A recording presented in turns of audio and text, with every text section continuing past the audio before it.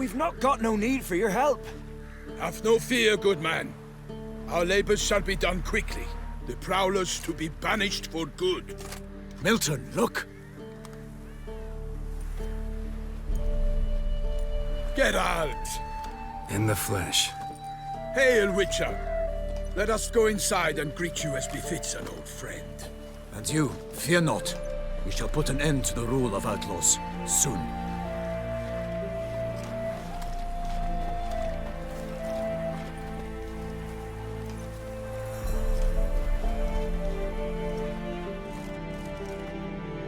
Found your message on a notice board. You see, Palmerin? I told you. The griffin at White Orchard. I knew that were we only to follow the tracks of its slayer, we would in the end find Geralt. Milton de Peyrac-Peyrin and Palmerin de Launfort. Good to see you both. Been years. Be assured, we share your joy. You must forgive us our, surroundings. When we pledged to place the village under our protection, the village elder gave us this hut as our lodgings. He swore it is the best hut in the village. Get involved in some squabble? We discovered that in retreating, the Redanian garrison that left this land still is at the mercy of numerous plagues. A tyranny of bandits the most onerous among them. These plunderers shall soon descend on this village to collect tribute. Milton and I will dissuade them. We are both sworn to fight injustice and oppression wherever they rear their heads. The matter does not concern you, of course, but do us the kindness of waiting. Once we have dealt with these marauders, we have a matter we must present to you.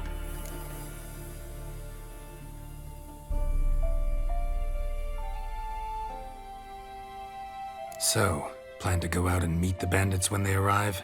Fight them? Palmerin wishes first to appeal to their sense of decency. But I expect they will be deaf to this. Yeah, completely. We must afford them a chance to stand down. Many a hardened outlaw has left the path of wrongdoing upon hearing words of admonition. Doesn't happen in these lands. Ever. If they do not heed my reprimand, we at least will know we have done all within our means to evade bloodshed. Fine. Naturally, I'll help when Palmerin's rhetoric falls on deaf ears. Excellent. Then we've but to wait for the rogues to arrive. They's a coming! Hear that? Your bandits have arrived. Let us go out to greet them.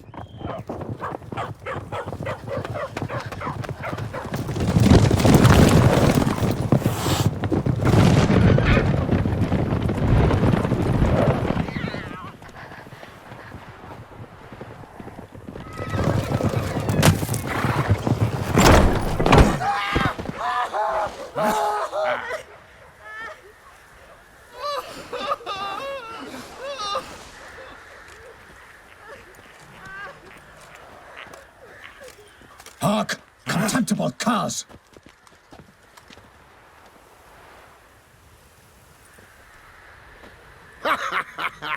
He mean us? I, Palmerin de Launfort, call upon you to repent. Set your hearts. Do you not see that they are blackened? Regular Punch and Judy here. To prey upon commoners is no honor. To loot their meager stores, abandon the path of shame, and we will spare you.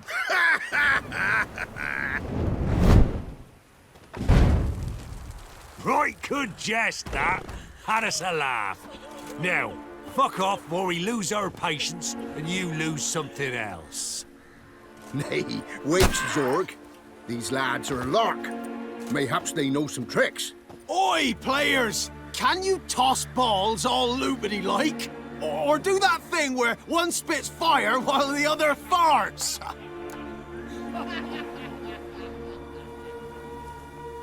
Noble Palmerin's giving you a chance. Now I'm gonna give you some advice.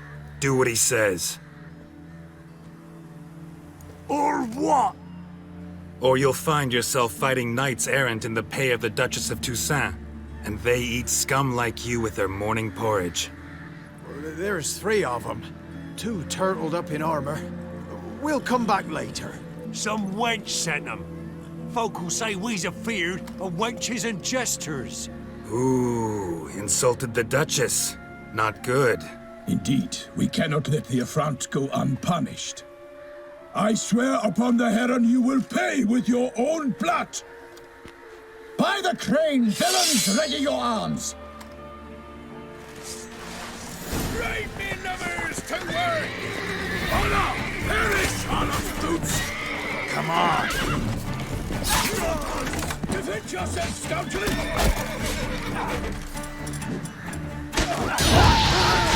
Bastards conjuring!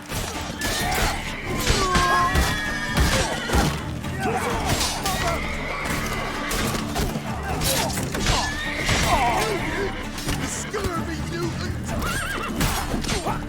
Come on!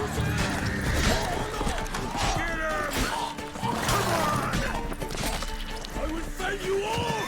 Or my name is not Repent. Defend yourself, scoundrel! You, the scurvy mutant!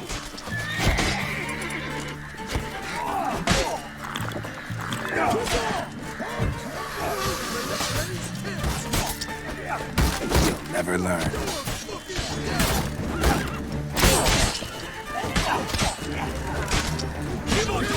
Defend yourself, scoundrel!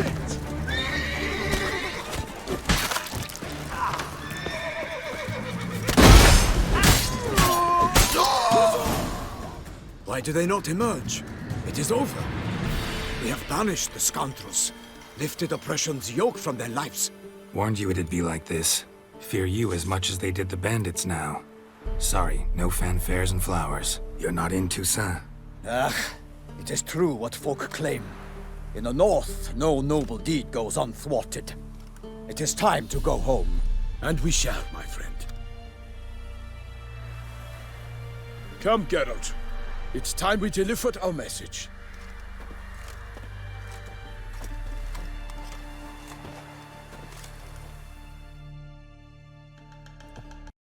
So fess up. What brings you such a long way? We are to deliver Her Grace the Duchess's message in full, with all due ceremony. For tradition Is sacred in Toussaint. All right, fine. Most honorable Geralt, slayer of monsters and all evils nefarious, which prey on the defenseless of this world. Whereas never have you been known to deny help to the innocent, nor leave widows and orphans to fates undeserved. Answer you now our present summons. Free us from the beast which floods our streets with blood, and sows panic in the hearts of rich and poor alike. Come to our aid, Witcher. Thus humbly beseeches you the star-crossed city's most gracious protectress, Her illustrious Highness, Duchess Anna Henrietta. Shall you answer her call?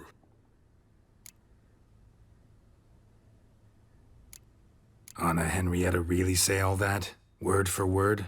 Well, in point of fact, she said, bring me the Witcher and dare not spare your horses. Only make certain this time he comes alone. The Ducal Chamberlain added the rest. You know how it is. Yeah, I remember. I might add, be it unofficially, that a hefty reward awaits. Yet the specifics you will need to verify with Her illustrious Highness. Might be the most fervent request that I take a contract ever. And the most polite. And now we've got all that behind us. I want to hear more about this beast. Some kind of monster? Just guessing. Most assuredly, though no one has caught a good look at it as yet. Our only sure witnesses, the bodies massacred in a brutal, horrid manner. Look, some sketches drafted from descriptions given by those who claim they glimpsed the beast. Each quite different.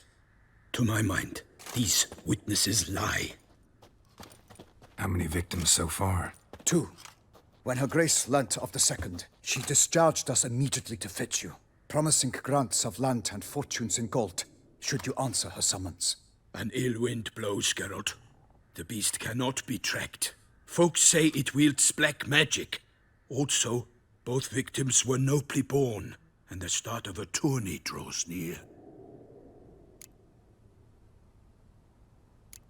Beast wields black magic? What makes you say so? The first victim vanished between bites at a feast.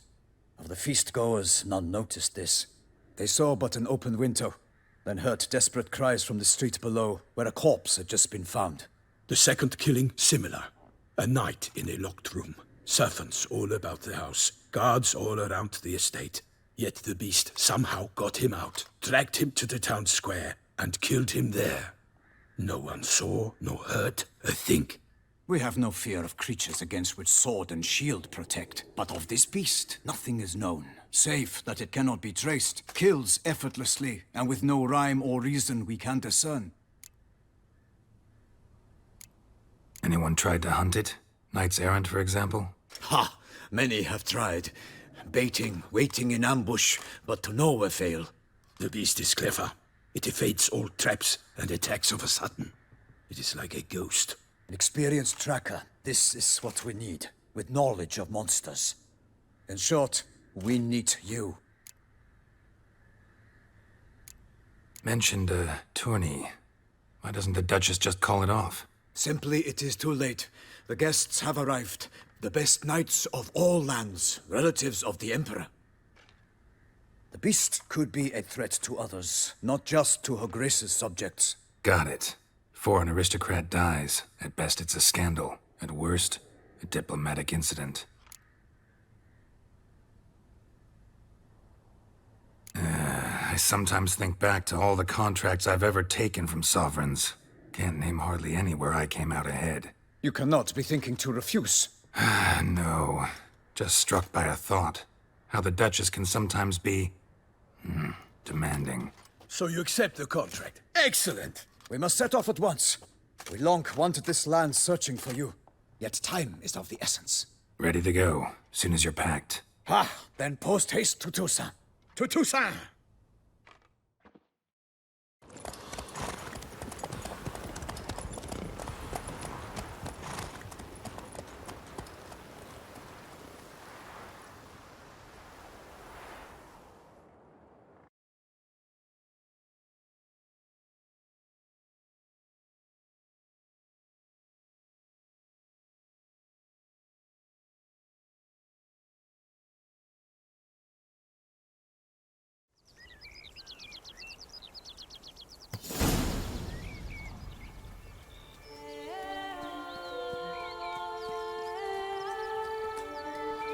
Toussaint, the land of love and wine. Exactly how I remembered it.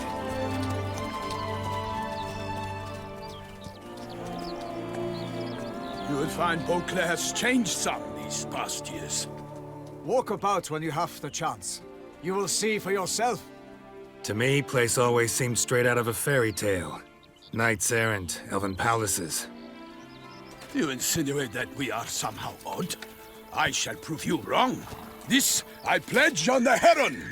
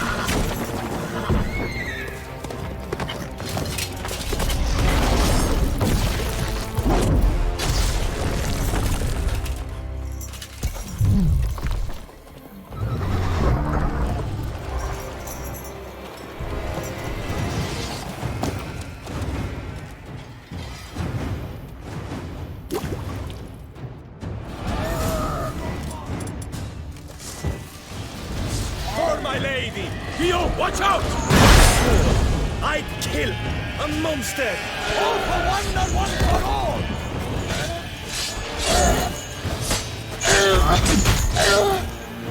I will fell you all! For my name is not Milton the Pirate Baron!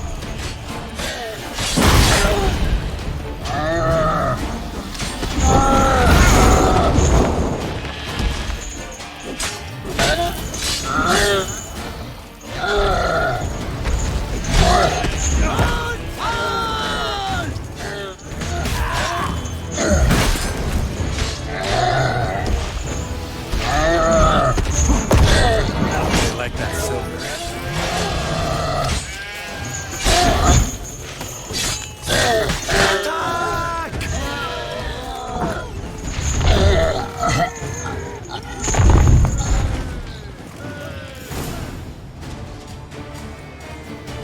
beast.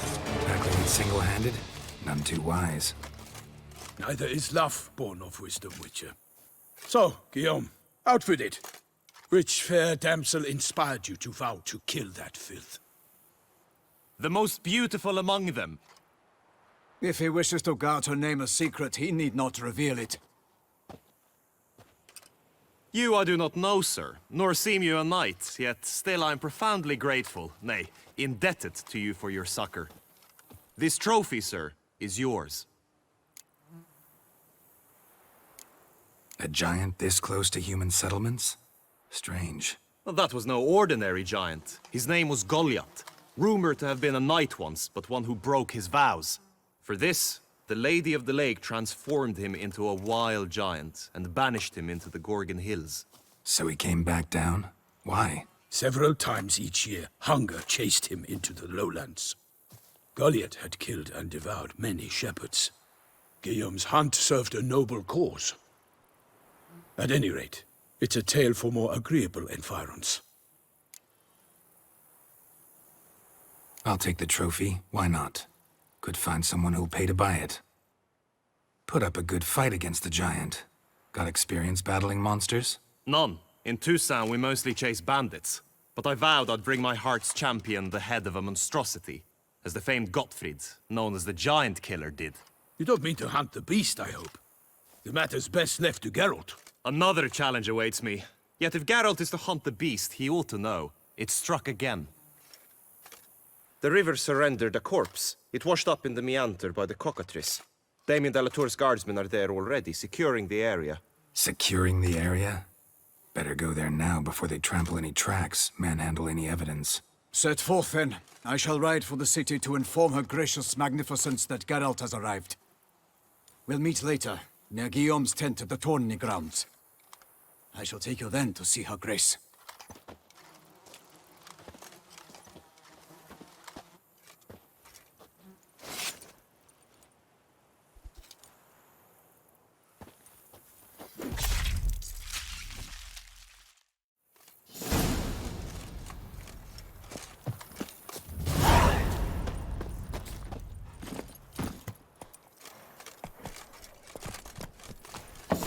Brave kid, Guillaume.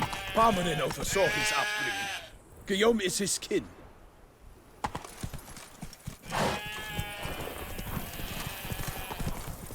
Go, go.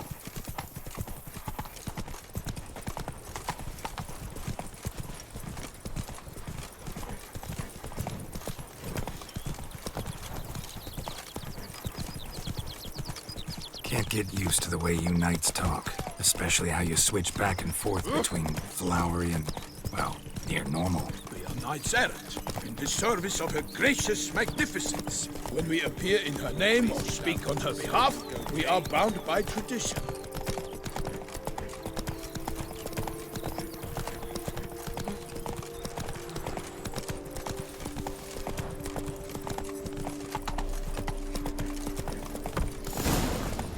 Whoa! No one here. They must have removed the body already. Let's look around. Make sure they didn't miss anything. Hobnailed boots, multiple sets of prints. Ducal guard, clearly. Let's see where they went. Walked along the shoreline. Perhaps the body lay on the bank.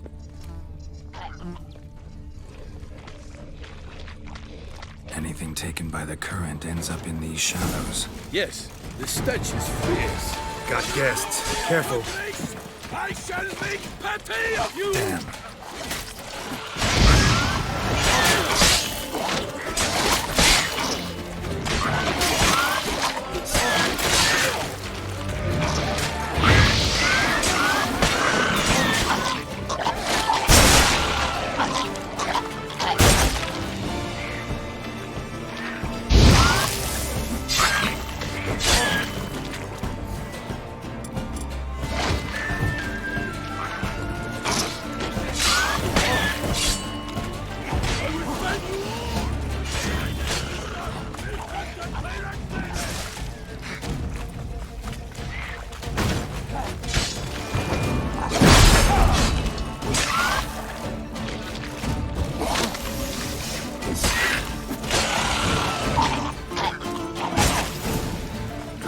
the smell of blood.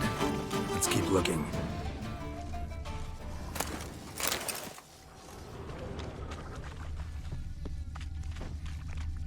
Only blood-soaked scraps left of the victim's clothing. Good quality cloth. A wealthy victim, correct? Looks it. Blood. Guardsmen pulled these nets out of the water, then cut the mutilated body free. Gonna dive in, make sure they didn't miss anything. Look at the rut. Guardsmen left this site by boat, recently, probably to transport the body somewhere.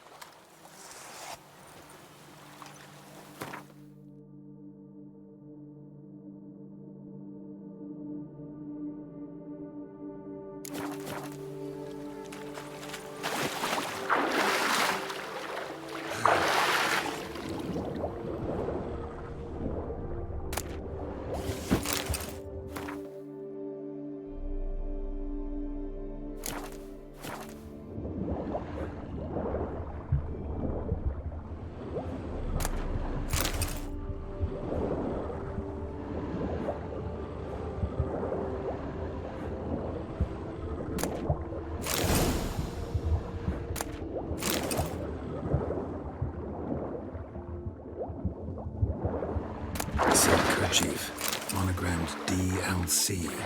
A noble's accessory, clearly. Be nice to know where they took the corpse.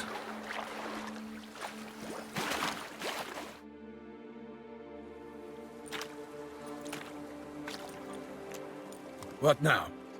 This isn't the site of the murder. We know that. Current brought the body here. Corpse got caught in the nets. Guardsmen pulled it out, put it in a boat and took it somewhere. Need to find out where. I'd like to look at the corpse before it starts to decompose. The inn. Its patrons must have seen the guardsmen, which direction they took. We should ask there.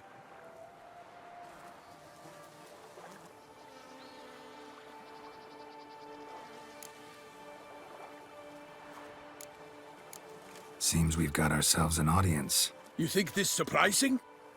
The locals will tell the children of children they do not have yet, of the day a quartered corpse was pulled from the river.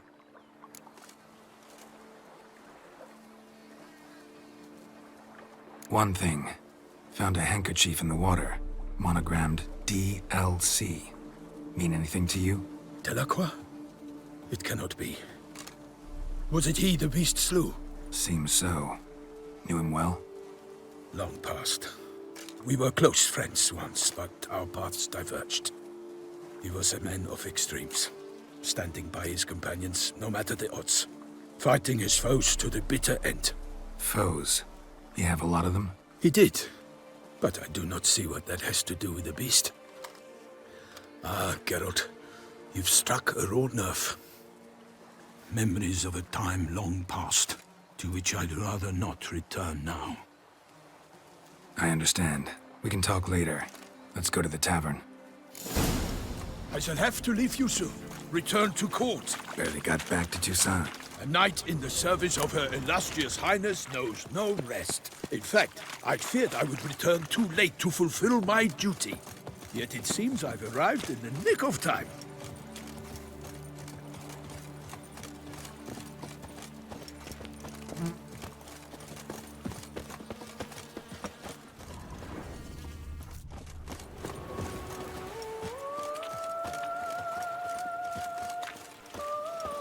Once you have finished examining the corpse, be sure to report to Anarietta. Anarietta? Her Grace, the Duchess. I forget myself at times. We address each other by our first names in private. Never in Pomrin's presence, however. He finds such familiarity offensive. A watering hole for traders, smugglers, boatmen. But you will find no better crayfish chowder in all Toussaint. That's the beast. Killer from the north, they say. What? With no lads brave enough? Of course we have. No, but bravery's not enough against the beast. By my troth, could that be the musty scent of fresh pâté? Naught else, Sir de Peyrac-Peyran. I see time has not dulled your senses.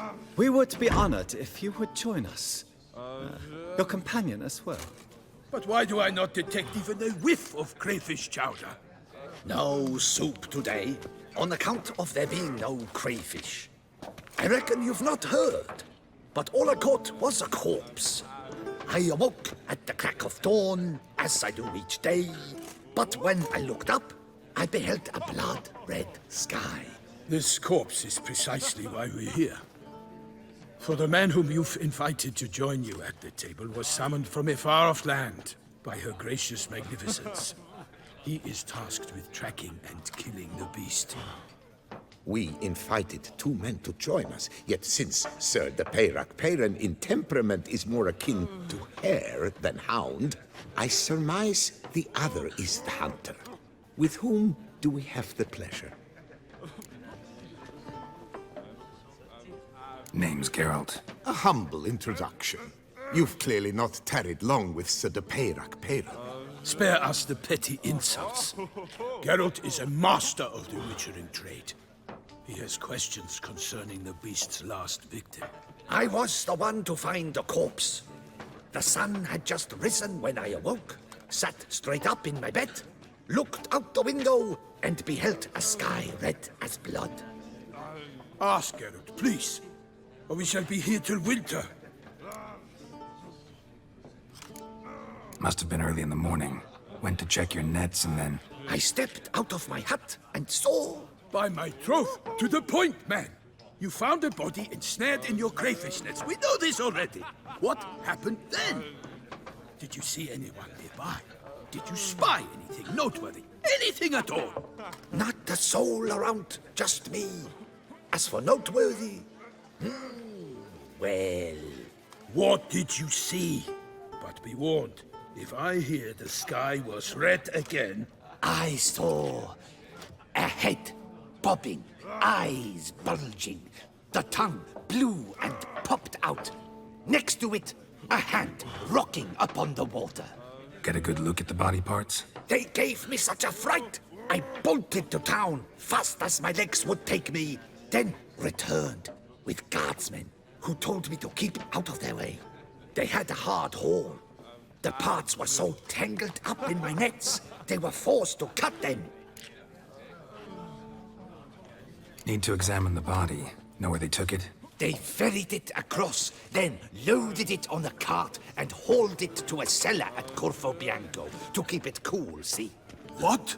Why, Corvo Bianco is Baron Russell's estate. When he learns they've turned his cellar into a morgue, he'll set his hounds on them. While you were gallivanting about the north, his vineyard was auctioned off. Who was that? Woman who just left. Didn't see her before. Didn't notice her walk in either. Doubtless Linnis, the innkeep's daughter. But hold, Geralt, because this is an outrage. Russell's vineyard was auctioned off? Inconceivable. It is no secret the Baron had gambling debts up to his ears.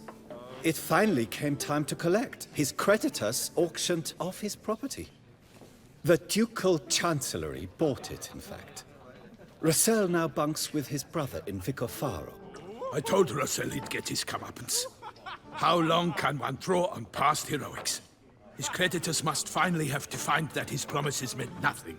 Such are the times. Today's knights are pale shadows of the heroes of yore. It's true what they say. God sent the beast to punish us for straying from the old paths. So folk think the beast's divine punishment. Knights have turned their backs on the old customs. Where they were defenders of the duchy, they're now defenders of their own tushes. Why, you insolent... Let him talk. The Duchess trades in titles, grants honors to ill-doers. We've strayed from the path of virtue, lost the gods' favor, so the gods sent retribution. Don't listen to that nonsense, Geralt. It's rehashed street preacher codswallop. Yes, the rebel-rousers have been sprouting up like weeds lately, each offering the same bill of goods.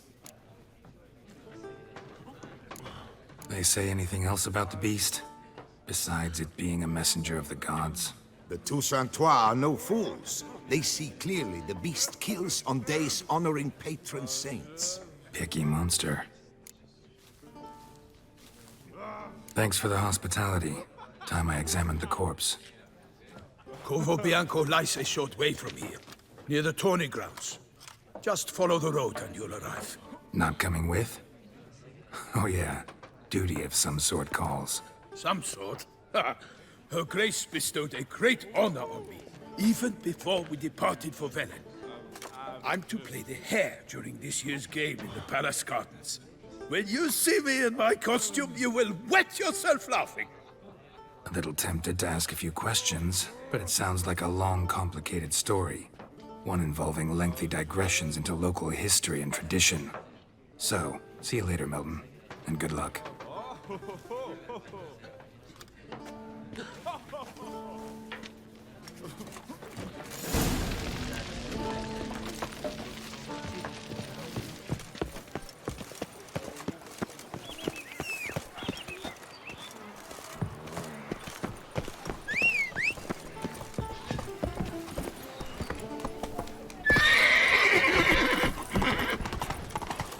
Whoa!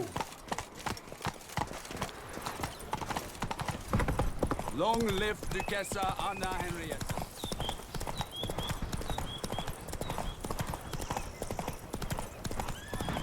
Sounds like a fight.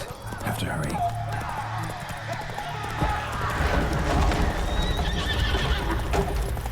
Come on, Roach.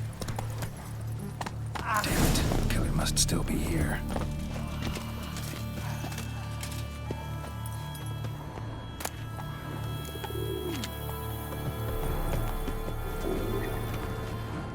Busted ribs, blood from the ears. Took a solid hit. In the cellar, gotta be.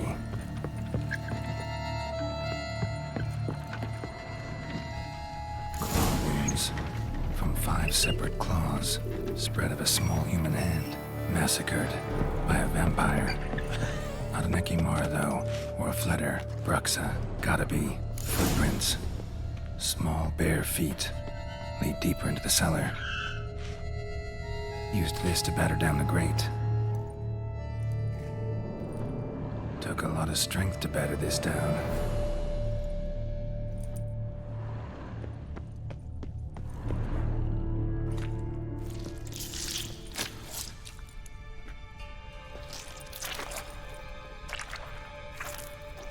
You.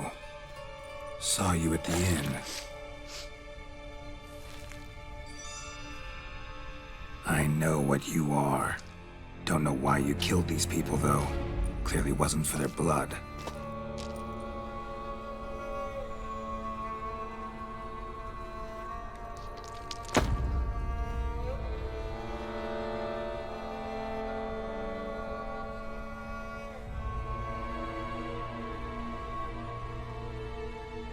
We don't have to fight.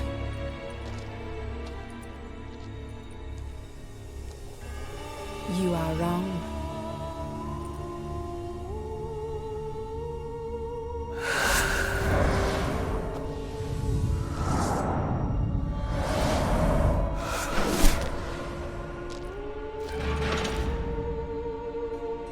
I cannot let you leave.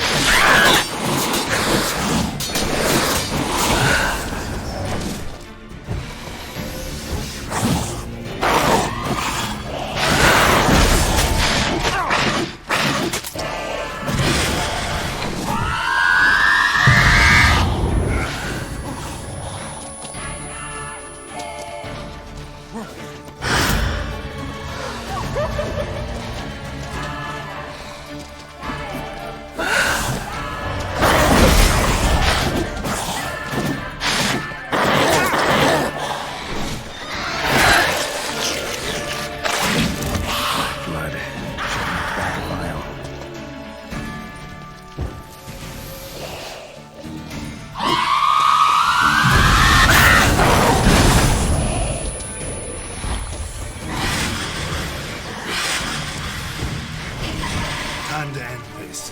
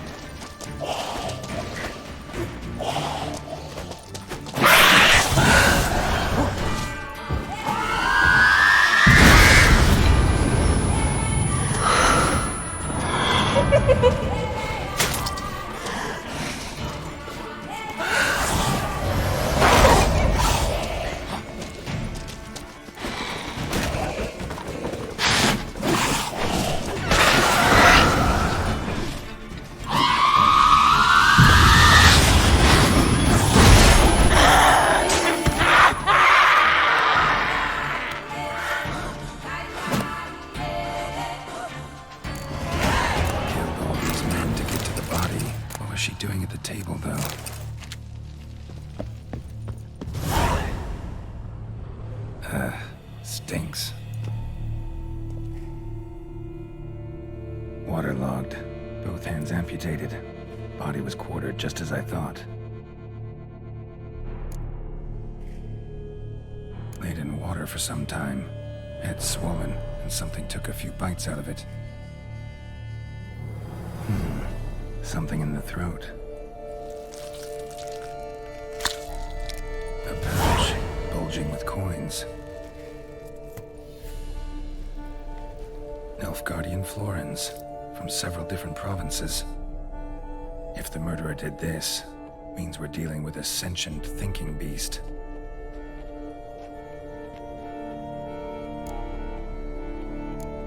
Body was chopped up after death. Blows struck with great force, but bones sliced through, not crushed.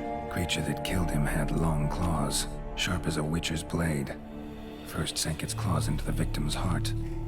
No Bruxa did this. Third hand. A spare? Except it's clearly not the victim's. Guardsmen must have not noticed it as they picked everything up. How's this possible? Still warm. Blood still flowing? Several monster species can regenerate.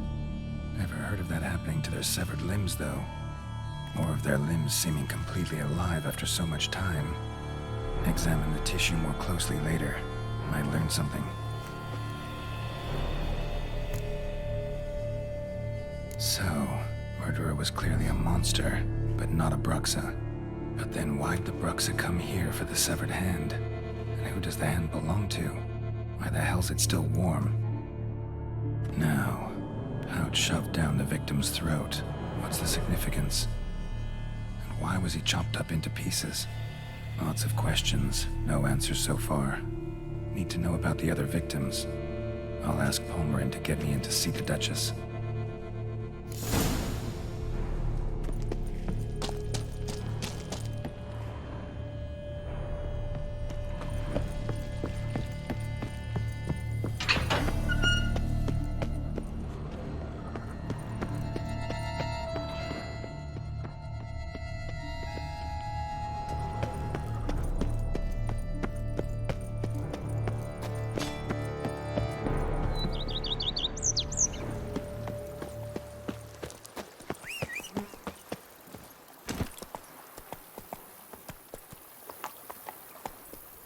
Hey-ya!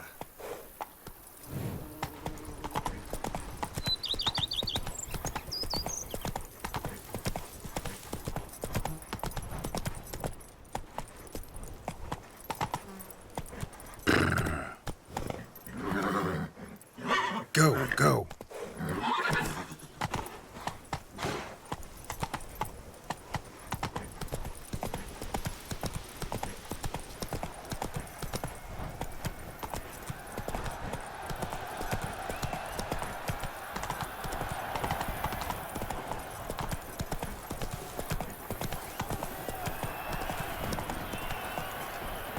Run, Roach.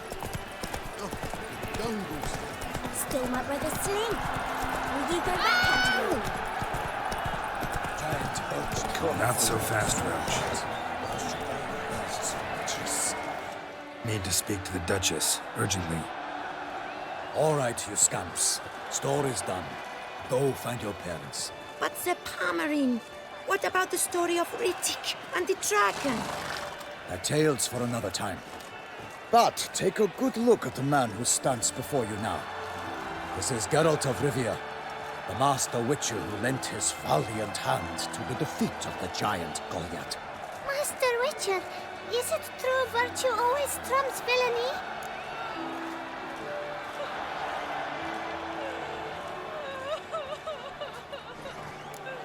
Not always. Could go either way. Sometimes virtue wins, sometimes villainy gets the upper hand. Still worth being good. But why? If it doesn't mean you'll win. Palmerin's story. Think back. A decent man attracts other good folk, makes friends he can count on. A rogue? Well, he can only count on other rogues. And who would you rather have for a friend? A man of virtue? I must agree. Now, that will do for questions. Go find your parents. Her Enlightened Highness has doubtless arrived at the tourney grounds to watch the battle in the arena. If we hurry, we'll be in time to speak with her before the spectacle begins. Lead the way.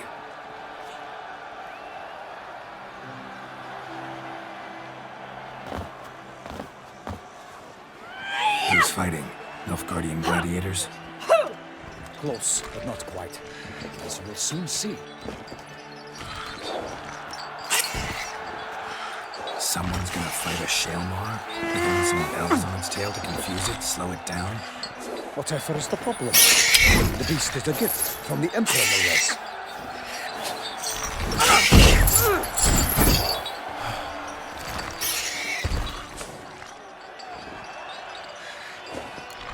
Shouldn't torment the beast. How would you like to be dumped in an arena, blindfolded with a string of bells dangling from your ass? Pity a monster. You, a witcher? I slay monsters who are a threat to humans.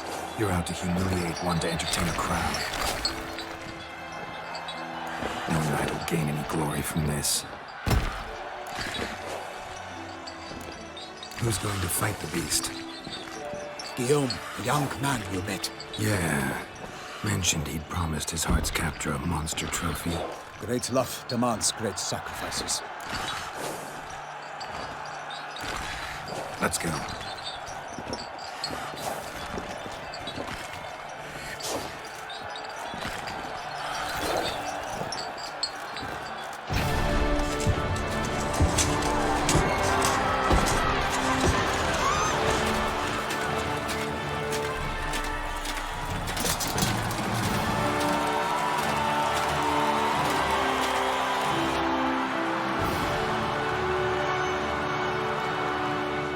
I dedicate my imminent victory to fair Lady Vivian.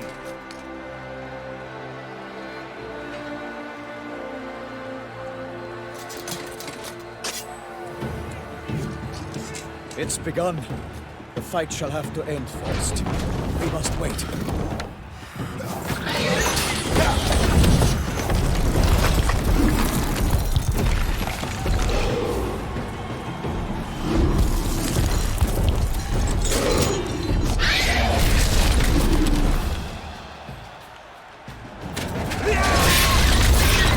Got a bad feeling about this.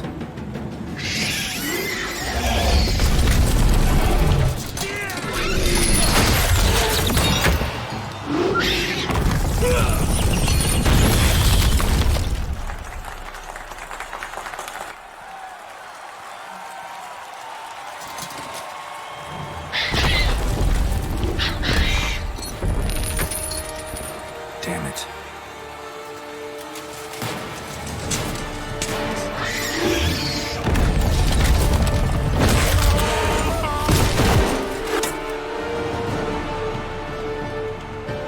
We have to help him.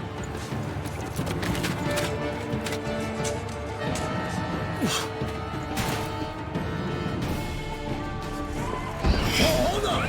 Onward! Gotta keep it down. Tell where we are when it hears us.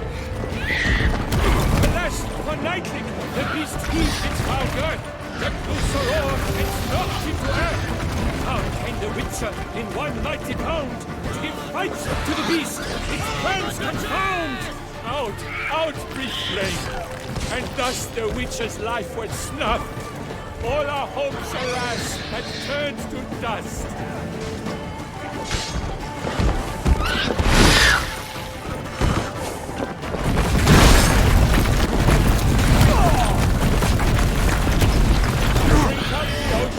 And set fire to the wood, for nothing is struggled and come to any good.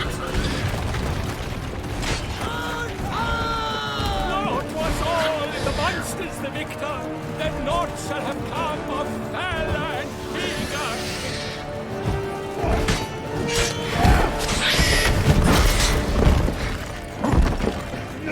Honor, wine, and country!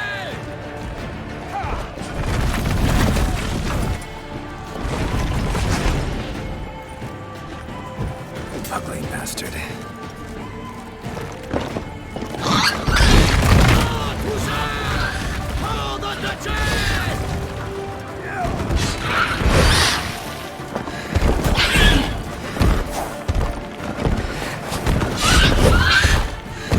Fate of the beast has been weighed by the gods. Soon the witches shall triumph against all odds.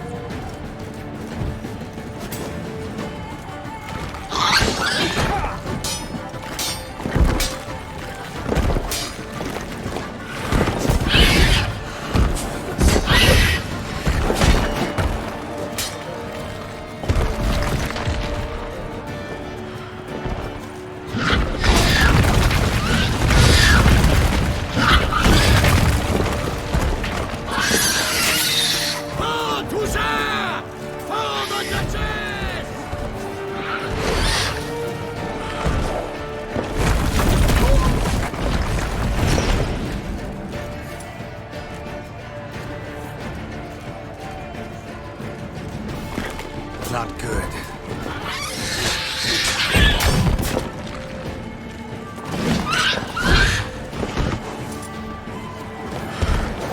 Which the wittiest in the time was true, then 12 danced and spun, struck the monster right through.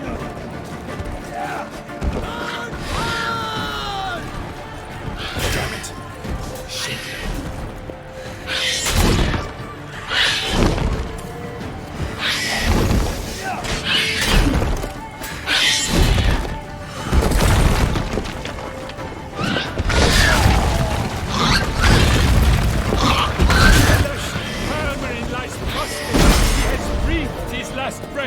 Avenging witcher, fight bravely unto death!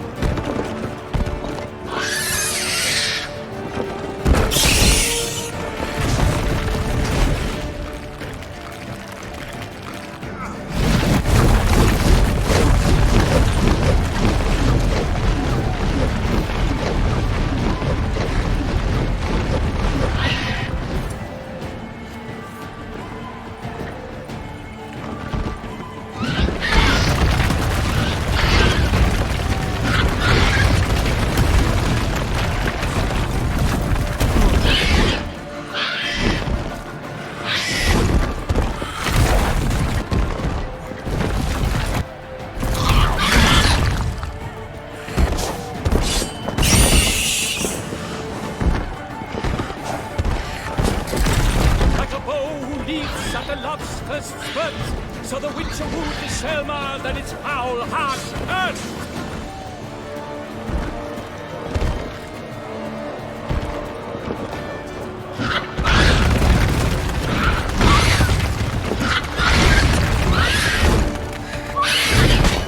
Gods die, flee, faint, his razor strikes belly, Selma's cries ring aloud, blood transforms into jelly.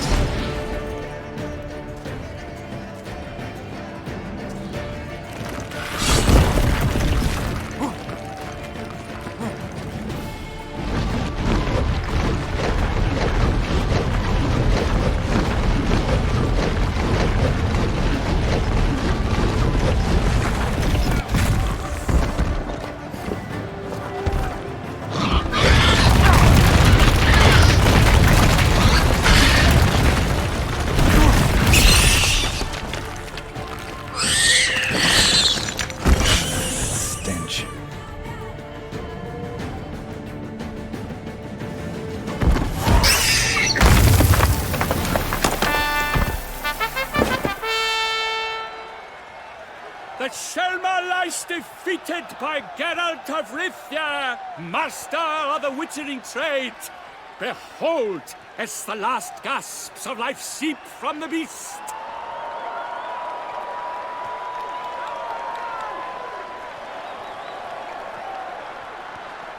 Master Geralt, do what you must. Finish the deed!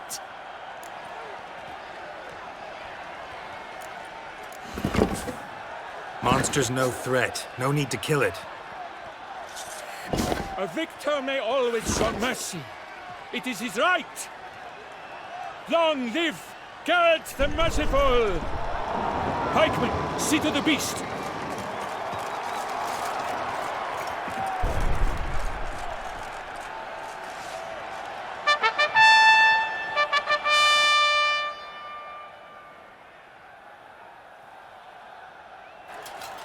Forgive me.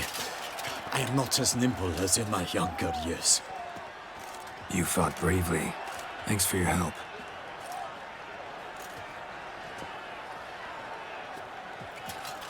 Guillaume. The lad came damned close to dying. I'm fine. Not hurt at all. Vivian? Smile as befits a hero and keep silent. Speech clearly pains you. She approaches.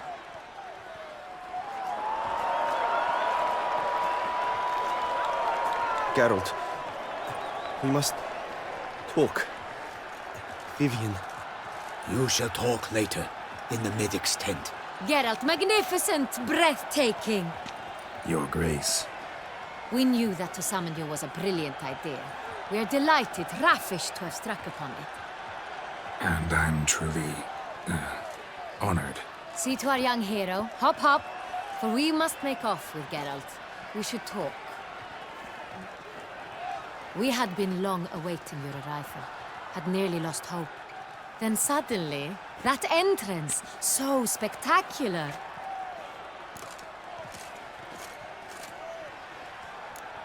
Your Grace.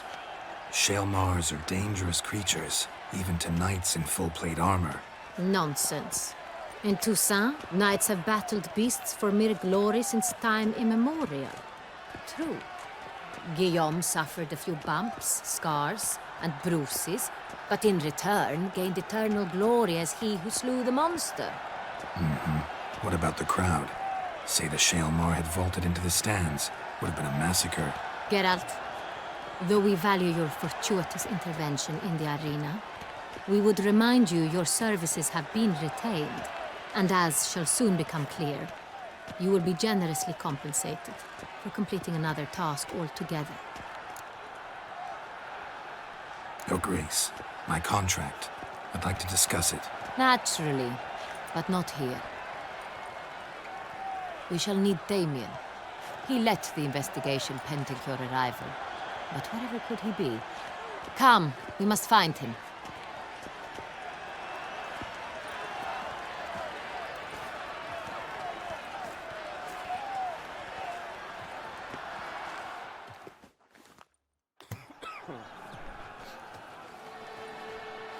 Tell us, have you come alone? Or did Viscount Julian accompany you? Wish to see Dandelion, Your Grace? Yes. I mean, no. Yes. But solely to tell him we regret. Yes, deeply regret rescinding the death sentence we so justly handed down upon him. If we could turn back time, we would make certain he sat in a tower till he rotted. No, we would ensure he was broken on the wheel, then drawn, hanged, and quartered.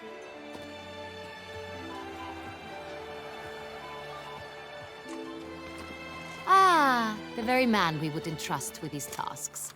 Damien de la Tour, captain of my personal guard. Your Grace, Witcher. Greetings. Sorry to have to tell you, but the guardsman handling the last victim's body... I know already. The creature in the cellar of Corvo Bianco. Was it the beast? No, a bruxa, a kind of vampire. Not the beast, but tied to it in some way. You know this how?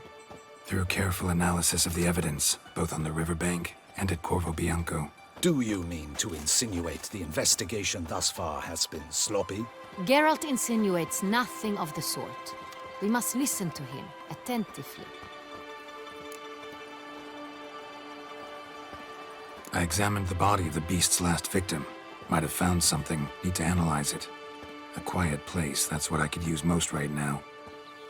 And maybe the help of an alchemist or a mage. Also like to hear all you know about the previous victims. Take it Sir Delatour is my man for that. Firstly, call me Damien, please. Secondly, you should know I spoke against summoning you here. I've heard much about you. You bring trouble, or thus far have, always. And we've enough trouble as it is. Yet we are capable of defeating the beast on our own, without an outsider's help. I've no doubt about it. Damien, we settled the matter of the Witcher's employ some time past. Definitively. Since you have broached it nonetheless, let us discuss Geralt's pay. Are the legends true? Do Witchers usually demand that which you find at home, yet did not expect?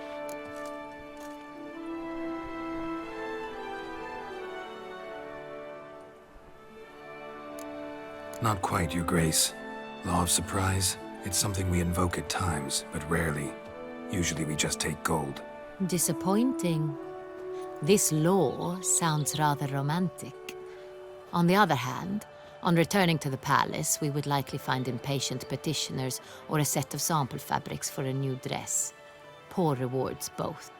I fear you'd not have much use for any of the surprises we are likely to come upon. Thus, we've decided you shall receive the deed to a vineyard, Corvo Bianco, and the sum of coin. You will doubtless consider this adequate. Title to the vineyard shall be given to you at once. Surely you'll need lodgings while you hunt. The coin, however, will be yours only once you have slain the beast. Lovely, generous gesture, Your Grace. But Corvo Bianco, isn't it the Duchy's temporary morgue? Is it now? The Chancellery's bungled things again, we fear. Not to be left unsupervised for one instant. Yet, in its mood, a morgue should present minimal problems to a Witcher. What's more, nothing enhances a wine's reputation better than a grim legend. Thank you, Your Grace. I accept the contract, of course. But as I said before, I'll need some information. How'd it start? Who was the first victim? Crespi was the first to die. He was famed once for his many glorious tournament victories. Then he grew old, hung up his sword, and took to winemaking. Crespi was not loved by the wine merchants. He was ruthless in business and thought to cheat many a time. He asked us for a dispensation from all court ceremonies. We did not grant it. We could not. Once you've taken the oath of a knight, you remain a knight till death. How'd he die? Where'd they find the body? Quite unusual, the circumstance. He was at a feast when suddenly one of his fellow feastgoers noticed he was missing. The town watch found him an hour later. On his hands and knees, propped against the town pillory, his sword hanging from his neck. He had died of wounds inflicted with claws, not a weapon. Blows of great force. So he died suddenly, but the body was on its knees, meaning someone posed it. So it seems. Second murder. Tell me what you know. In the city there are certain nooks. No one reasonable ventures there after dark. Ramon Dulac's corpse was found in one such place. With the first murder, terror gripped the city. Its inhabitants grew wary, kept to safe areas. Consequently, news of the second victim came to us from a group of concerned cut-purses. Criminals fear the beast? Telling in a way. Take it you've excluded the possibility that Ramon died at the hands of these bandits. Do you believe me an amateur? Not hands, but claws killed Ramon Dulac. The wound was deep, clean. His body was found in the gutter, dressed in nightshirt and cap, a pillow placed under his head, and his sword replaced by a bed warmer. Ramon Dulac, a knight who but a dozen years past was an advisor to our father, the Duke. Someone went to a lot of trouble to make him look ridiculous. Maybe revenge was the motive. It's not out of the question. Dulac had shady dealings with the criminal underworld, but no one ever came forth with concrete proof of any misdoings. So, the first two victims were knights, best years behind them. The same could be said of the third. Sir Delacroix was wont to claim that in modern times, knights face new challenges, enterprise being the latest addition to the chivalric virtues. He made a veritable fortune in the grain trade. Palmerin even nicknamed him Sir de la Stinchi. Found a coin pouch on his body. Contained florins dating from various times, hailing from different provinces of the Empire. Delacroix loved coin, true, but had no patience for numismatics. Lots of similarities between the victims. All the bodies were found in strange places under extraordinary circumstances. Seems the murderer, whoever or whatever it is, has some meaning to convey. These were honorable men. We are horrified by the disdain, the disrespect with which they were treated. These were knights of Toussaint. Blast it. Might be the point. From what you say, none was a model of virtue. Ever considered that's what the beast's trying to draw attention to? All the murdered men were knights who swore fealty to the 5 chivalric virtues. And even if the Knights of Toussaint swear fealty to what virtues exactly? honor, wisdom, generosity, valor, and compassion. 5 virtues. Why are they so important to your knights? Strange question. Your Grace, forgive me. I'm a foreigner trying to understand another land's customs. You are forgiven. According to legend, the virtues we cultivate were bestowed upon us by the Lady of the Lake. How we truly came to espouse them, none remember. In Toussaint, we believe men of low birth should be simple-hearted and obedient. We expect much more, however, of our knights. They are to be soldiers and courtiers, lords and servants. Thus, the need for clear moral guidelines. At the time of his dubbing, a knight vows to demonstrate throughout his life honor, wisdom, generosity, valor, and compassion. Beast seems to be pointing up moral decay, denouncing it. Victims were all humiliated. Might have been murdered to emphasize their lack of specific chivalric virtues. Honor compromised by the pillory. Wisdom by ridicule. Generosity by a coin pouch shoved down a throat. It seems to fit, true, though not perfectly. Can't discount the theory if it's on the lips of everyone in town. Say our reasoning's right. Next murder will be just as showy and denounce the victim's lack of the 4th virtue, valor. We can also assume that victim will be an elder knight. Let's think. At the moment, all the knights are either at the tourney grounds or in the palace gardens. Our annual hare hunt shall begin there shortly. Have you heard of the custom? Milton mentioned something. Seemed excited to prance around in a bunny costume. Not sure why. Hang on. Strange circumstances. A knight advanced in years. The famed cowardice of rabbits. Could it be that simple?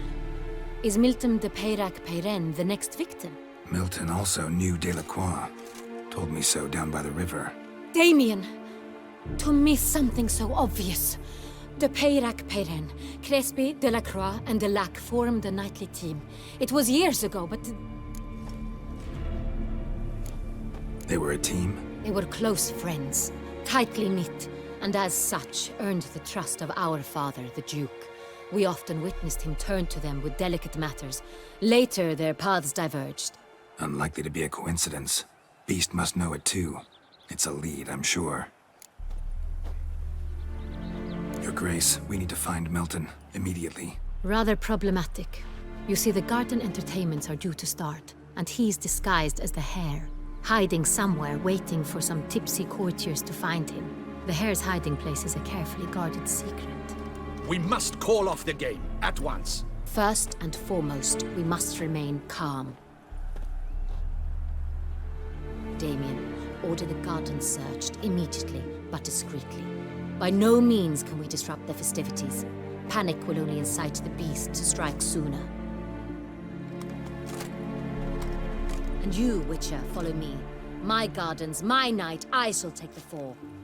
A murder is out of the question. I will not allow it. Not near my palace. Horses? Ready our horses!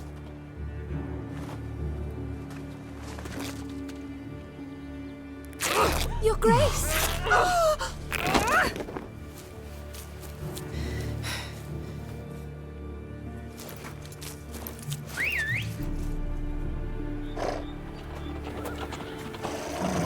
What the hell? Why, I should... Your Highness, I... Mind it doesn't get wrinkled. Onward!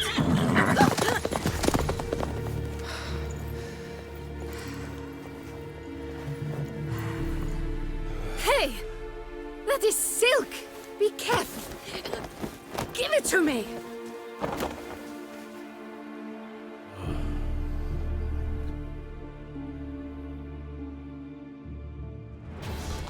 Faster, Geralt!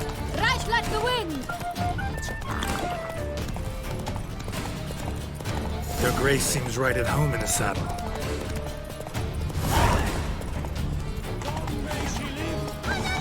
This way! Through town! Try not to lose your way! Sharp right! Take care! Gods!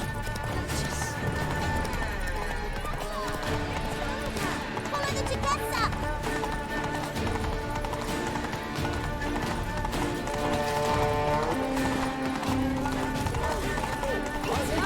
It's hard! Clear the path! Clear the way, I said! Is this part of the game?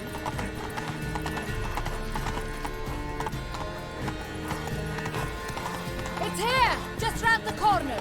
Hurry! We must go to where the game is being held. The participants must find a unicorn's horn, a golden fish, and a phoenix egg. With these in hand, they can deduce where the hare, Milton, hides. Mean we need to find those things too. We've no other option. But time is of the essence, so we shall have to break the rules. Here in Toussaint, with no penchant for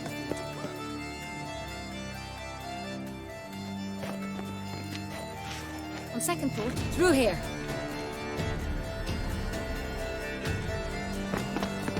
I shall show you where the hunt plays out. Then we will split up. You will get hold of the unicorn horn and the golden fish. While I nab the phoenix egg. That will be quickest.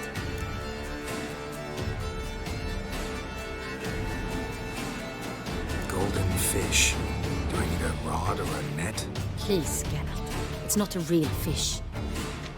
Look there, towards the water. See the lights? The hunters are trying to hook the fish from boats. You must simply dive in and find it. The unicorn. How do I catch it? It's terribly skittish, true, but I'm sure you will find a way to earn its trust. It turns around, over there, look. The golden fish and the horn both contain things or clues that will help us find Milton. Once you have fish and horn, find me among the other phoenix egg hunters. All clear? Then let's get to it.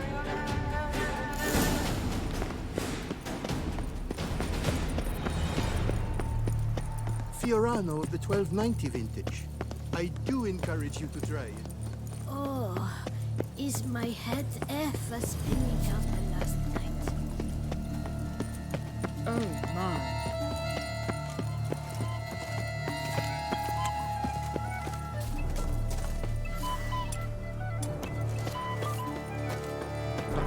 This is no true unicorn.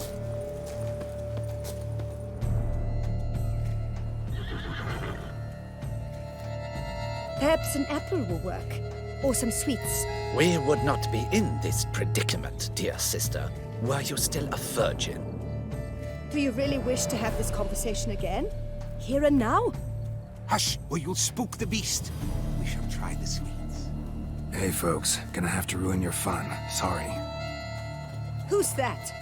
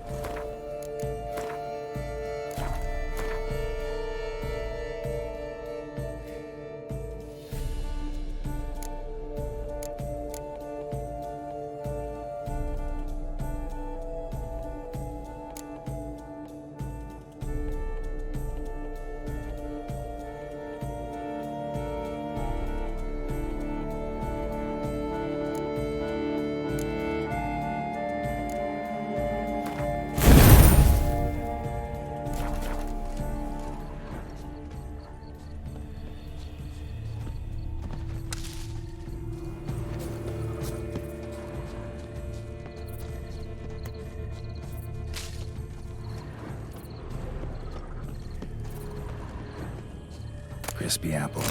Should like that like any other damn horse.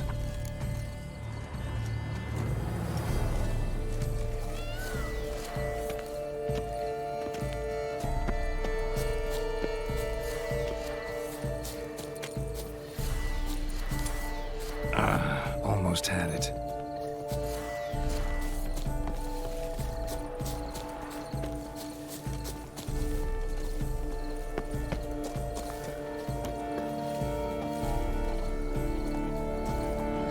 An apple. Yum yum.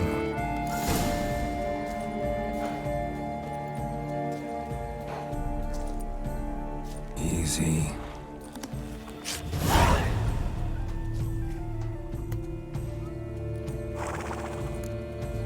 Gardens are huge. Be better off on horseback.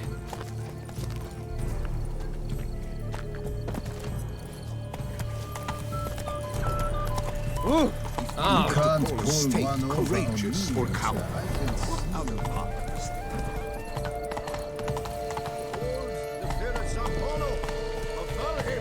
Fire eater? Fight it here.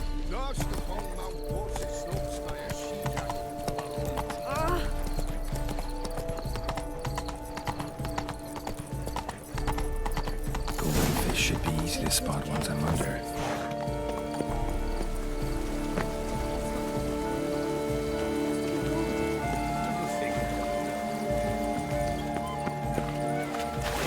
What the blazes? Did someone just dive in the water? Perhaps that's the way to do it. Sure, if you're a peasant.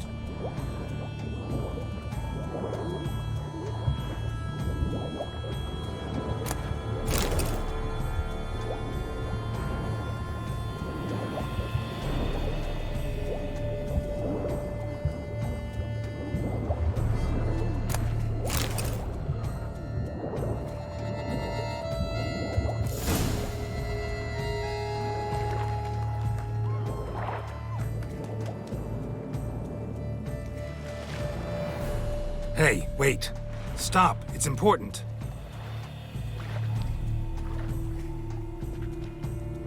King Cormorant, sire, accept this offering we bring. Prithee cast upon us your merciful eye and bear before us its secrets.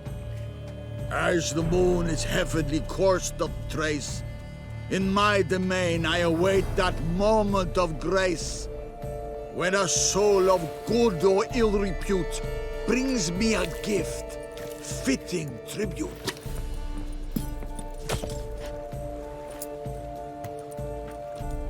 A key. Why, you bomb-botched wretch! He's ruined the game! Disgraceful.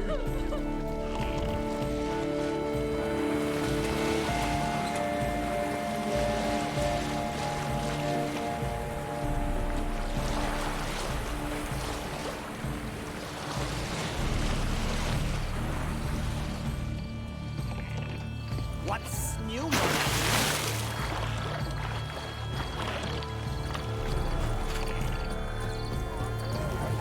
Behold the leopard from far away. A bottle of wine's enough for two. Wild, bloodthirsty, and ferocious.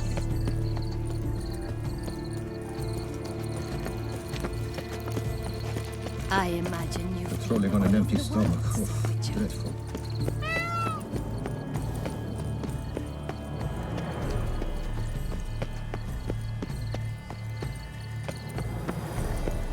I've always dreamt of If you please, Your Grace. We do not please. We act out of the highest necessity.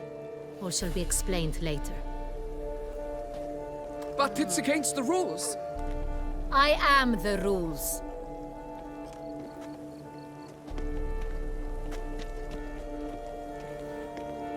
Geralt! At last. Got a key and a clue. And I've another. Show me yours.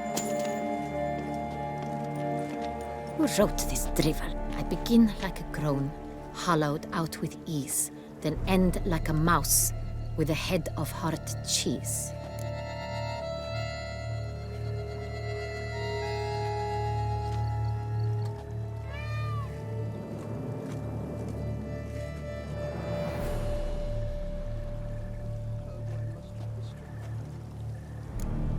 Too cryptic, this riddle. Got no idea what it's talking about. Then be silent and let me think. Look, if we take Rome, hollow it out and fill it with ease. The letters, that is. We get green. Then mouse, but starting with what heads heart cheese. Why, it's greenhouse. Pretty clever. And it sounds right to me. There are several greenhouses in the gardens, but only one with a door that locks. And the key to it looks just like the one we found. Greenhouse it is then. Let's go.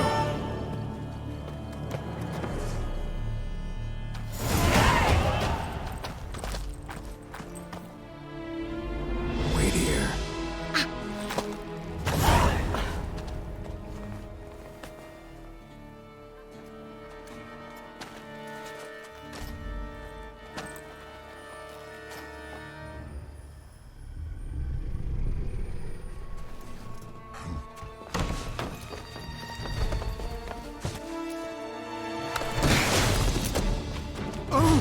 What the butch?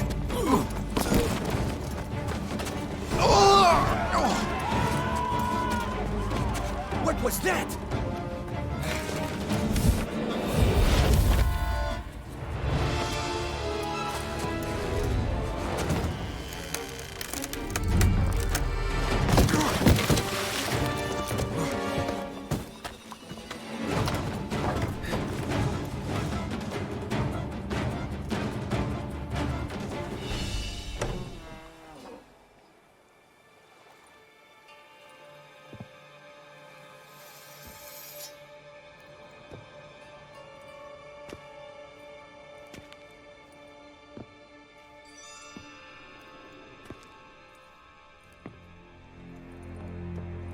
I'm here.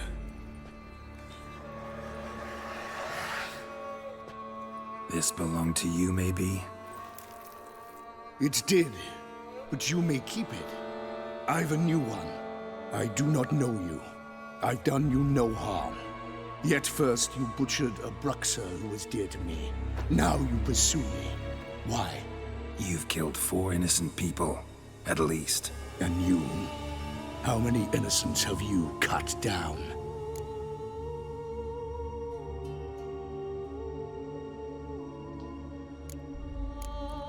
Plenty. Even more of the guilty, though. You're next. I think not. You see, I've something to do still. More murders? Just one. Not counting yours.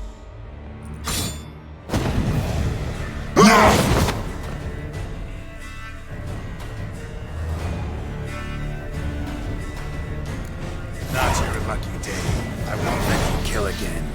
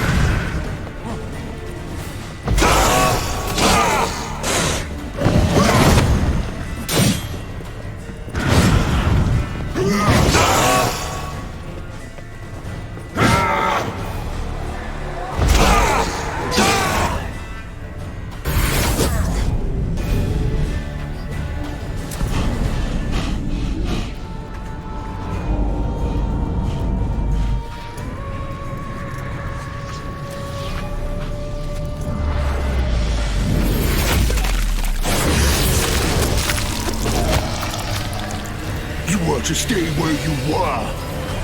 Regenerate! I know you're in trouble. I can help. I'll help myself! No, he's my friend.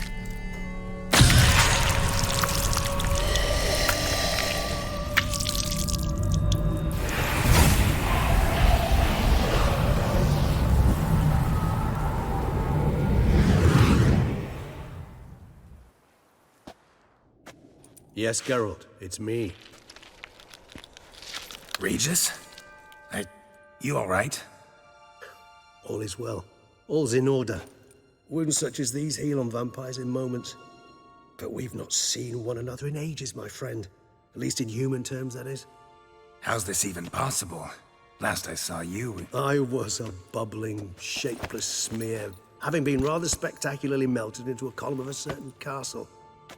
In somewhat better shape now, as you can see. Hardly peak form, mind you, but were I human, folk would think me a demigod, I dare say. I'm sorry. What happened, it was my fault. Never got a chance to apologize. No need, Geralt. Bygones. I did not have to join you on that expedition. No one twisted my arm. Miraculous regeneration. How do you manage it? I had help. From the one you hunt. Him? How? And what have you been doing all these years? Not the time nor place for such stories. I suspect we'll get a chance to speak at ease and at length later. Now, however, we must deal with the reason that brought us both here. So you being here, it's no coincidence? Your powers of deduction seem to have waned not one bit. I'm happy. I came here for Detlef. I fear he's become entangled, landed himself in serious trouble. So that's his name. He's your friend? You might call it that. Though Detlef is, how would you humans put it, more bestial than I am. But not to worry. I'm working on him. Haven't exactly done a great job with that. He's killed one knight since I got here, at least 3 others before I arrived. For good reason, I'm sure. Understand, Detlef is not some decadent shit who kills for sport, or to assuage a dryness of throat or a dullness of mood.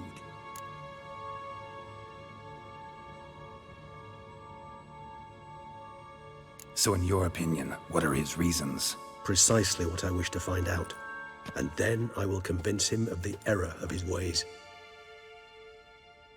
Got a lot of faith in the guy. Despite appearances to the contrary, you two are quite alike. You've both noble hearts, yet you both are wont to perform ignoble deeds. When circumstances force you to, of course. Remember the year 964?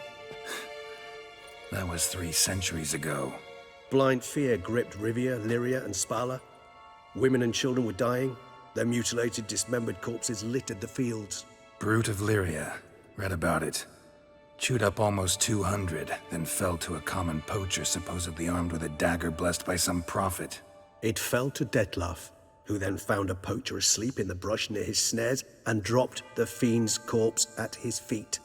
And thus, a legend was born.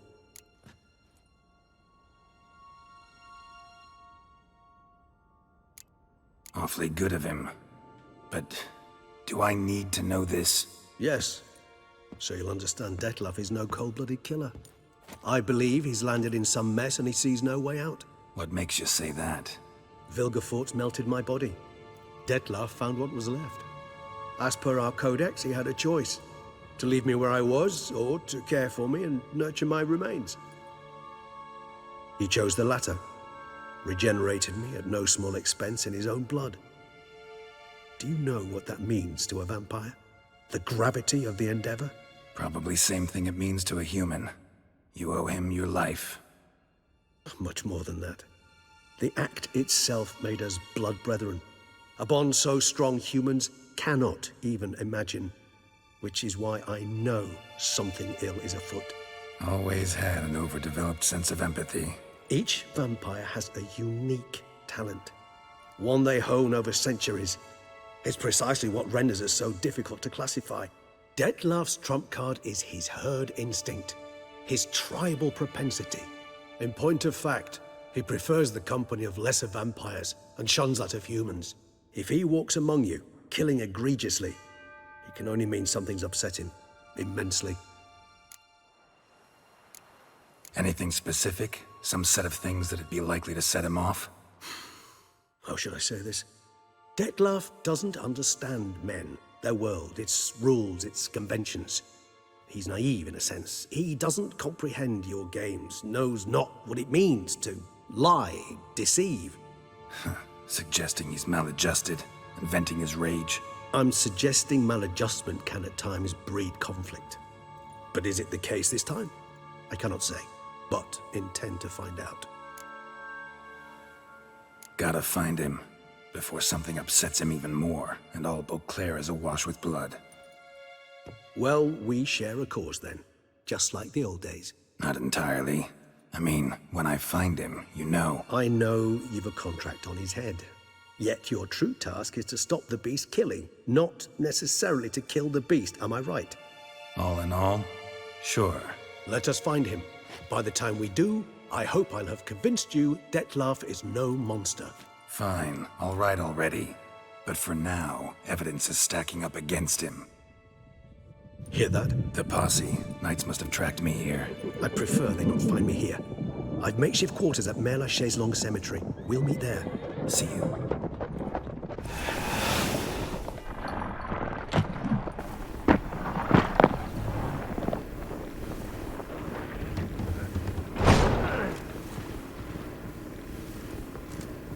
Witcher, we flew here as fast as our courses would carry us. Yet I fear we're late all the same. Pray, where is the beast? Still investigating. About to inspect this site.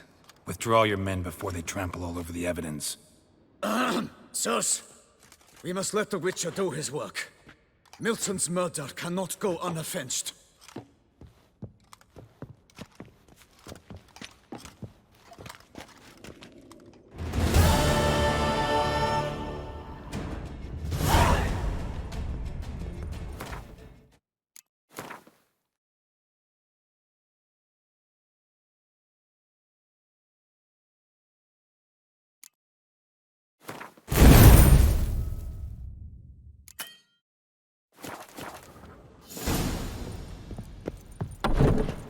We must allow the Witcher to ply his trade.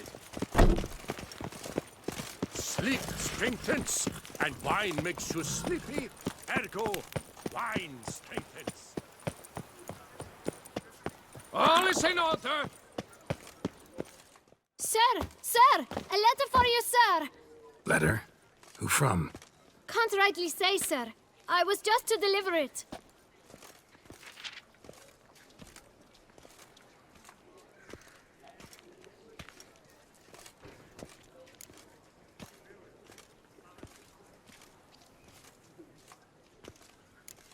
Here.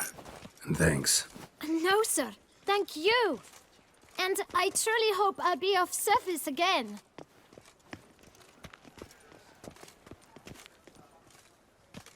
Dearest. I suspect weighty affairs, rather than merely the wine festival, have drawn you to Toussaint.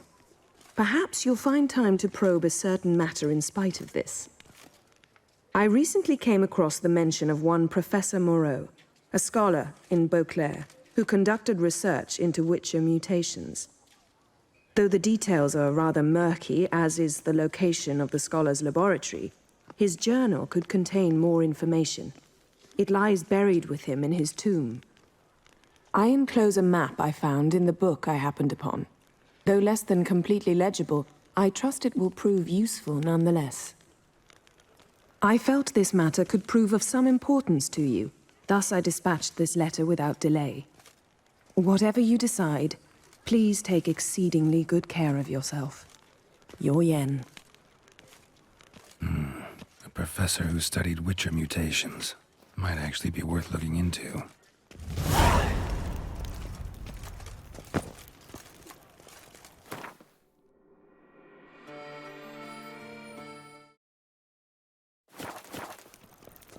Guess that's a champion.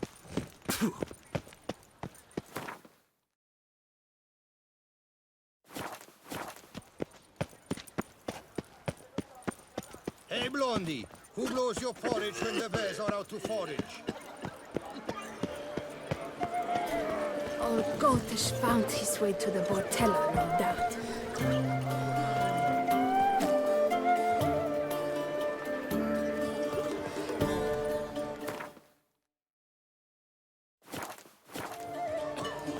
The gods partook of the Weinerswell.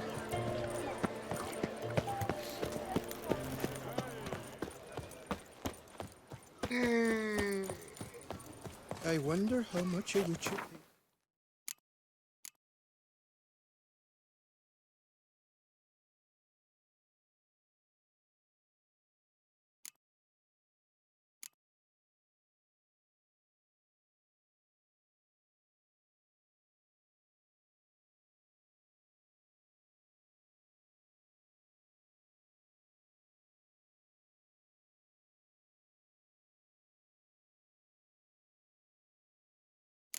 Texas.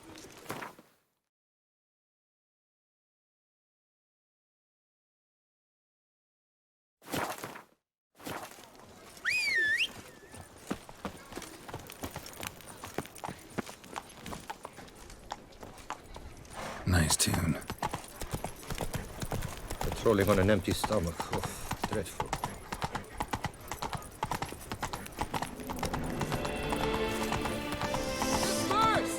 The exhibition of the Reginald Daubrey Monument will remain closed until further.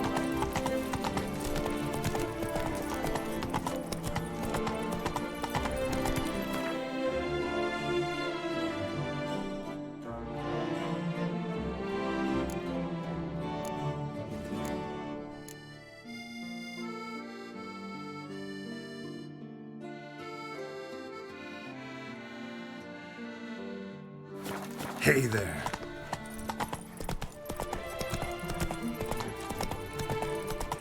Long live Duchess Anna Henrietta!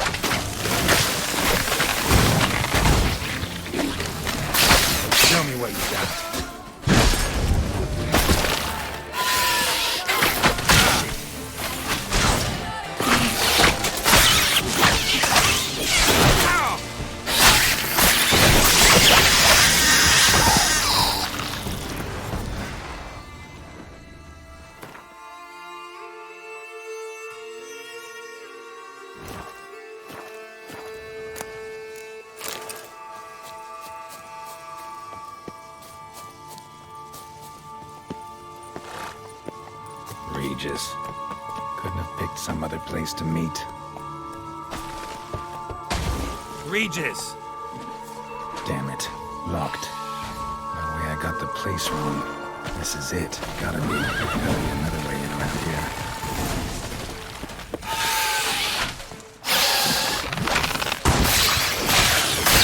Damn it.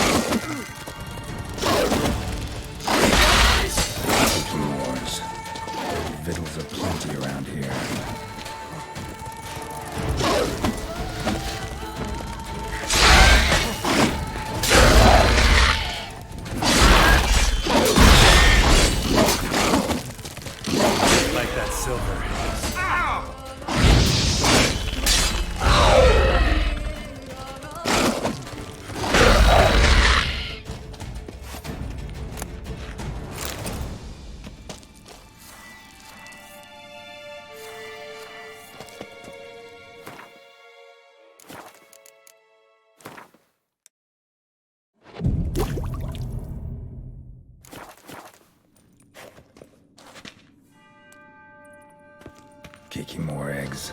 Need to incinerate these to ash.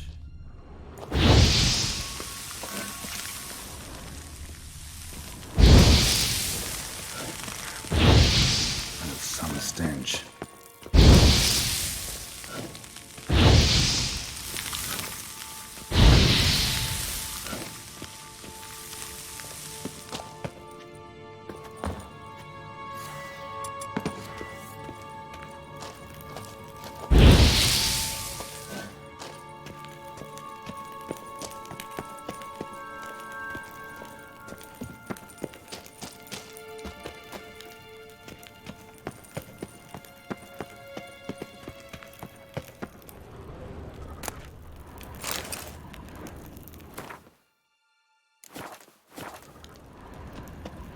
Nahal in his eye.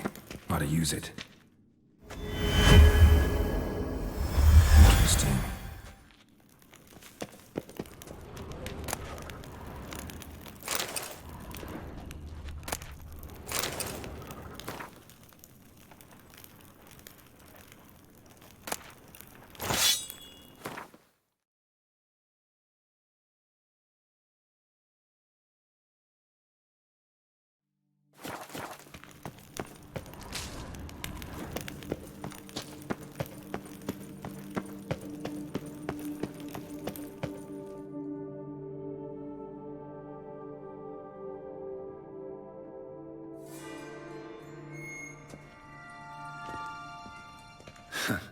Agreed to meet a vampire at a cemetery.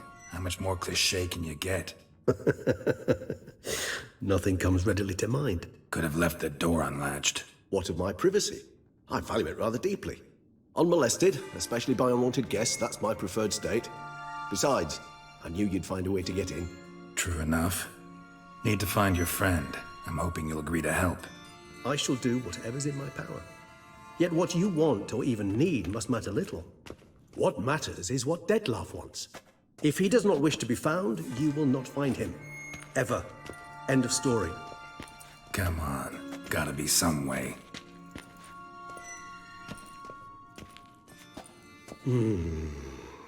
Vampires can evade detection by the senses, and no divination magic works on us. Even the most precise megascope would be useless. And this? Could this help? Wherever did you get that? Off one of the beast's victims, found by a bend in the river. Body was chopped in pieces. 3 of those pieces were hands. Hand with the ring seemed the odd one out, but Bruxa had taken an interest in it.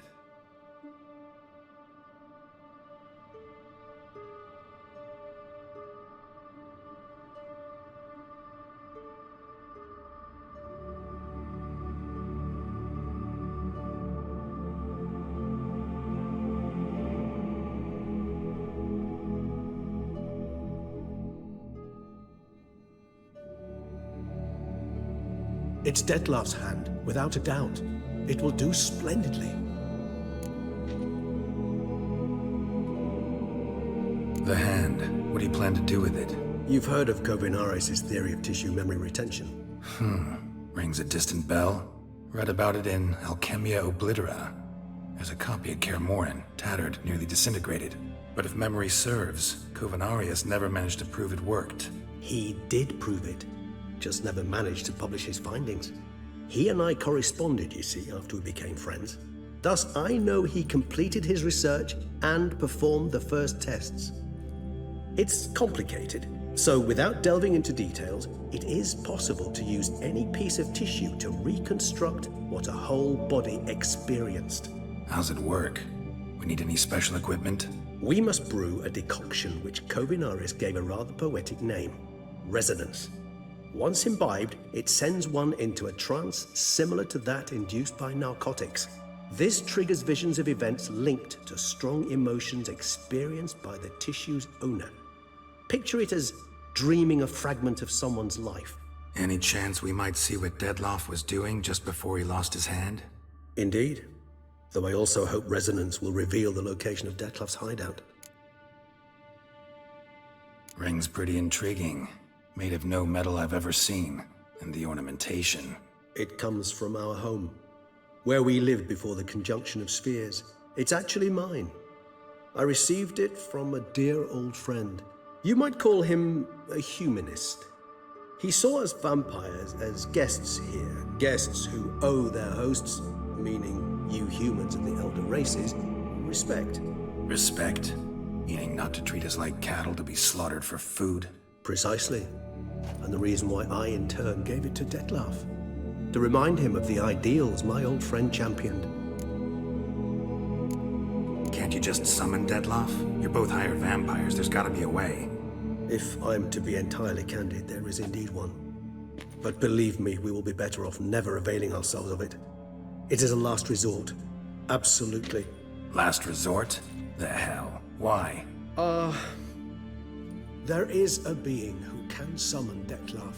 Possesses the authority, even the power, to force him to appear in a given place. But the very act of contacting this being, well, it's akin to walking a slack line extended over a chasm filled with molten lava.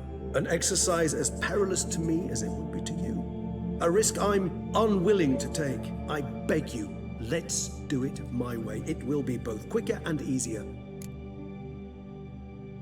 Covenarius spent half his life proving his theory. Wild guess. Making a dose of resonance won't be easy. You guessed correctly. In addition to Detlef's tissue, we shall need a powerful occipital lobe stimulant. Effectively a poison, to make one susceptible to visions. Well, got a few ingredients to choose from. Unfortunately, all are pretty rare. There's Mamoon glands, but closest ones I know of are in Vizima. A spotted white saliva would also serve, but they were cold to extinction over a century ago. Could go with a kobold's eyes, but the creatures are sentient. Rather not gouge one's eyes out. Given that we lack the time to sleuth this out ourselves, permit me to summon some help.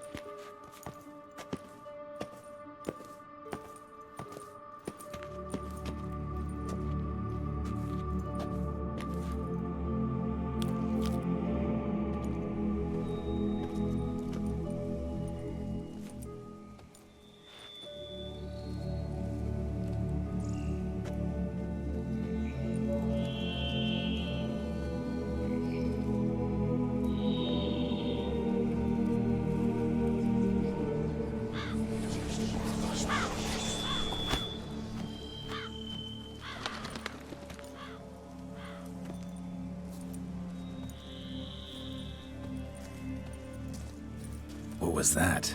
A raven? Rather a common sight at this latitude. Very intelligent fowl. I asked him to look for the creatures you mentioned. Him and his brethren. Perhaps they'll find one in the area, and I would hazard that a flock of ravens will spy any said creature faster than a solitary witcher would. With all due respect to your skills, my friend. It will take them some time nonetheless, so perhaps you'd care for a snifter of mandrake.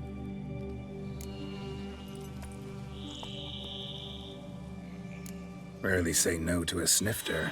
Sadly, this is but a weak infusion rather than a proper distillate. Even better. I remember your mandrake hooch. Made people say things they'd have rather kept to themselves. Now, what could Geralt of Rivia prefer to keep to himself?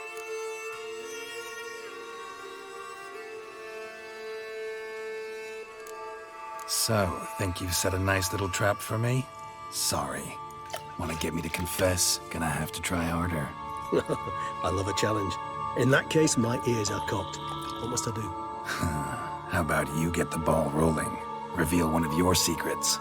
Vampires, intriguing creatures, must lead fascinating lives. Anything in particular interest you?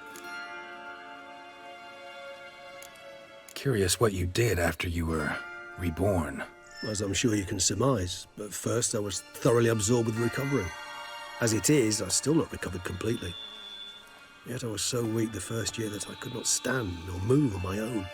Detlef bore my weakness bravely, showed great patience.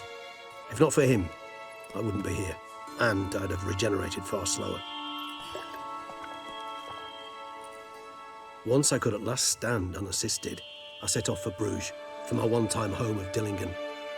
There I led the peaceful life of a rural healer and surgeon, enjoying my neighbours' respect and, in fact, constituting the exact opposite of the monstrous vampire the populace imagines. Bruges, you say? Rebirth make you sentimental? Perhaps a dash. But what of you? Where have you been? Ever find your Cirilla? Back then, yeah. But we parted again soon after. And when the time was ripe, she came back, defeated the Wild Hunt together. Ooh. Seems I certainly missed quite a bit while I was absent. True enough. But it's a conversation we'll have another time. Need to know more about you now. Gotta ask you the big question. One everyone wonders about. What happens after death? You wish me to tell you if the human belief in the gods is well-founded? Well, that I do not know. We vampires differ exceedingly from you humans. Our matter, that of which we are composed, can exist without form. We require neither a heart, nor a brain, nor air to breathe. But were you dead? As humans understand death, yes. Feel anything? Understand anything? It's rather hard to explain. I felt something very unsettling. Something I cannot even name, for I did no reasoning. Only after rebirth did I begin to understand that what I had felt was cold and unimaginable fear. If not for Detlef, I might have drowned in an eternity of icy terror. Can't have been alive then. Sheesh, experience like that must be vicious. Indeed, it's hard to compare to anything I know. Yet you are aware we don't see death as you do. The way you cling to life, we find it entirely peculiar. You are mortals, ergo it's a foregone conclusion. You will die. It's but a question of time. Thus, I often find myself wondering why you try so very hard. To die at 20 years, 40, even 100, what's the difference? They're all but the blink of an eye. Depends on your point of view. Man who's got 1,000,000 crowns to spend can't possibly understand one who's only got 20. Very true. One's outlook can indeed change much. Got a new life, a new body. That give you a new start? Blank slate? Starting all anew is a very broad concept. What exactly do you mean? Your blood addiction, say. Wondering if your body's the same, if it still remembers. Maybe if you drank now, you wouldn't get hooked. All addictions are a form of slavery. Re-addiction's not a risk I'm willing to take, just to test a hypothesis about corporeal regeneration and whether propensities carry over. Fair enough. Curiosity, that's all. Sorry. Not to worry, Geralt. Curiosity's a natural reaction under the circumstances, apart from which I've always valued that trait in you. Always fascinated me the way vampires can regenerate. A hand growing back is one thing, but Detlef recreating you out of a wet smear? Something else entirely. A difficult and laborious process, but one that's possible, as my presence proves. But I've heard you too had quite the adventure. They say you lost your memory. For a bit, but Triss helped me get it back. Actually, pretty damn lucky I only had amnesia. Yes, you humans are rather buggered in those terms. To strip you of life is, well, it's just plain easy. I've always pitied you in that regard. We vampires are much harder nuts to crack. If a member of another race kills one of us, we can be reborn with a living higher vampire's help. However, if one of our own strikes the deadly blow, death is permanent. There can be no rebirth. One of the chief reasons why vampires long ago swore never to fight one another.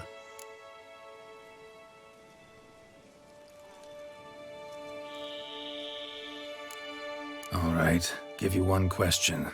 What do you want to know? One question to ask one as fascinating as you, Geralt. Cruel parsimony, I'd say, but I shall do my best to make it count. If you were to die and be reborn as I was, in your new life, would you choose to be a witcher?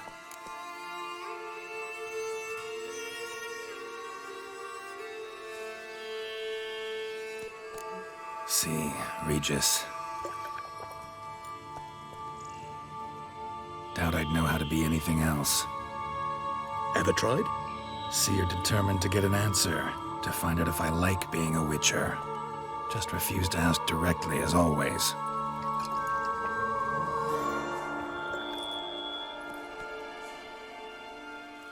I like being on the path. I like picking up a lead, a trail.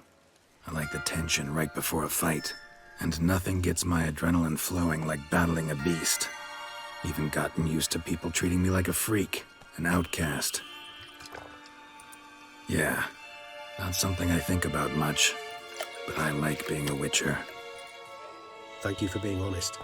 Honesty is an attribute of the truly brave, and thus a privilege of the very few.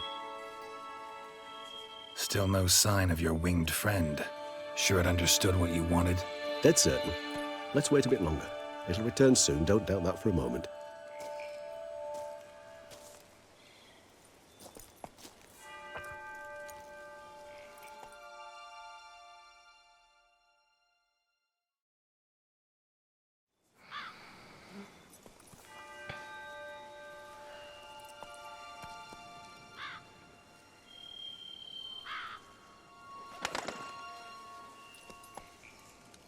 Ever vigilant, even in his sleep.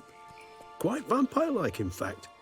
Are you absolutely certain they don't administer a few of our genes during the trial of the grasses?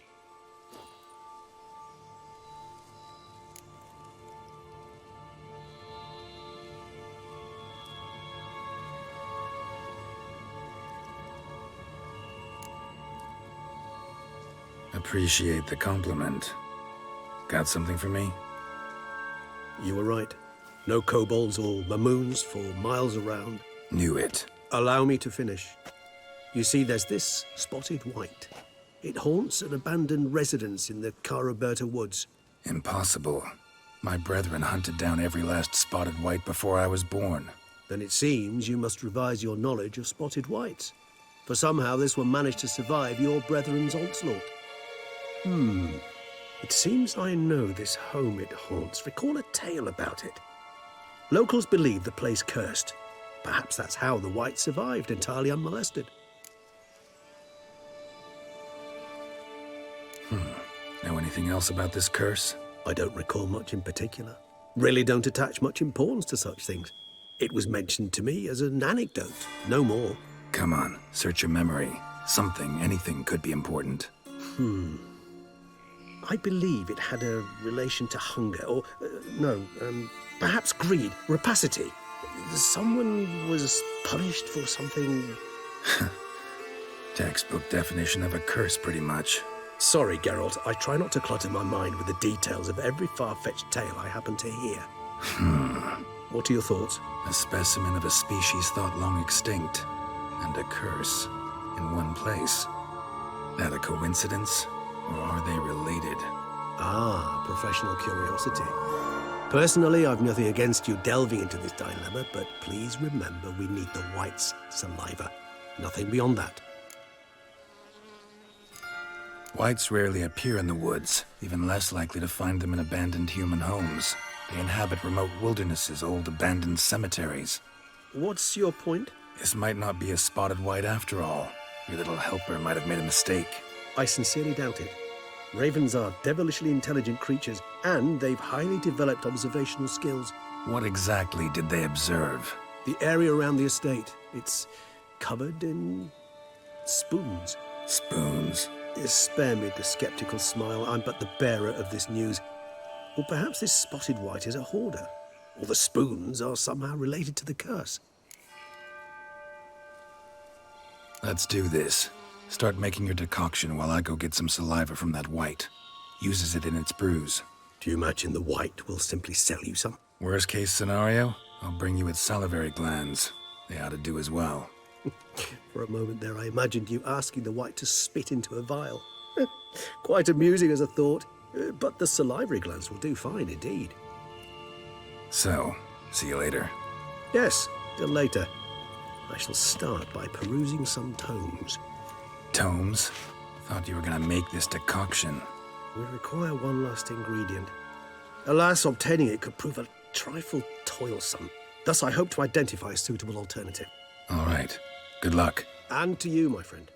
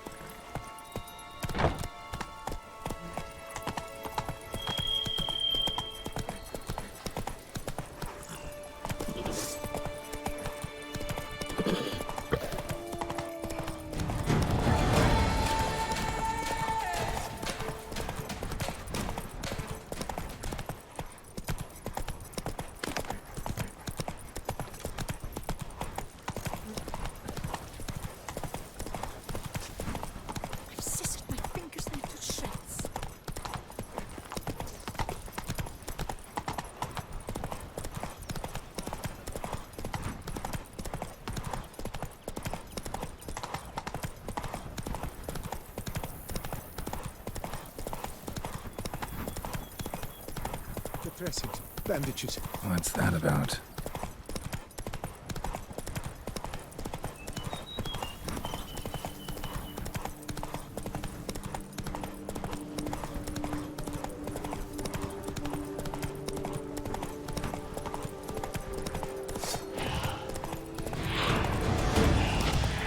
Bar guests. Never a good omen.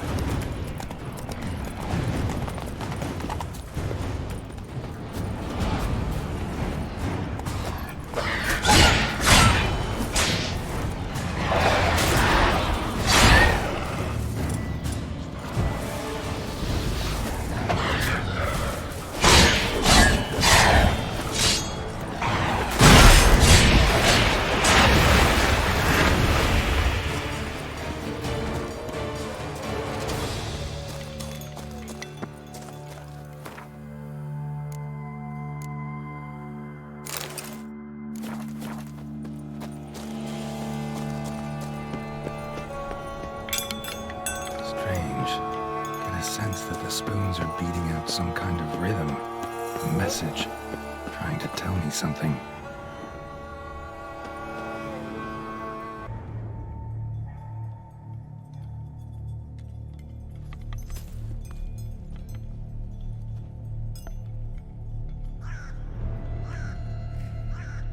None shall sit and dine with you at your table. No spoon you have shall sate you. Never again shall you wish to spy your reflection in the mirror. Sounds like a curse, all right.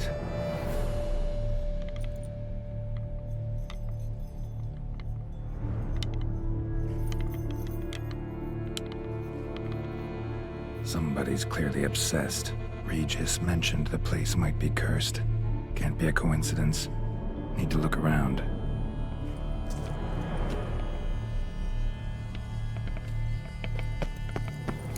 Pigsty. Need to search it thoroughly. Find a way to collect some white saliva.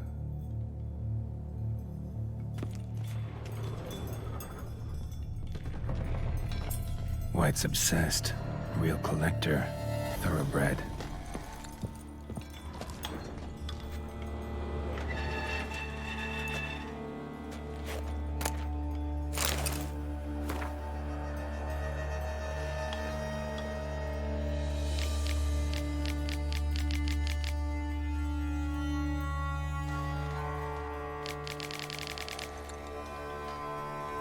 Girl realized she was changing into a monster, recorded it in her diary. Poignant. Smashed mirror, as if someone couldn't stand to look at themselves. The monster. Journal's author, maybe?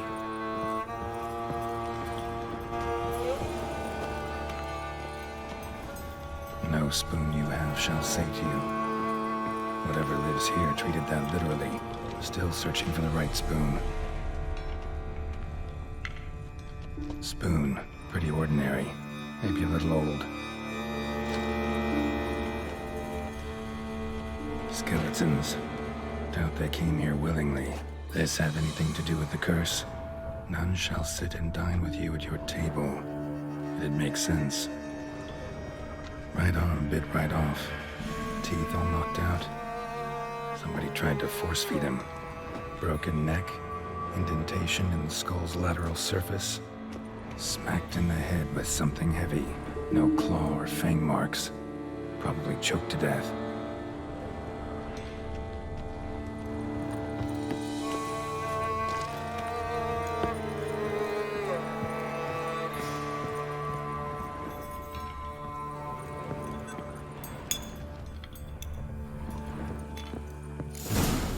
Actually does seem like a white's lair.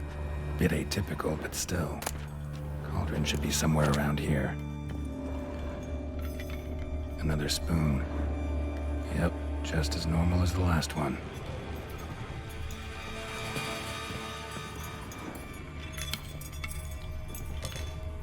Cauldron I was looking for. White's not particularly tidy. Table's set. White who lives here is getting ready for some sort of feast. White that lives here, definitely afflicted by a curse, and it's been trying desperately to lift it. Cauldron's empty, unfortunately. Regis needs some brew. Afraid he won't get that. No choice but to hide and wait for the saliva glands and their bearer.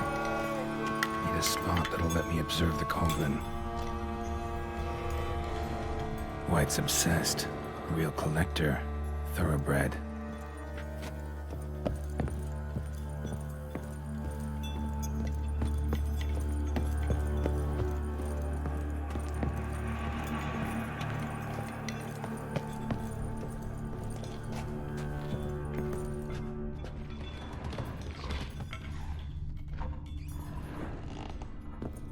Thousands of them here.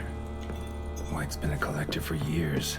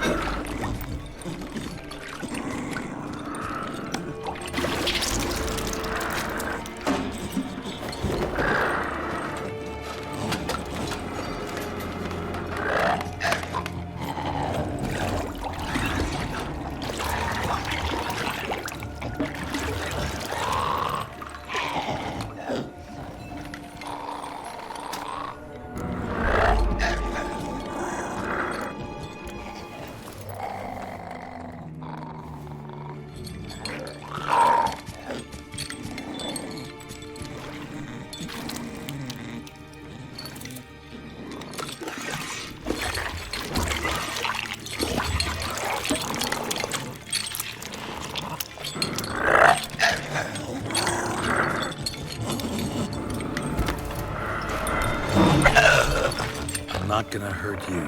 Wanna help? I've seen the words of the curse on the walls. Think I know how to lift it.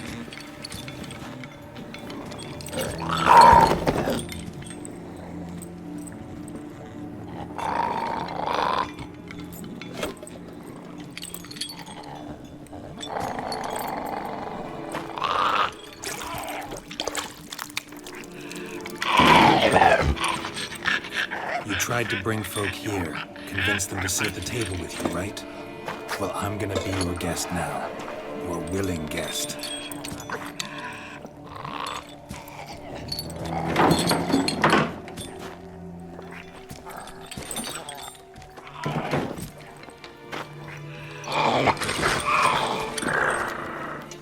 Just need a bit for Regis. And now we'll tend to you.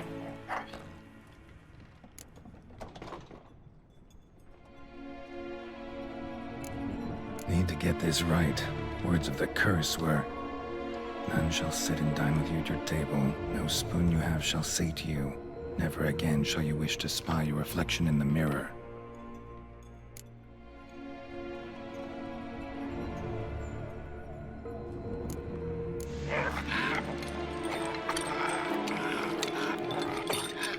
We can't use spoons. No, that won't work. You've been looking for a spoon that would feed you, but there's no such spoon. We need to eat without spoons.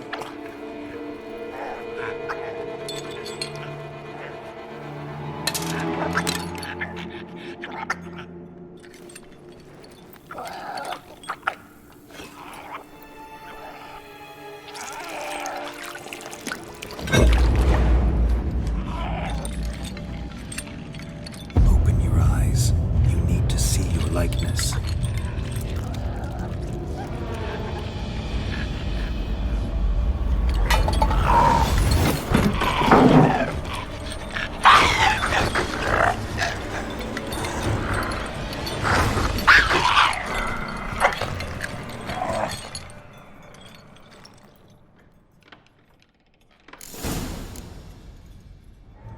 Think it worked.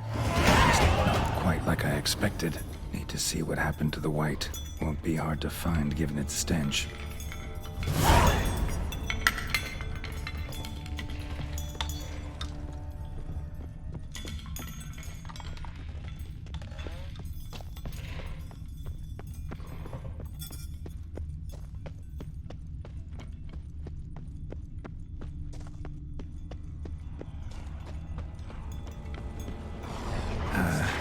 stench.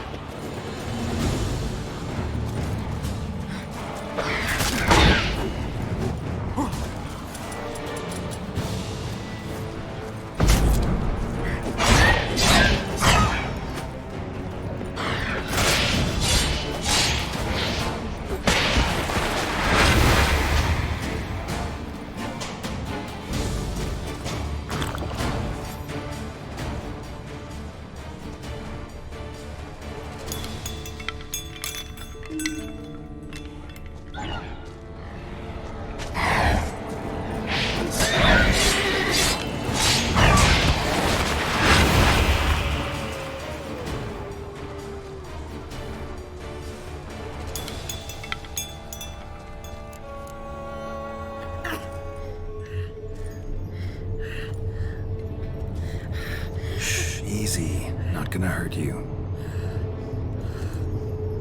Eat. I must eat.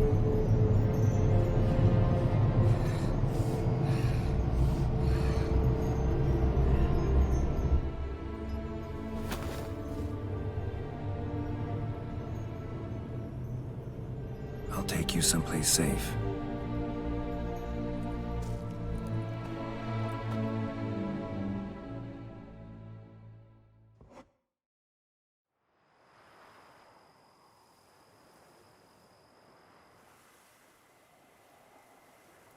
So I took her by the hand and led her here. Seemed the only sensible place for her. You did the right thing, sir. She should recover quickly here. I'm deeply pleased, finally, to make your acquaintance, sir, though I do regret the specific circumstances. In all the commotion, I fear I neglected to introduce myself. I'm Barnabas Basil Folty, and by order of the Duchess, I am to serve as your major domo at Corfo Bianco. Nice to meet you, Barnabas Basil. Love to talk more, but got urgent matters to attend to. While I'm gone, please make sure she gets everything she needs. Don't worry, sir. I shall see to everything. She is safe here and in good hands. She'll soon be back on her feet. Might actually take a while. She hadn't eaten anything in over 100 years when I found her. Horrid. Whatever brought this about? Told me her story on the way here. Her name's Marlena. She was once the very beautiful and proud heiress to the Trastamara estate. One evening, when she was holding a banquet for friends, a beggar came to her gate seeking alms. He had a bowl and a spoon with him. He sat outside her fence and waited. I've heard of the custom. An ancient rite of hospitality that obliges one to give food and drink to such a guest lest he depart hungry. To neglect the custom is to bring great misfortune down upon oneself. Marlena didn't care a whit for the old customs. She drove the man off, saying she'd rather feed the leftovers from her feast to her dogs than to give the beggar anything. The beggar then broke his spoon, cast a curse. She was beautiful, so he said she'd never wish to look at herself in the mirror again. Since she adored feasts, he swore no one would ever wish to sit and dine with her. And as she even refused him the crumbs from her table, he swore she'd never find a spoon in the world that would sate her hunger. A harsh punishment. I imagine lifting the curse was hardly simple. Curses are tricky. They play on irony. Always gotta figure out what the catch is. Marlena had spent decades looking for a way to lift it. Transformed into a wight, she stole spoons and lured folk into her home, trying each time to get them to dine with her. Didn't work. So what did? Someone had to sit down and share a meal with her, of their own free will. They had to eat without using spoons, and make her look at her reflection. That's it? That was all it required? Simplest solutions are sometimes the last that come to mind. Besides, when you're a wight, it's pretty damn hard to find willing human company for a feast. I imagine so. But, most importantly, it is now over. Please, don't worry. She will be in good hands here.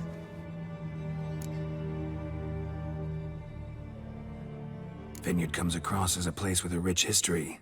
Know who owned it before me? Baron Rossel, who went bankrupt, forcing him to sell the estate to the Duchess. The Baron, in turn, had purchased it from Monsieur Bolius of the Headsman, a truly colorful man of Kedweni origin.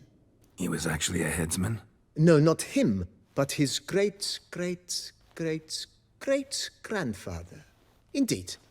Apparently, he was a common cutpurse who somehow secured for himself the post of ducal headsman in Beauclair. Went about his work with an exceptional penchant. They say he chopped off more heads than there are grapevines in the ducal vineyards. He never hesitated, not once. Never sliced unevenly, never botched a job. For his exemplary service, the Duke granted him a title and this estate. Monsieur Beaulius, on the other hand, was an engineer in his younger years. Once retired, he settled here and took to producing wine. Sadly, misfortune struck and he lost his sense first of smell, then of taste. Additionally, he could not drink alcohol. His medic forbade it. Shame that. He gave up making wine? Not at all. He made even more of it. Began throwing wild balls to which he'd invite friends from far and wide in order to treat them to his wine and delight in the fact that at least someone could enjoy it. It's the sort of man he was, Monsieur Beaulius. Mind giving me a little tour de Corvo Bianco? Not in the least. Follow me, please. I think it would be practical to begin on the hill.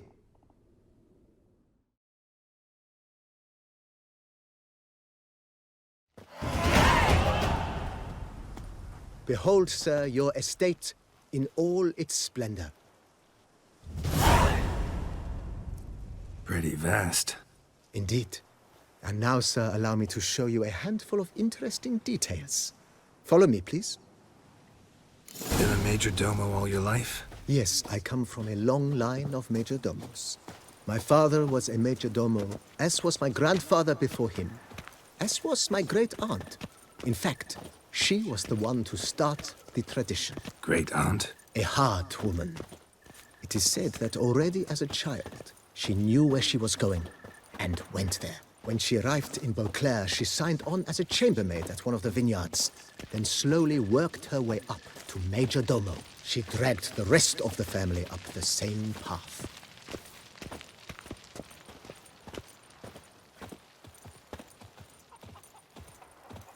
The servants' quarters. I occupy the green home. With the Duchess's permission, I have hired a full staff. Their salaries to be paid from the ducal treasury. Nice of her. Not the most sightly part of the estate, I admit. But I think it worthwhile for you as master of the domain to know where the help stays.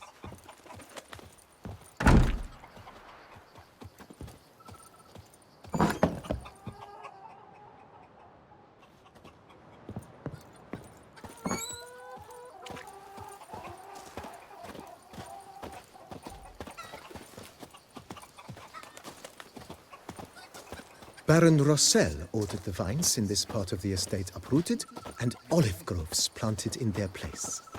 They look beautiful, especially come spring. Don't look at all bad now, either.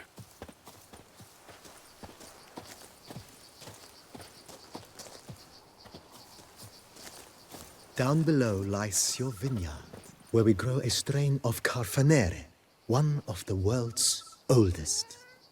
Aged in oak barrels, it provides for an exquisite wine with distinct blackberry, wild cherry, plum, and cinnamon notes. Marvelous. Have to try it one of these days.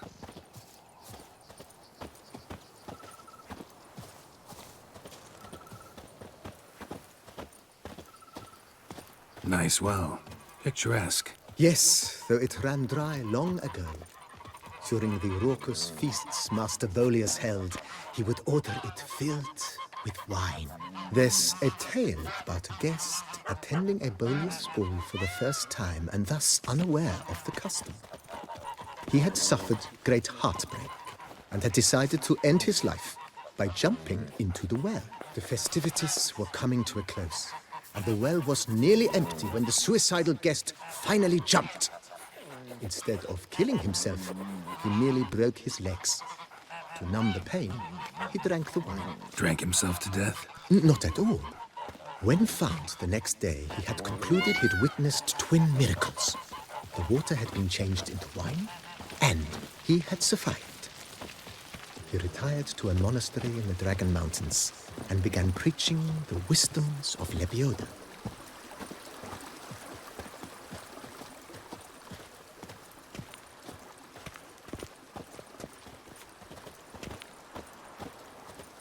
Monsieur Boleus's wife Nina kept a garden here.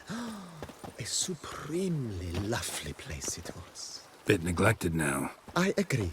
Yet nothing stands in the way of restoring it to its former glory, and once again planting it with herbs and other vegetation.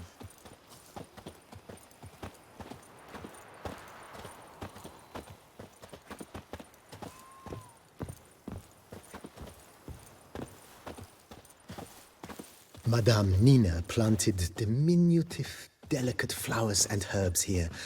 One might say their aroma still hangs in the air. You're quite the romantic, Barnabas Basil.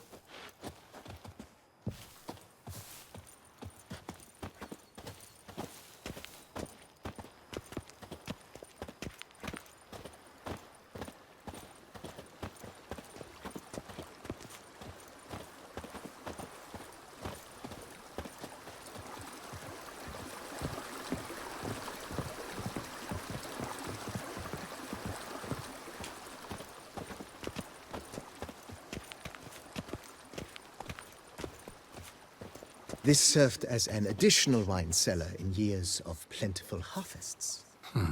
Bit of work, and it'll make a fine stable for Roach.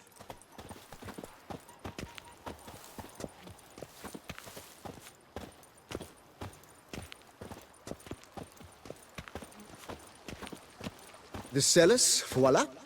During Monsieur Boleus's time, wine was kept here, but Baron Rossel used it to store olive oil as well. I took the liberty of cleaning up the mess, which I made while fighting the Bruxa. Thanks, Barnabas Basil. Appreciate it.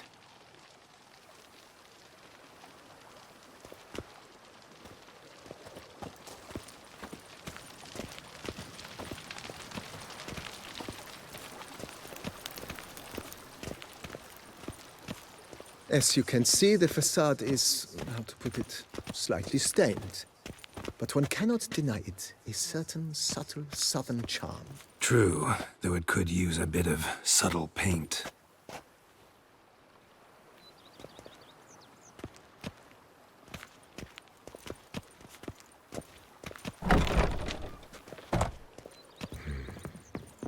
And welcome inside.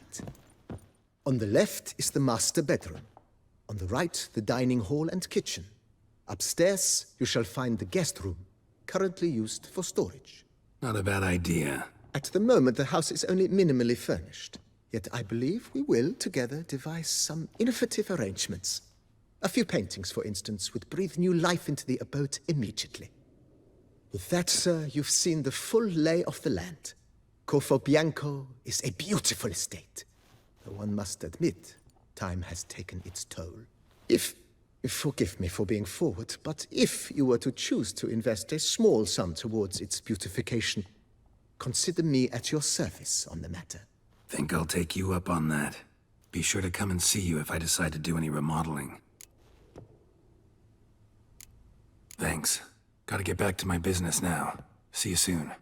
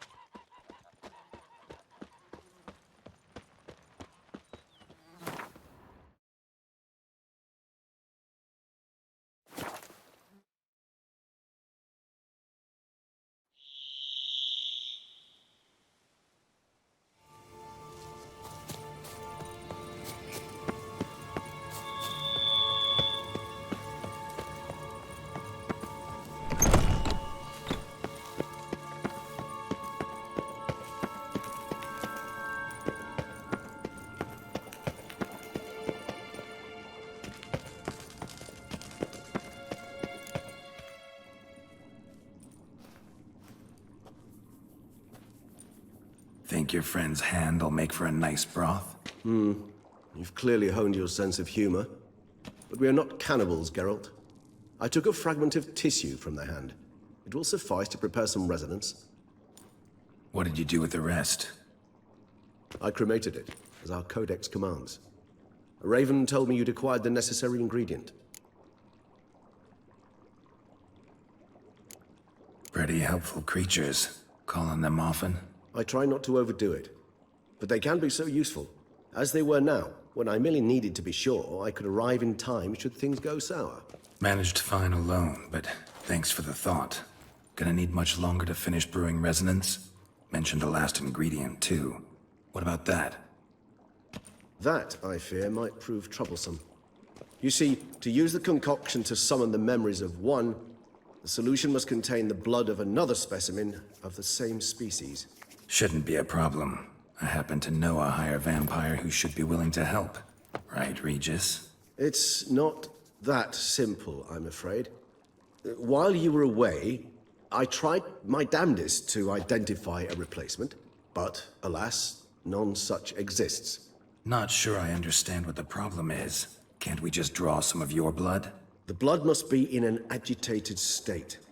As I'm certain you know, higher vampires can change their corporeal shell. As our flesh changes, so does our blood's chemical composition.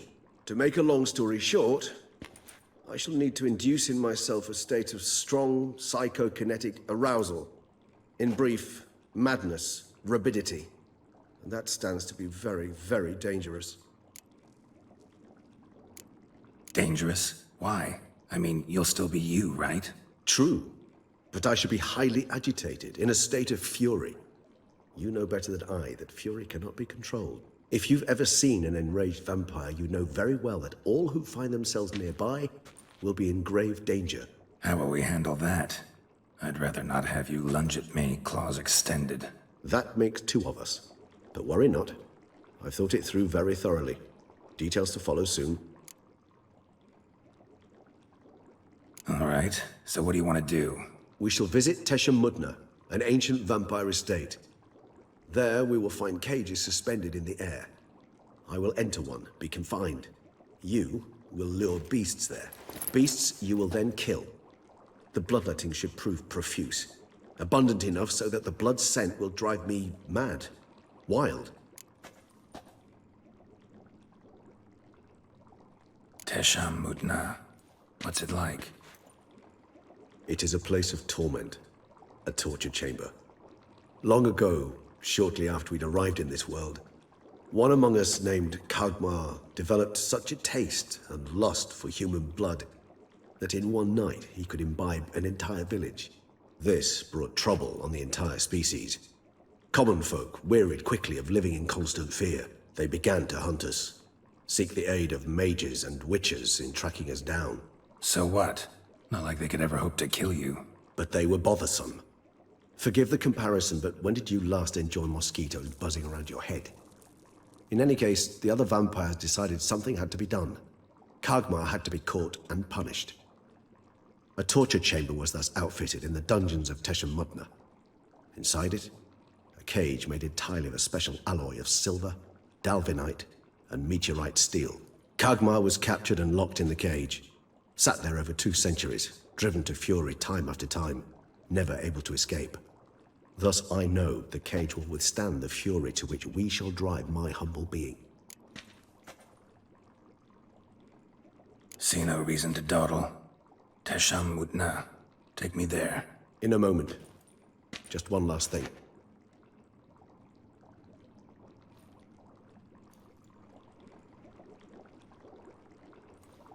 What was that? Blood. Oh, the last favor the Raven did me. I've also taken some sangurium, a solution that sharpens one's sense of smell. 1 drop of blood shall smell like a gallon to me now. You crazy? You're a recovering addict. Your outrage warms my heart, Geralt. But you must remain calm. I had no choice.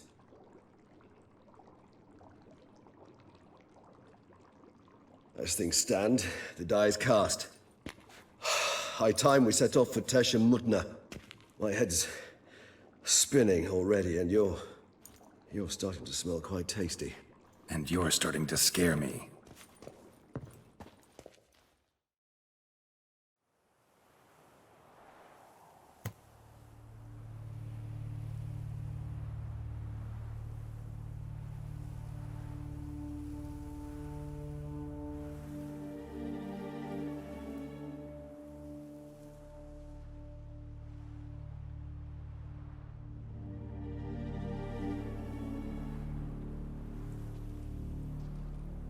We have arrived. The sacrificial chamber of torture and torment lies underground. Sure you know what you're doing? I can only hope I do. Please, let's go. The longer we delay, the less control I shall have of my faculties. I'd really prefer not to hurt you. You lead.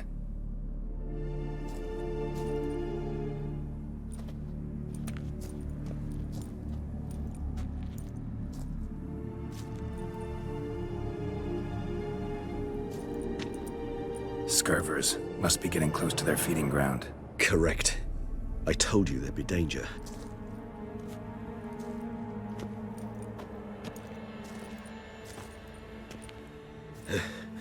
Beyond this wall lies an ancient vampire dungeon.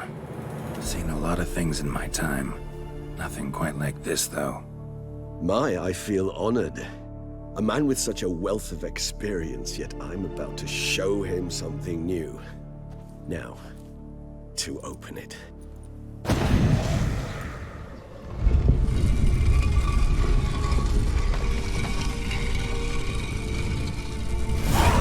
How the hell? It's an ancient form of protection against unwanted guests. The mechanism which releases the latch reacts only to a higher vampire's blood. Tricky mechanisms, a vampire hideout. Fortified, secured. Must have been important to your species once. Toussaint. It shall always be so. During the conjunction, the gate from our world into this one opened upon this land and no other. This was the first place we saw.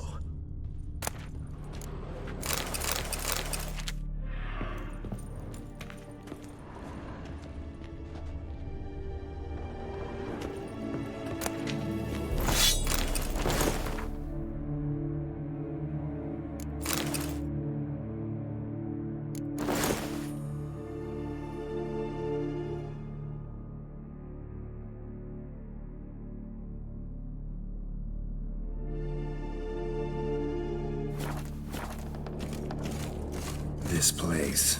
There's evil here. Death hangs in the air. Yes. A great many beasts have breathed their last here.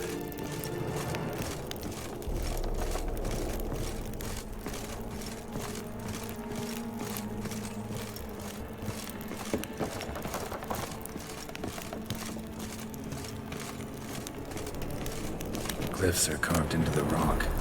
Coated with blood used to be. They mean something? They're emblems, symbols of, well, what you would call...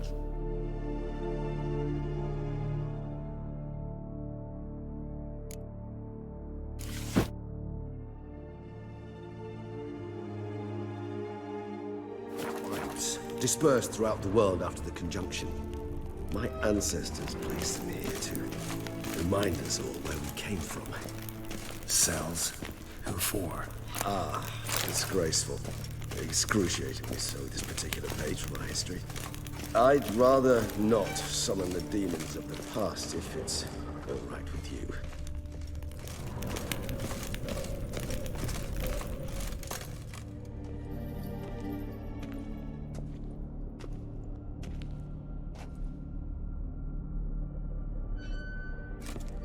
Charming place. But what are all those cages for?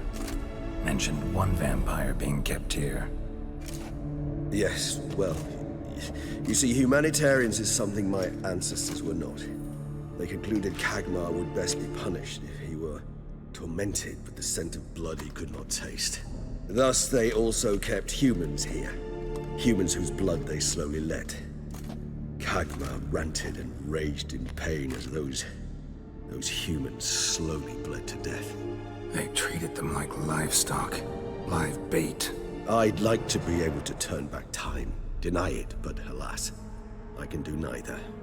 Feel shame for my brethren. That is all I can do. Don't take it so hard.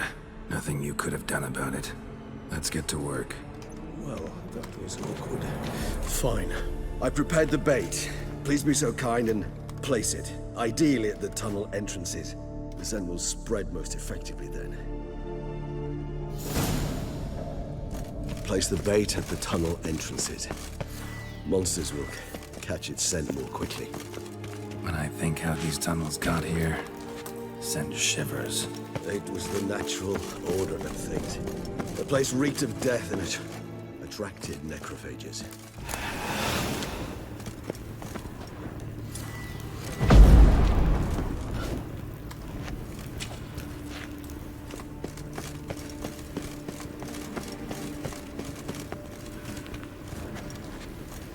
Three done. One left. Think this'll work? I certainly hope so. Meat's stench is so thick, I'd wager it carries clear of no bread. Bait set. What now? I shall enter the cage. You must chain me inside. The bars are made of an alloy that will prevent me from transforming into mist. Kinda thought you wouldn't want to. I shall be in great pain. My sole thought being to stop that pain. I cannot know what I will do.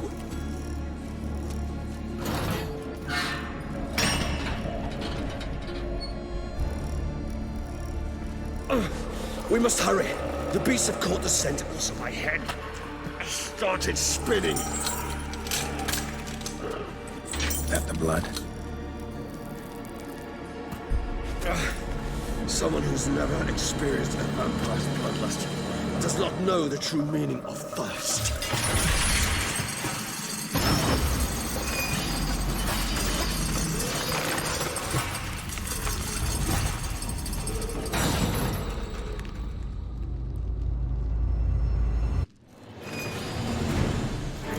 Maybe we need a safe word. You know, something you'll say when you can't take it anymore. And what would you do once I uttered it? Don't know. Calm you down. Please. You won't be able to. We must... It's not the blood.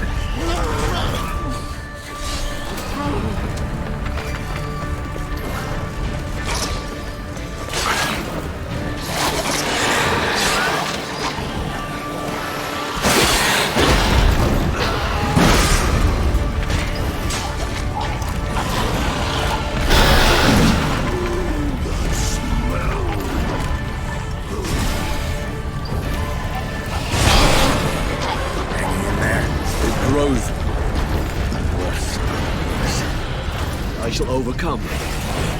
Good, because I can hear more coming.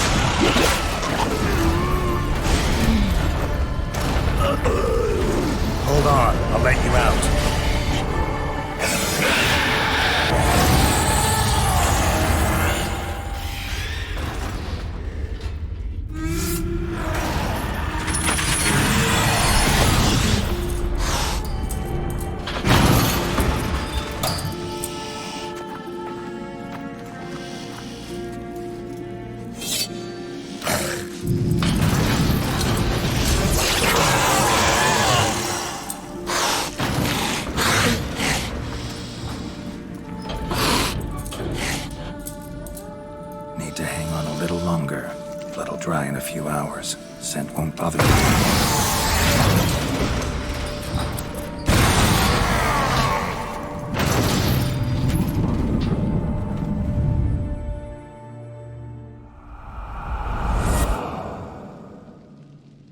Get you out of here. The concoction.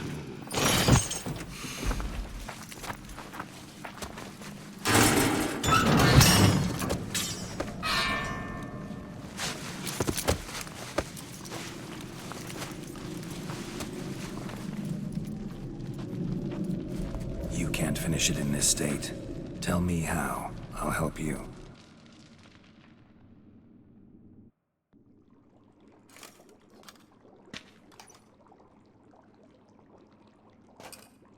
Any better? Far from ideal. And some time must pass before I fully recover. But yes, a bit better, thank you. Never expected it to be like that. You didn't tell me. We need not discuss it. But we do. Because if I'd known you were going to subject yourself to torture... What would you have done? Found Dettlaff some other way. I did not wish you to use any other way. Did that occur to you? No, because I thought no being would ever willingly subject itself to that kind of pain. You vampires aren't any different from us in that regard. I told you, the pain is my way of paying my debt. The enormous debt I owe Dettlaff. If I had to do it again, I would, in a heartbeat. Resonance. It's ready. Are you certain you followed the formula? The proportions were exact, the brewing time precise. This is important, Geralt. The slightest deviation could cost even a witcher dearly. Relax. Got some experience brewing potions. Very well. In that case, let's begin.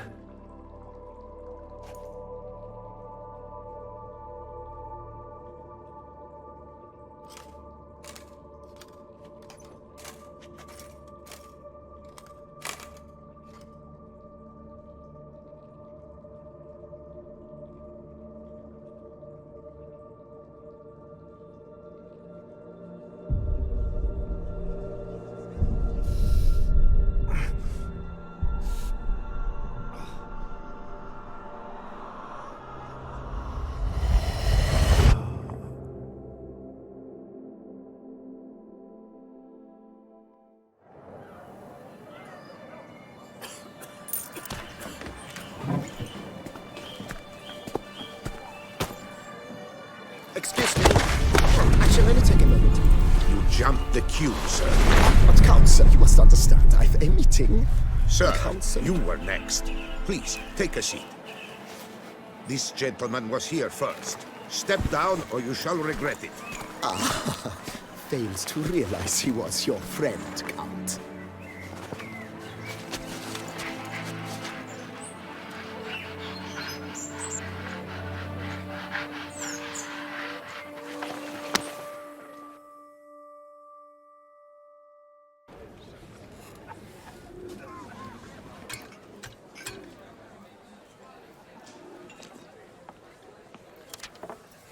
It was then I ordered him to give up his seat and step off the stand.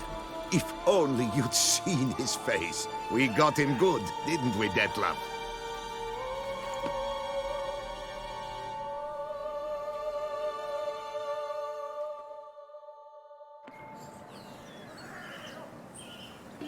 And then Mother insisted we buy the mill. Curious, eh?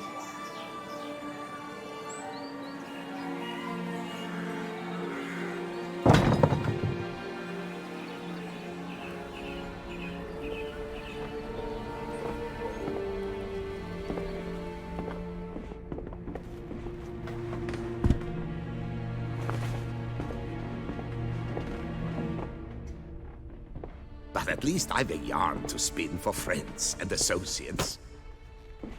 Forgive me. What?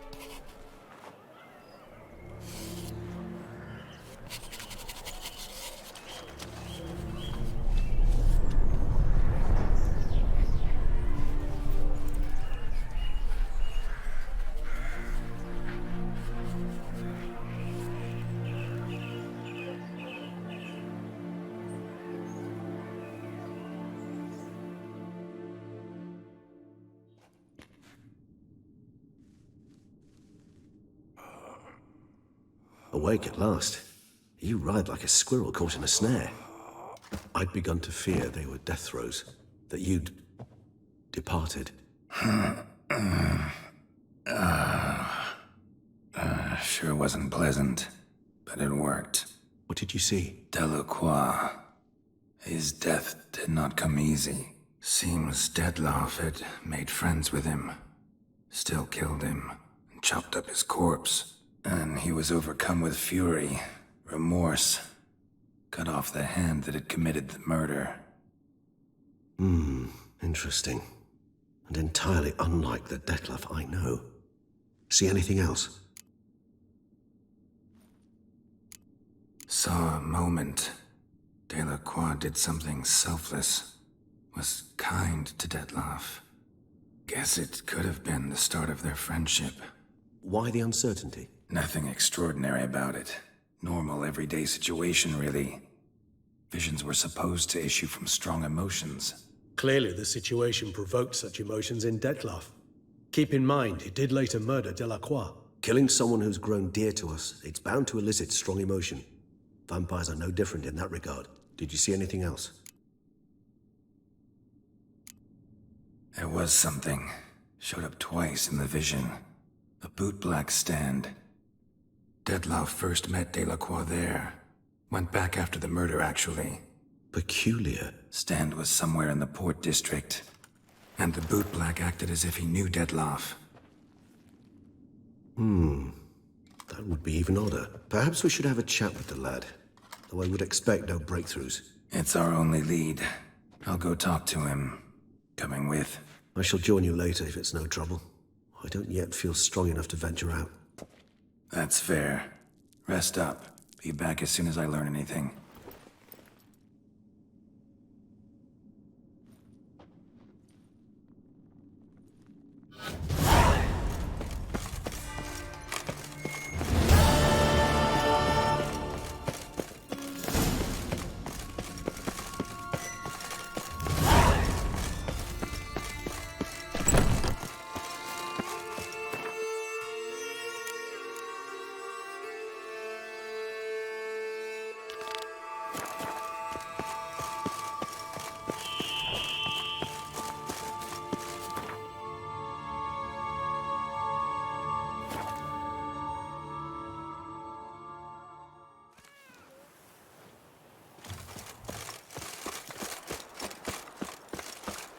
Fetch this empty dead, sweep up here, watch it all.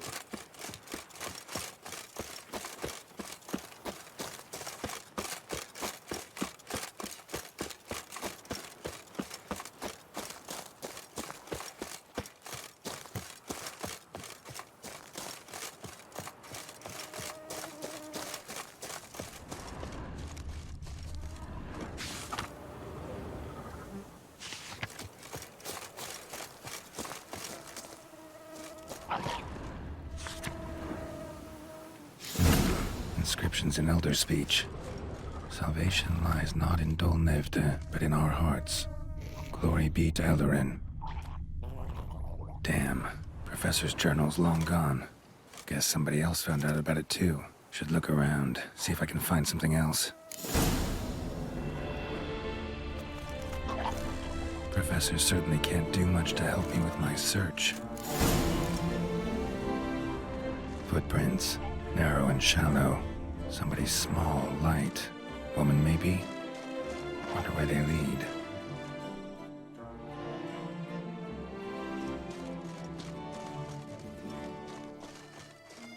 Damn it. Trail breaks off. Wonder if the grave robber learned more than I did. Won't learn anything else here. Map Yen sent me will have to do. Also, Epitaph mentioned both Eldarin and Dolnevde, Valley of the Nine.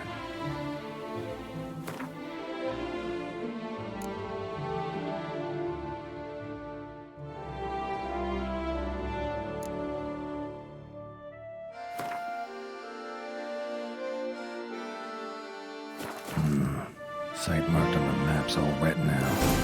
Saw a tour flows through there. Must be where the Valley of the Nine once lay. Need to explore the location.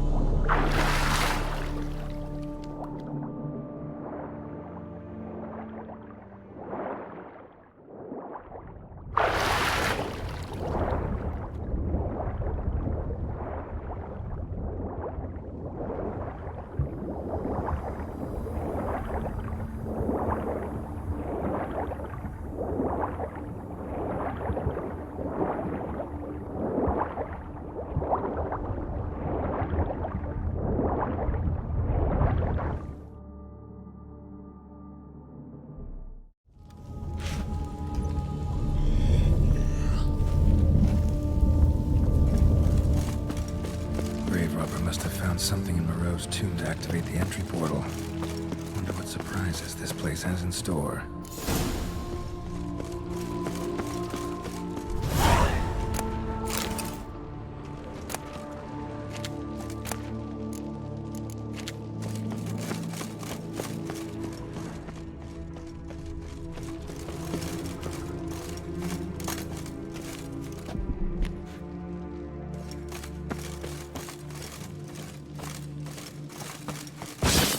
Spikes.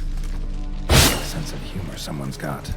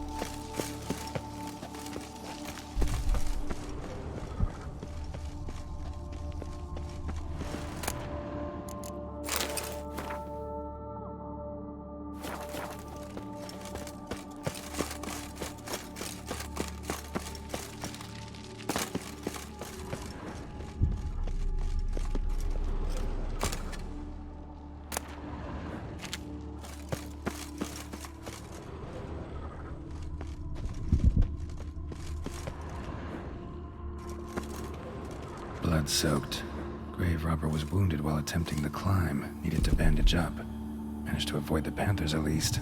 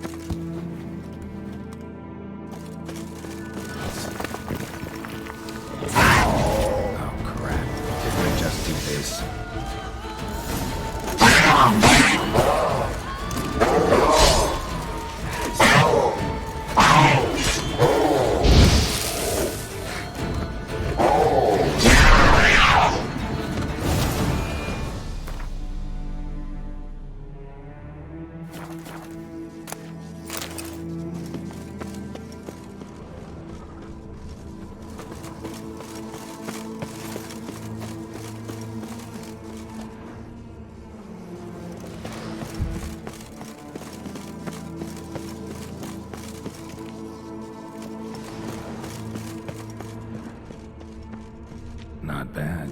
Wouldn't mind having something like that myself.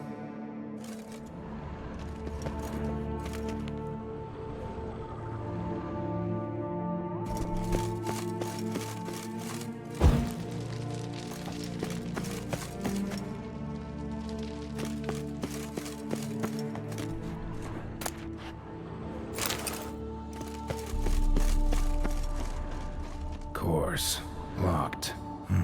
Notes I found mention 4 protruding stones. Gotta press them somehow. Crossbow, maybe? Could try to hit them.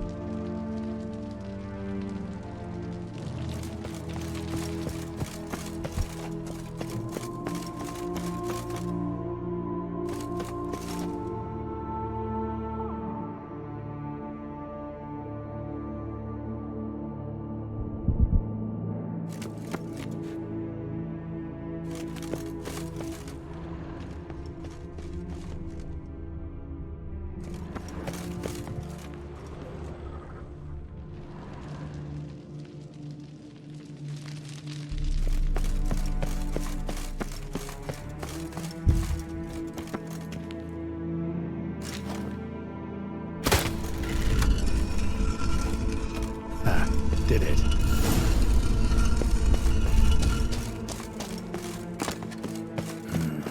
Interesting as places go. Seems someone put a lot of thought into its design. Should look around. Impressive. That's just decoration. Unwanted guest. Intruder.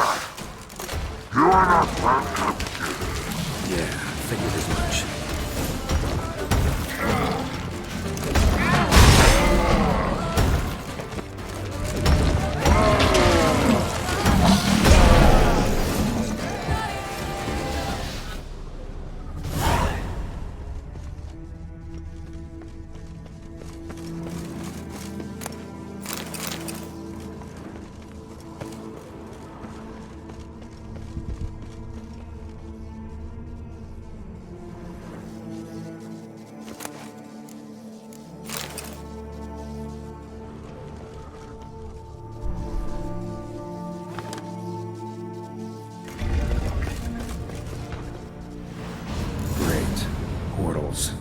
This just keeps getting better.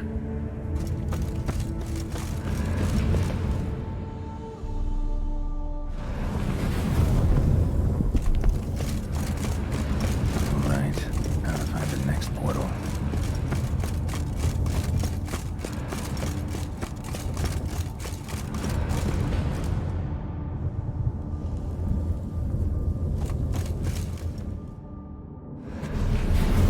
Damn it, back where I started.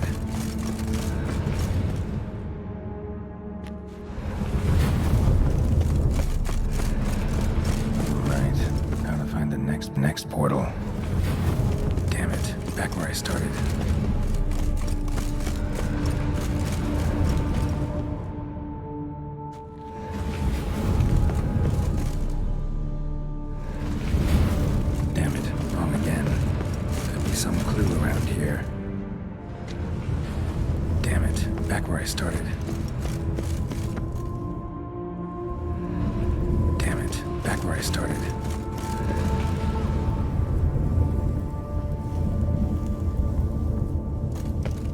All right, now to find the next portal.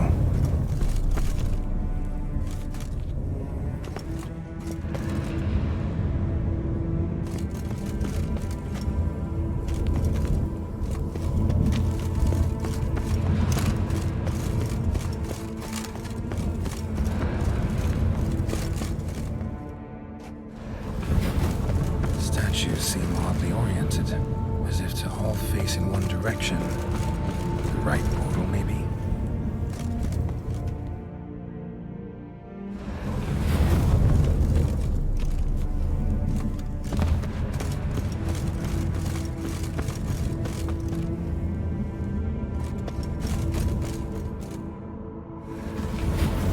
Damn it, back where I started. All right, now to find the next portal.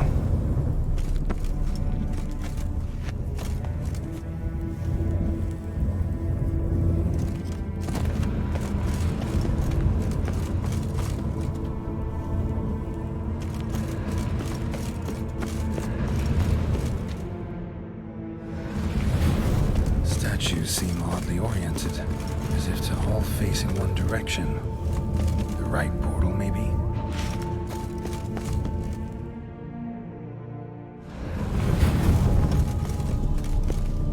All right, now to find the next portal.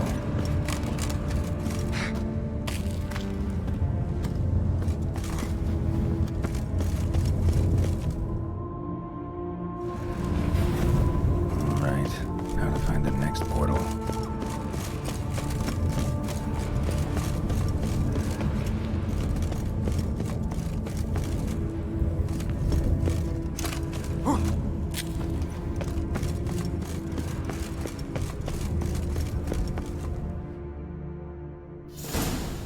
Must be where Moreau had his lab.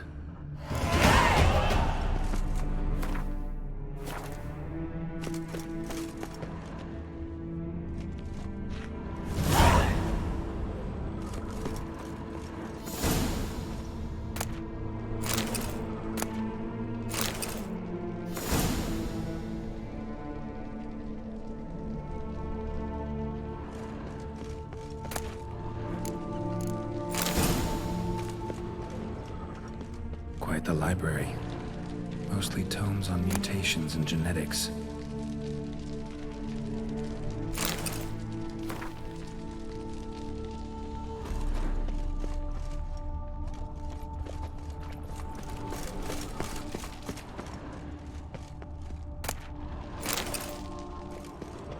Intriguing as machinery goes, but how do I start it up?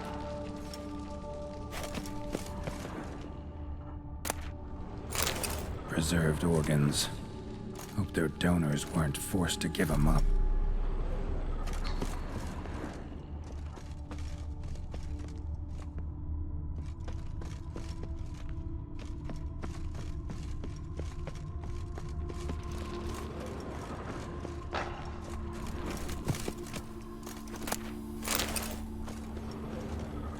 Guessing this man didn't come here willingly.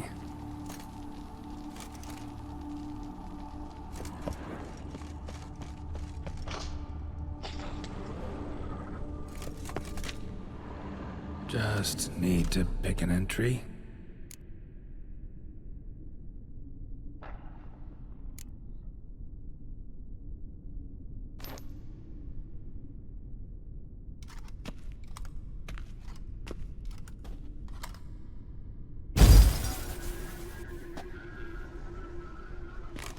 The 18th of Yule, year 1102. Today I begin my great life's endeavor, one greater and more significant than any I have thus far undertaken, for it relates to me personally, to myself and my son. When 15 years passed, a beast of the forest assaulted me. A witcher came to my aid, saved my life. I could not know that for said salvation, I would in the end pay by relinquishing any say as to my own son's fate. Had I the skill to turn back time, I would have done so, and perished rather than surrender to the Witchers, my only son. But as it was, on the day when Jerome was taken, I swore an oath on my honor that I would recover my son. Today, following years of research and preparation, I have at last devised a device that allows me to study mutations. If the gods in their goodness grant me but a bit of favor, I shall find a way to reverse said mutations and restore Jerome to a normal life. So, Professor wasn't out to enhance Witcher mutations, wanted to reverse them. Wonder if he managed, and if there's anything in it for me.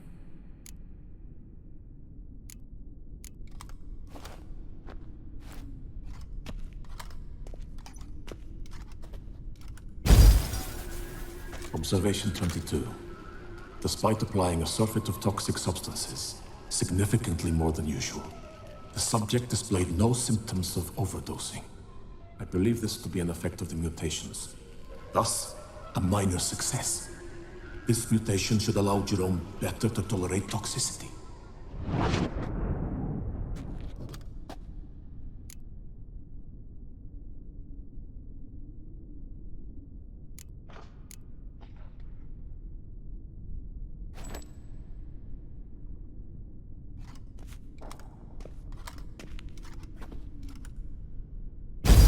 Observation number 30. The mutations do not set in at once. Curiously, they do not develop over a span of time. Rather, for a mutation to progress towards completion, the appropriate mutagen must be applied continuously. The subject does not bear this well, but I found a way to make the mutations less taxing, invasive. To the mutagen base, I add the albumin of a mutated giant centipede egg. Stored in a glass terrarium, the eggs do not develop, remain small. The eggs themselves are a sight to behold. Mutated, they are luminescent, emitting a wondrous glow. I can only hope my addition of the albumin will produce no significant side effects. Time will tell.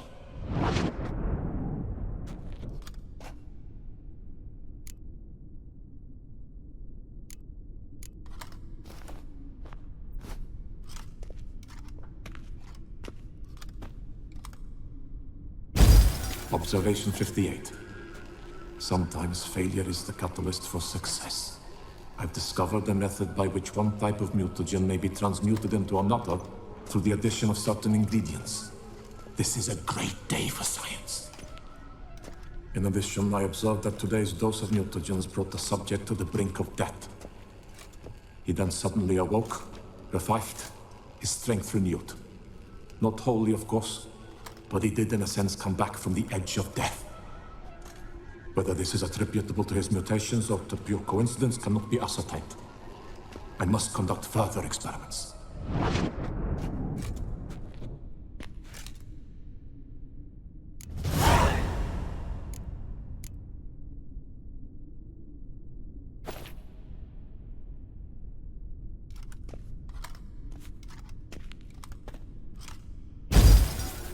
Years of experiments, research, sacrifice, all for naught.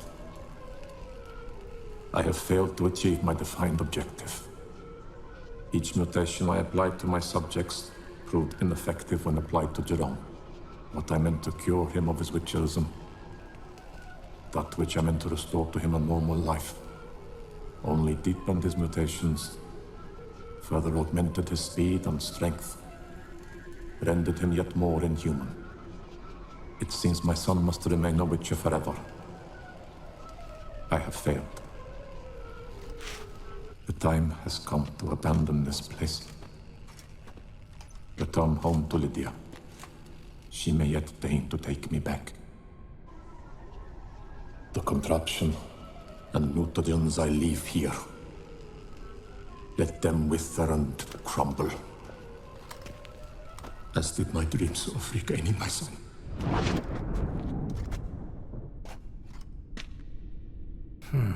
So the professor wanted to reverse the mutation's effects.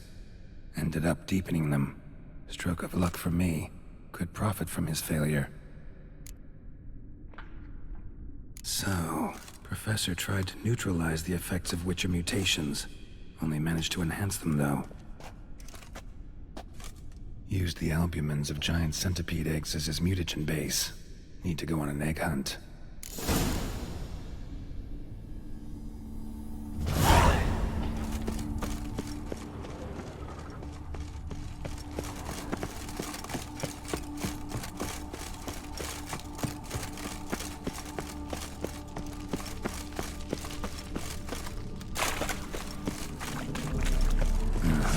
Mom's awake and she's not in a good mood.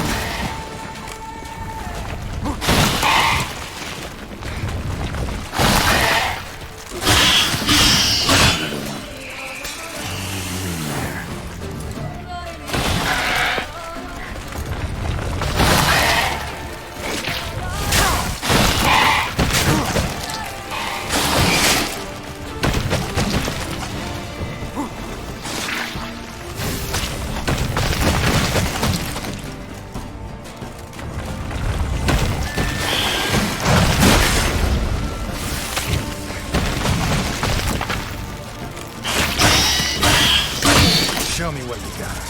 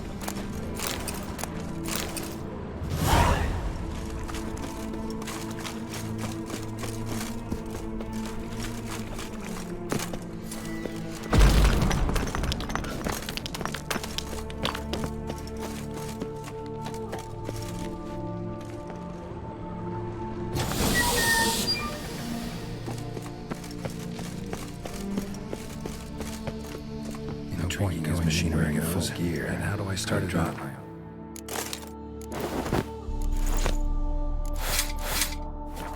Leave my weapons. Professor's mutagens might work on me as they did on his son. Well, time to find out.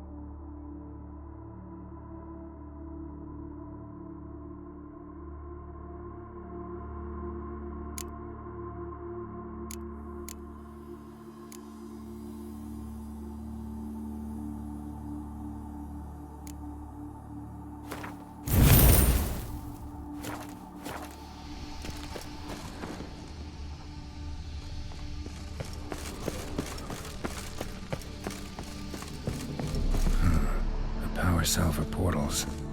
Feels dead. Maybe a sign will revive it.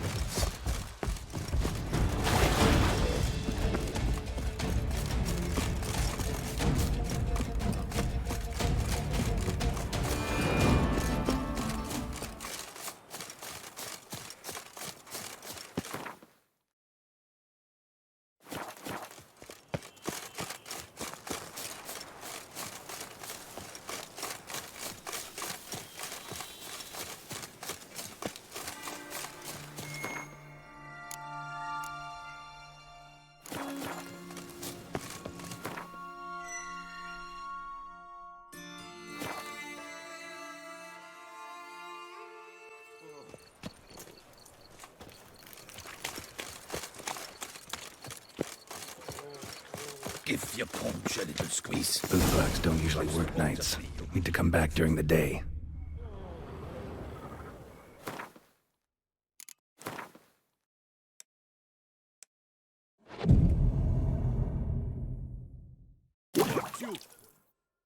So how would you explain it?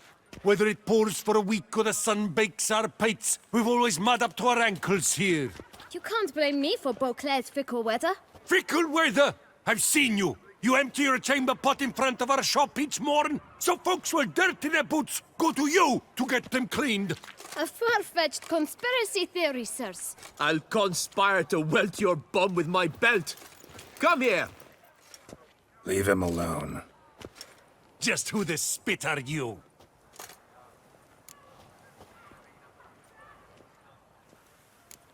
A witcher, and I'd advise you to go back where you came from. I thought witches defend men from monsters, not cheats from justice. Need to talk to the boy. You can chat to him all you like, after we tan his hide.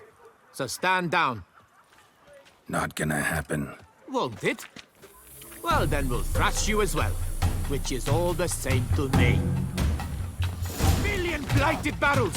We'll Circle him! your legs. Circle him! Teach you to help scofflaws and cheats! Come on, come closer. Blood! Blood!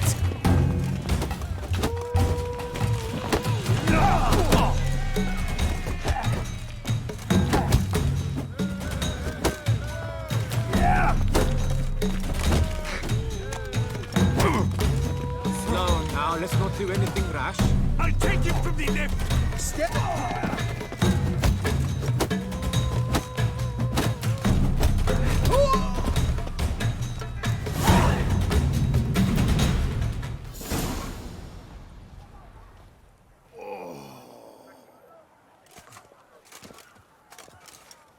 What's the meaning of this? The brawl? Who started it? I'm investigating the beast, on the Duchess's orders. Ah, yes. We've heard of you. And these men, what are they doing?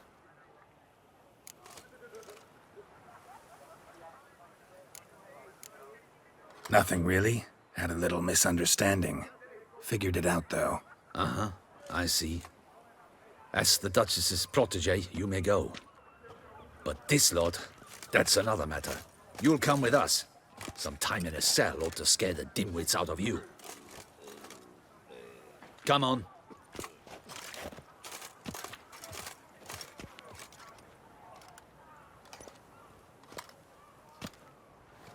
You're very good with your fists, sir. Wouldn't be looking for work, would you? We'd make a fine duo. Yeah? How you imagine that working? Splendidly. That's how. I suggest a partnership, where I see to the boots while you stand guard.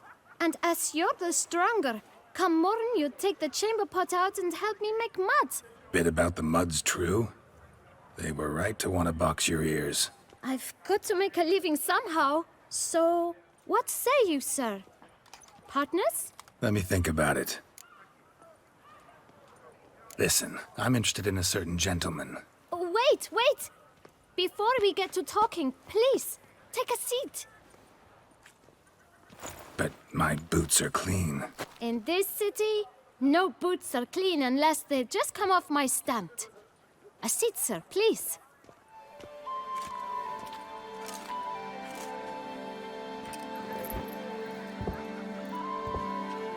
So then, who was it you wanted to ask about? One of your patrons.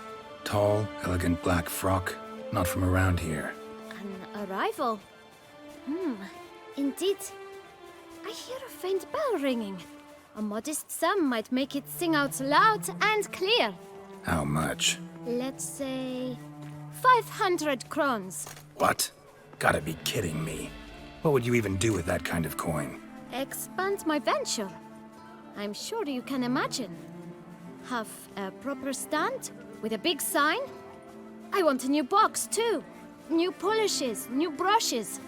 And if I've enough coin left, I'll buy a share in a launderer's. Get wastewater for free. Got it all planned out. I should think so. Capital is all I require.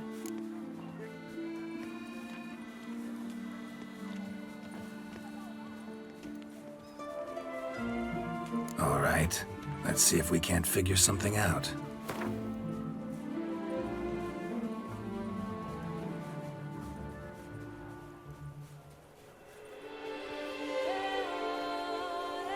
That's not even worth the spit I'd need to use to discuss it.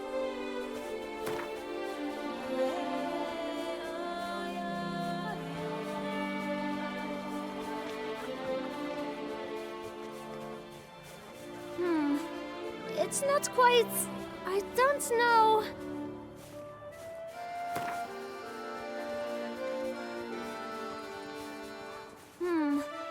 It's not quite... I don't know...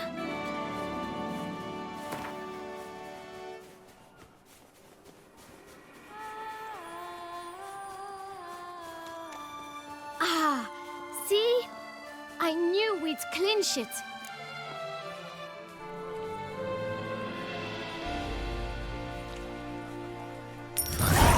Guess I can agree to that. 1,000 thanks. I shan't forget it. Now to the matter at hand. I know the fellow you seek, though I don't know his name.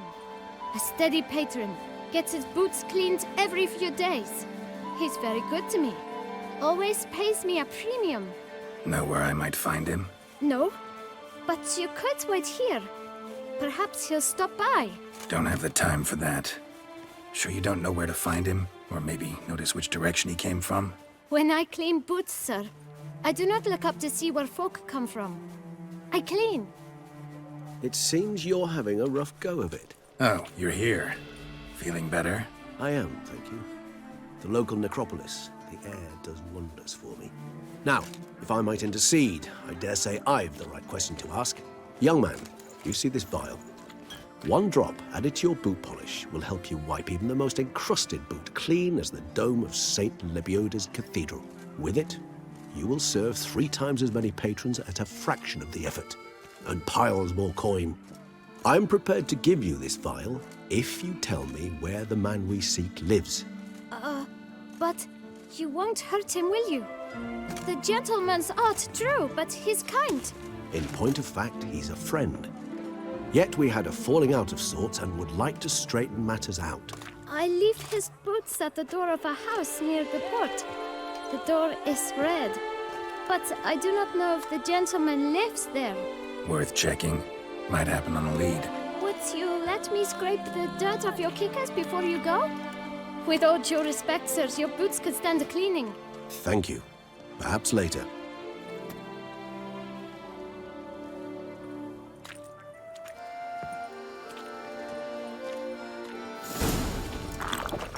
Handled that kid pretty well. Finding the right approach.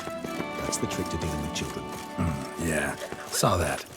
Meaning, the right thing to bribe them with.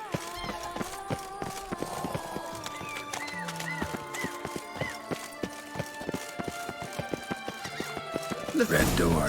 One the bootblack mentioned.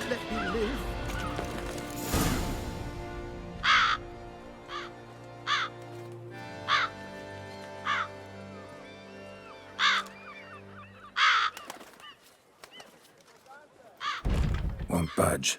Gotta break it down.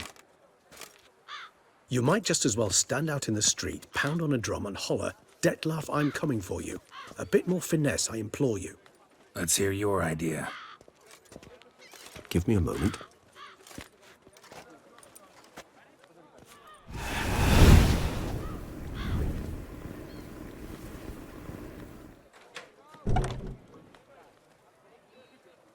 Nice. Ever consider becoming a burglar? Skill like that'd come in awful handy. I considered it briefly, but ultimately concluded it would be terribly dull. Come.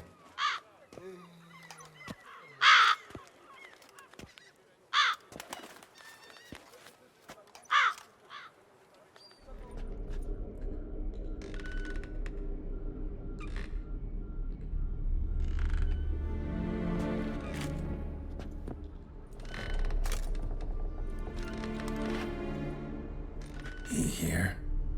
Sense him. No, he's not here, but he was here recently. His scent is still strong.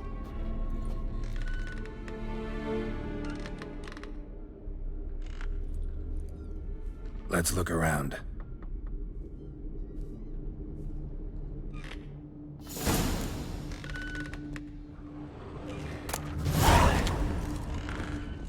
Old toy. No use to anyone. Shame. Must have brought someone joy sometime.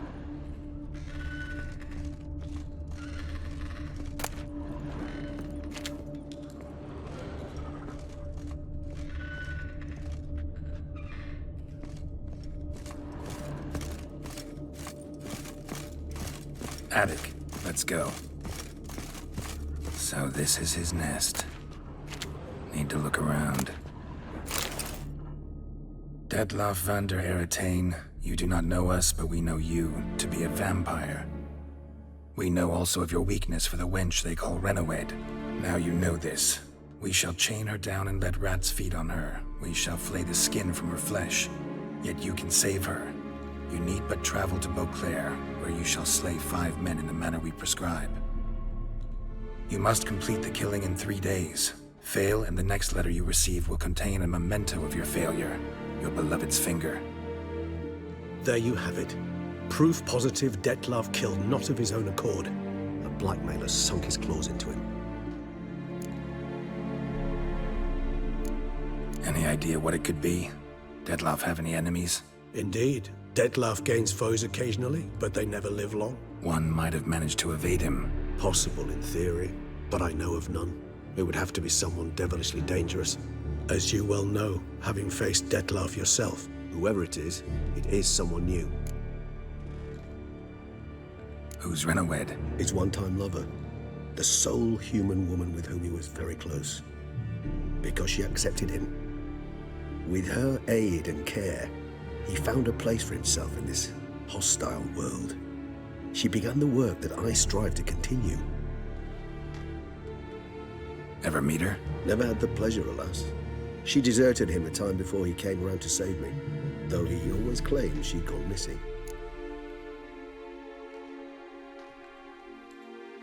Take it you have your doubts. I know humans better than he does. Their capacity to be disloyal, dishonest. I also know she took her things. Not something one associates with the kidnapped, or those who disappear against their will. I'll save you the trouble of asking. No, I don't know why she left. I can, however, hazard a guess that Detlaf grew angry one day, showed another, more monstrous side. Detlaf's anger could frighten anyone off, though most who see it get no chance to flee. Detlaf have trouble letting go, accepting that she'd left him? Is that so hard to believe? Do you know no humans who've struggled with just such a thing? And Detlaf is so much more emotional than most humans. Not only was she his beloved, his lover, his mate, she was a member of his pack. and one never leaves one's pack voluntarily.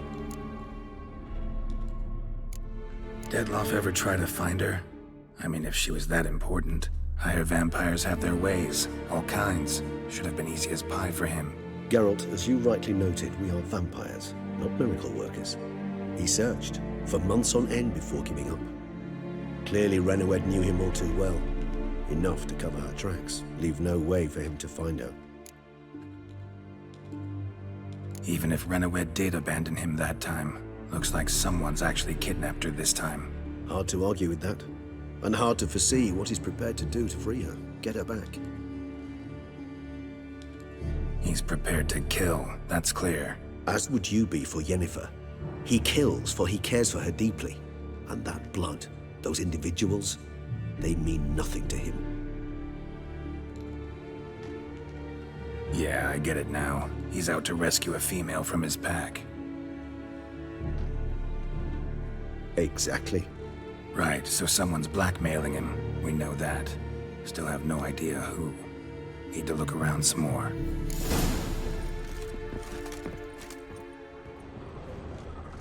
Tools were used recently.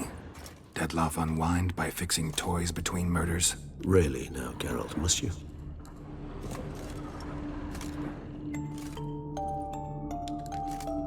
Nice tune. Indeed. I'm not certain why, but it reminds me of home. Our true home from before the conjunction of spheres.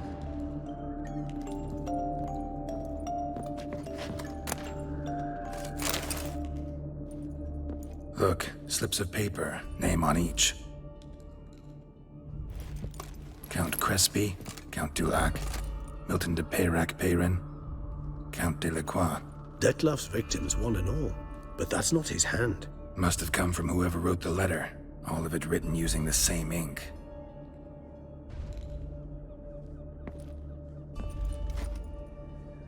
See the color? Ink was dyed with cinnabarite. Rare mineral, pretty much found only in Nazaire, but I fear it means very little. Anyone could have imported such ink. Fair enough. Still worth remembering. Look, this slip is stained. With wine. Not much to go on either, especially not in Beauclair. Perhaps. Yet perhaps also worth remembering. Blackmailer. Kinda curious who it could be. Why is that? Regis. Somebody kidnapped a vampire's lover. Bold to begin with. Now they're forcing the vampire to kill. A vampire you yourself insisted no murderer. Blackmailer's skilled. Someone special. Astute. Now that I think of it, I'm beginning to wonder if... It's not one of your kind? Another vampire? Precisely. The plot thickens. Just a hypothesis. Wouldn't set my heart on it till we know more. Right you are. Let's sum up what we know. Seems Detloff's being blackmailed. Someone's been feeding him his victims' names. All noted down using one and the same Nazari ink, and not in his handwriting. Not much. But enough to ascertain Detloff's innocence, clearly.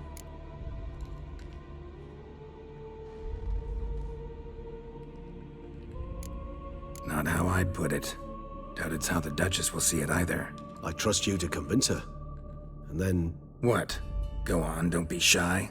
See you've got it all figured out, including the grin I gotta wear. It's a rather bold plan, but... Were we to find Renoed, we would strip the blackmailers of their hold on Detloff. That's one idea. Could be worth a shot. But what about Detloff? He gonna go on killing while I'm out searching for his lover? He will not. I shall convince him to stay his hand. Assure him you're a friend seeking to help. I'll await him here. He's sure to return sooner or later. Think he'll listen? He will. Ought to wait with you, maybe. No, he'll sense you from a mile off. Simply fail to appear. I'd better stay alone. You must trust me on this. Fine. Need to report to the Duchess first. So be it. We'll await you here. Detloff and I both.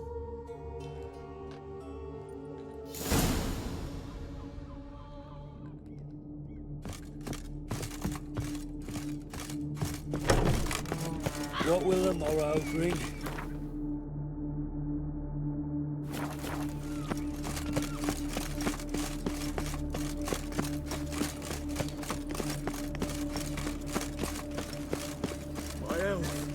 That's all I ask for.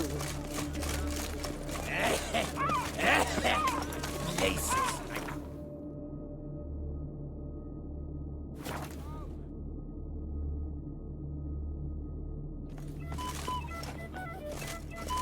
To be honest, every last man Jacques in these parts I'm off to the hells, quick as a flash.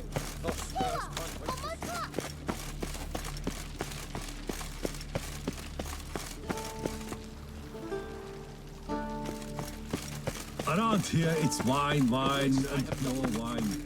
But me, I prefer brandy. Geralt of Rivia, Master Witcher. I was not mistaken. You arrived and trouble followed soon after. Step aside. Got a matter for the Duchess. At last, Witcher. We've been on tenterhooks. Did you catch Milton's killer?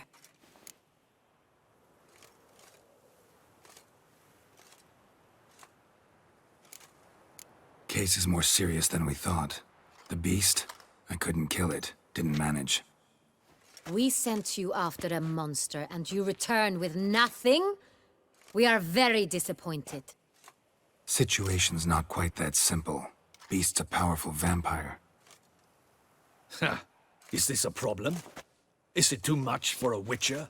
A monster slayer? But everyone knows how to end a vampire. Draw him by trick into sunlight. Or arm yourself with ample garlic and drive a stake through its heart. Garlic's useless against vampires. Sun and stakes don't hurt him either. Those methods, pure invention. Only work in legends and fables. And buckthorn? When I was a child, Grandmama Ademarta always claimed buckthorn drives off vampires. Silver sword's your best option for keeping them at bay. But it won't get the job done, because only a higher vampire can truly kill another of its kind. Excuses. Ha! Your Grace, I shall assemble a battue. Bring the matter to its end at once. The Witcher need but tell us where to find this monster.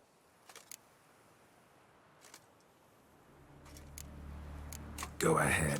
Send them to their death. Certain death. To a lone Witcher, perhaps. To 40 of my men-at-arms, but another skirmish. 40, 50, 100? Doesn't matter. Won't make any difference against him. You have not seen my guardsmen in action. Can they fight fog? Hit a target that moves faster than the wind? How? What creature can do such things? Creatures like this one. Higher vampires, we call them. Each one's a little different. Unique or exceptional, you might say. Some transform into giant bats. Others communicate with animals, command them. Yet all are still brainless beasts. Dead wrong. Thinking of lesser vampires. Alps, Ekamaras, Catacans, for instance. They're ruled by instinct, sure. Attack anything that smells of blood. Higher vampires? They think. They employ reason. Monsters driven by reason. A curious contention. What, then, do you intend to do? It's way beyond being some monster. This is a powerful being that's walked the world for centuries. Tja, impossible. If so great is their power, why have they not killed or enslaved us all? Don't usually meddle in our matters. Mostly stay out of our way because they don't care about humans one way or the other. And they do not fear we shall wipe them out one day. They'd probably be pretty amused if you asked them that. They're well aware of their strength. Then what can we do? Do you have a plan? Try to talk to him. That's our best bet. I cannot believe this. Her Grace summons a Witcher to kill a monster. Instead, he wishes to chat with it. Ha. Know what I'm doing. His lover was kidnapped. He's being blackmailed. Blackmailed? Be so kind as to explain how a vampire might be blackmailed. Higher vampires? They're like us, motivated by emotions, not instinct. Not only are they intelligent to an extreme, they're emotionally rich, capable of feeling many things, even love. This one fell in love with a woman, a human, and he'll do anything to keep her from harm. You do not, I trust, suggest we let Milton's killer go free.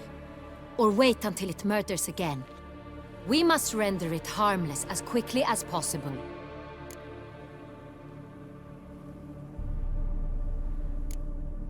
Which is why that's my aim now, to prevent further attacks. Vampires only half the problem. Blackmailers at fault chiefly. Kidnapped the woman to control the vampire. And what do you propose to do? I'll find the blackmailer, free the vampire's lover. You were to destroy him, not help him. No one else should die. That's most important. Soon as the woman's safe, he'll have no more reason to kill. I admit to being swayed, Witcher. You may be right. Do you know anything about the blackmailer? Got one lead. A few scraps of paper. Blackmailer wrote the names of the vampire's victims on them. One of them stained. A drop of wine, looks like. So damn little to go on. You've no idea how wrong you are, my dear. Send for the ducal sommelier. Hop, hop! In Toussaint, wine is sacred. Here there is no such thing as a drop of wine, or stains therefrom. They are stains from a drop of Est, Ervelus, Fiorano. Your Grace wished to see me? Witcher, show him the paper scrap. Benoit, can you determine which wine made this stain?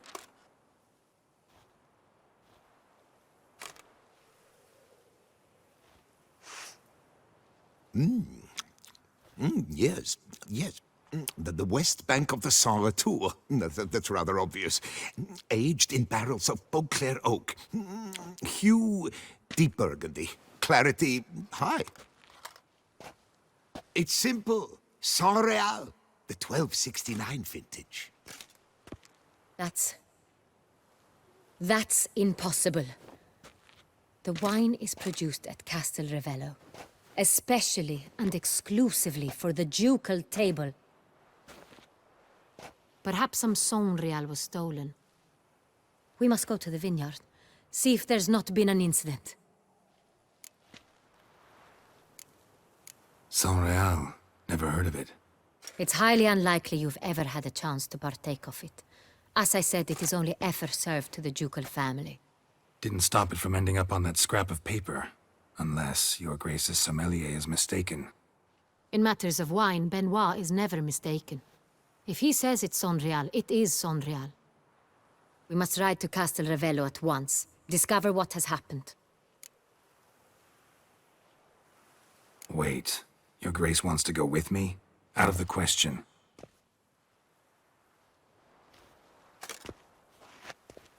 I hope you do not suppose we will sit on our ducal hiney and do nothing while our duchy is in grave danger. Your Grace, what you propose is far too dangerous. The Witcher should go alone. It pleases me to see you gentlemen finally agree on something. But I've made my decision. We shall go, accompanied by the best possible escorts. You, Captain, and Geralt. We will travel incognito. We've no wish to give the court any reason to gossip. For the duration of this mission, I release you from your obligation to adhere to court protocol.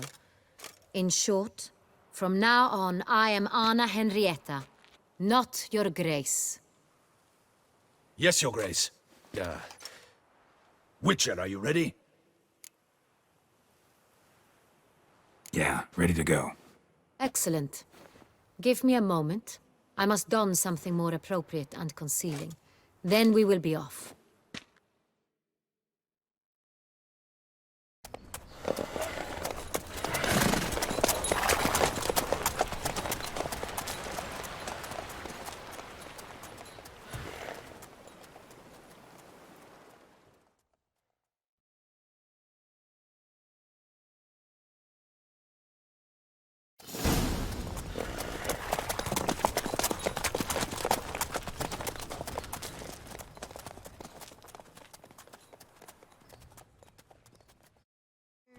This vampire, have you ever faced its sort before? I have. How did it end? Did you kill it? Didn't have to fight him. Hadn't killed anyone. Have you ever heard of anyone defeating such a vampire? Know of a man who defeated one, sure, but he didn't manage to kill it. Ultimately, only another vampire can kill a vampire.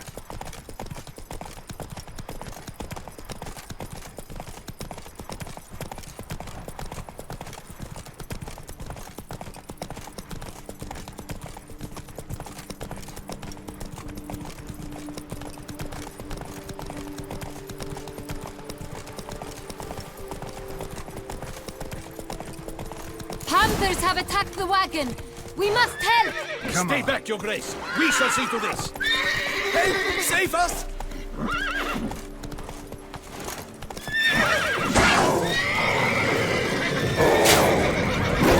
Back, you beast!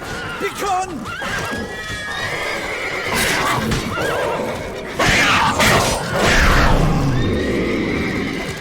Help! Save us!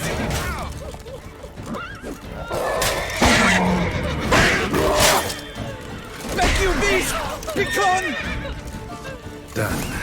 Time to move on. If...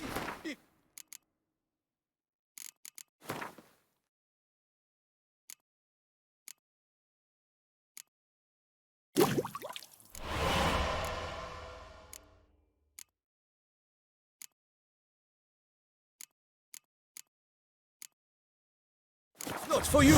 We'd have been done for! They were fortunate Thank we you. happened by. You saved our lives. Hooray!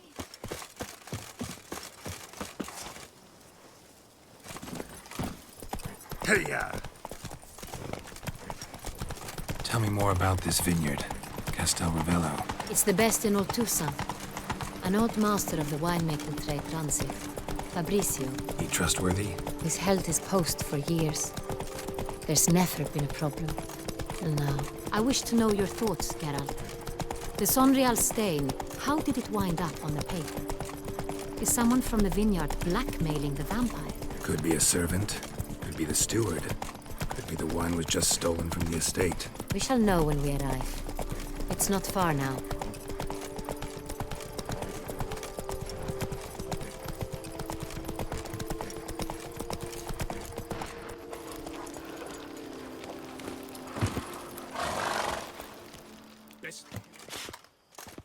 Captain de la Tour, we did not expect any visitors from the palace.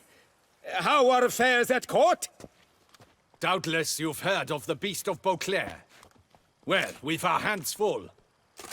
Especially since the rogue last attacked in the palace gardens. I trust Her Illustrious Highness was not harmed? Kind of you to ask, Master Fabrizio.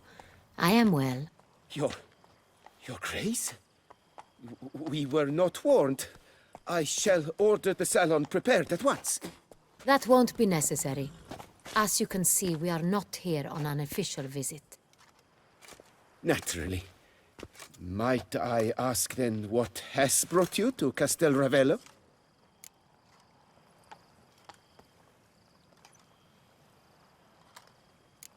This is an inspection. We've got questions. You'll answer them. Oh, and who are you, sir, to speak to me this way? This is Geralt of Rivia, a witcher. He has come to Toussaint on my personal invitation. Which is to say... Which is to say, I expect you to treat him with the utmost respect. Of course, Your Grace. Did you hear that, Witcher? Fabrizio will be delighted to answer your every question. Want to talk about Sonreal? I am at your service.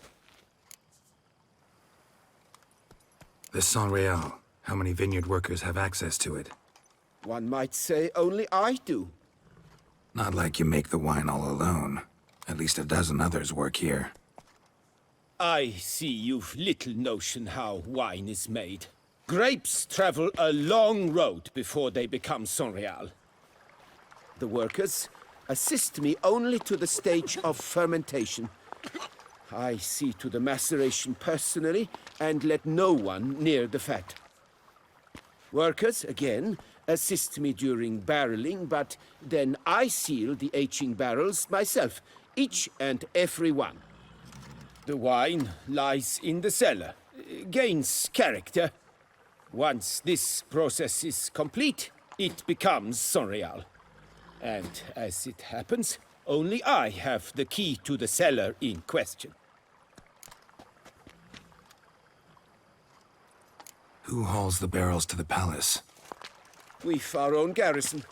Guards who have served here for years and would answer with their heads for the wine.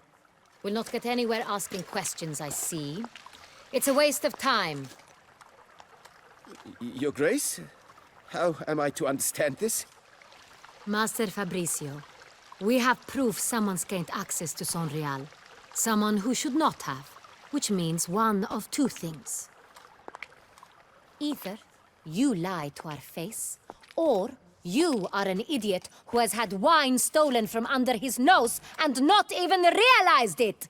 In either case, you shall answer for it. But... Silence! And listen. I shall inspect the barrels in person, thus giving you time to reflect. When I return, I expect to hear answers. Remind me, where is the Sonreal stored? In the main cellar, around the corner. I'll show you. I shall find it. Give me the key to the cellar and wait here. Oh, of course, Your Grace. Here it is. Come, Witcher.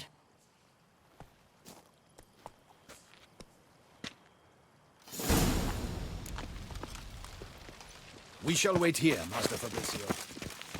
What if Fabricio's blackmailing the vampire? Considered that? He has his flaws, but I would never suspect him of such a thing. He's been very loyal. He owes all he has to me. His father frittered away the family fortune. He left his son an encyclopedic knowledge of wine. That is all. Fabricio lived as a beggar until I appointed him steward of Castel Ravello. Only then did he come into his own.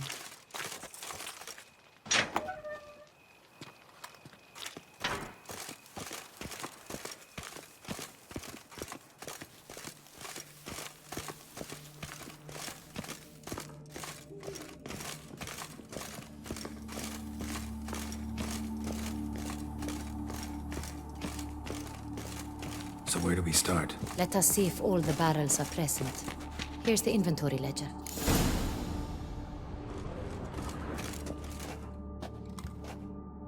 Vintner's log. Fermentation completed with no complications.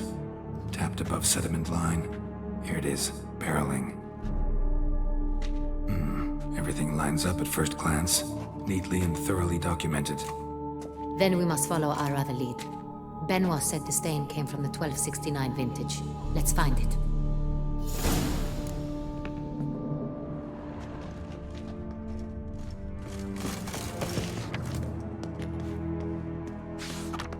Herveloos. I like it. Quite dry. An excellent wine. You've good taste.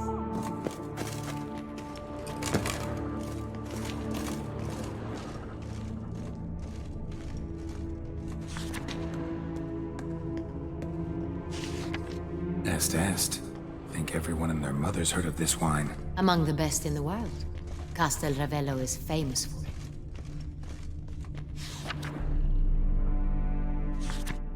Fiorano. Dandelion's favorite. Adores it. Ah, yes. That sophisticated palate of his.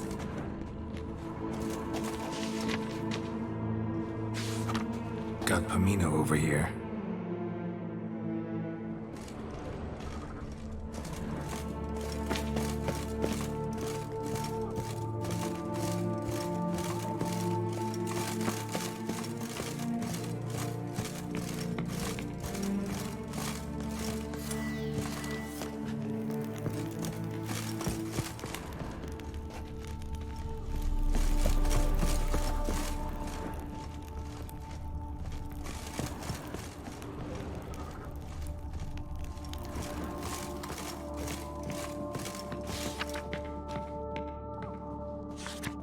Sonreal.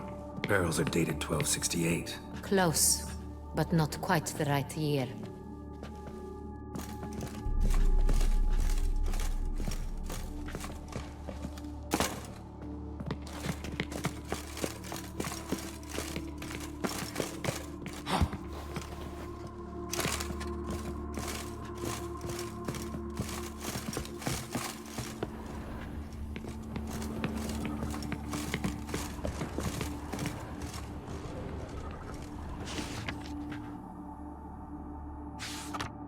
Right here. 1269. What now? Let's see if any barrels are empty. Wanna open them? For now, a knock will suffice. If you hear a hollow thud, we will have found what we seek. Full. This one's full too. This one's full too. Full.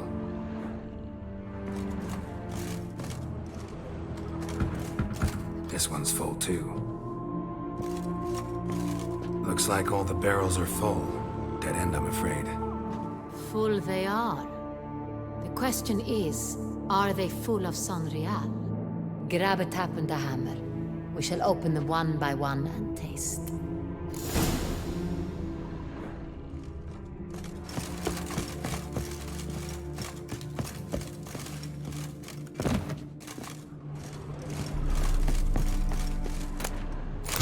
Barrel taps.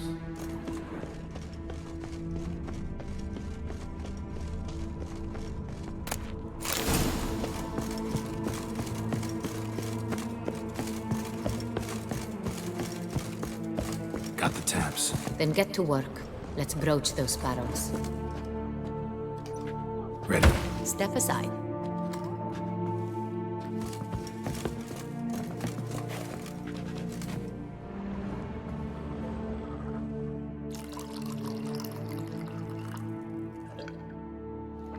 So? Those hints of spice. Distinctive. This is Sonreal.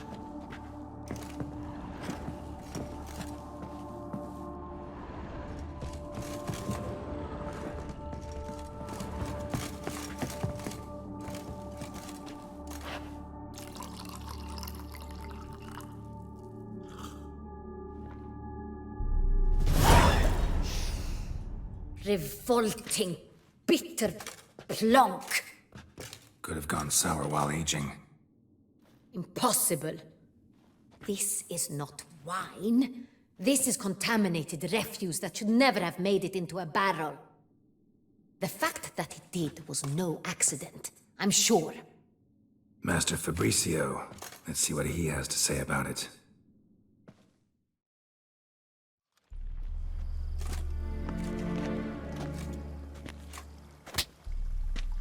Master Fabricio, I am very disappointed. But, Your Grace, I... You are a step away from losing your head. Speak the truth and you might yet keep it.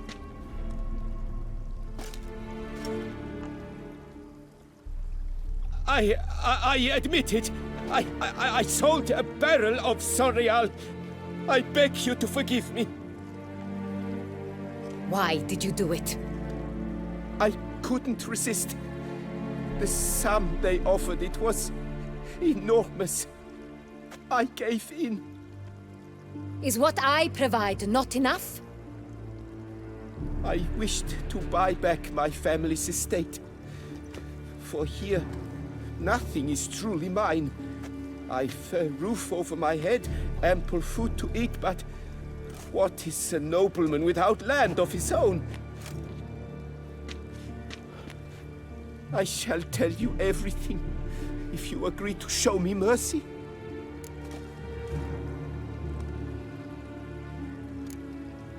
Really thought nobody'd find out. I was a fool, very foolish. I beg you, Your Grace, you must forgive me. Who'd you sell the wine to? A few weeks past at the pheasantry, a rich nobleman approached me. He called himself a diplomat, well connected at court. He suggested we embark on an enterprise. Some of his clients had offered dizzying sums for even a drop of Sonreal. He was to serve as intermediary. This man's name? He never revealed it. He was tall, black-haired, and spoke with a foreign lilt. He claimed to hail from Sintra. I've no Sintrian aristocrat at court.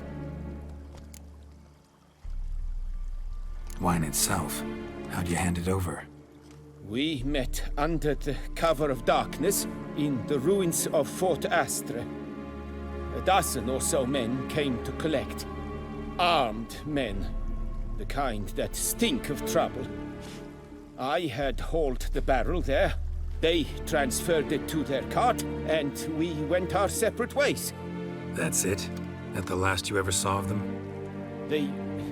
That is to say, a few days passed. A messenger arrived. He said they wished to buy another barrel and, well, I've prepared it. Have it ready to deliver. That's enough. Know all we need to know. Your Grace, I beg your forgiveness. Get out of my sight. Captain, have your men take Master Fabrizio to the dungeon. He must answer for his crime. High treason the charge. What now, Witcher? We set a trap. Need to catch the wine thieves. Sindri and Noble could be our blackmailer. Next, transport. I'll take it to Fort Astra. Damien and his soldiers will cover me. For once, I agree with you. We will do as you say. Let me know when you are ready. See no reason to wait. Let's get going. We will set out now. Position ourselves before you arrive. You take the cart and meet us there.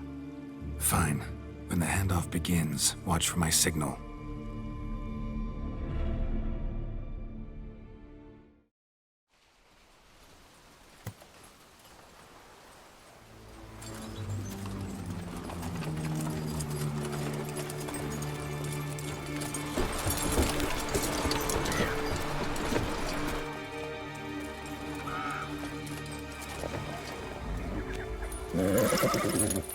Relax. Now we wait.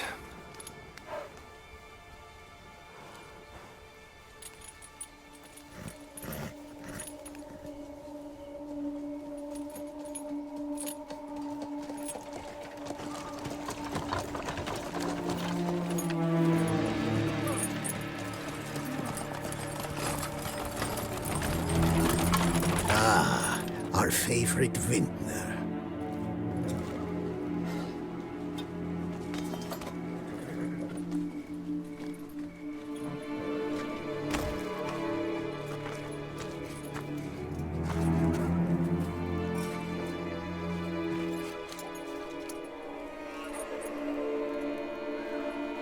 It's not him.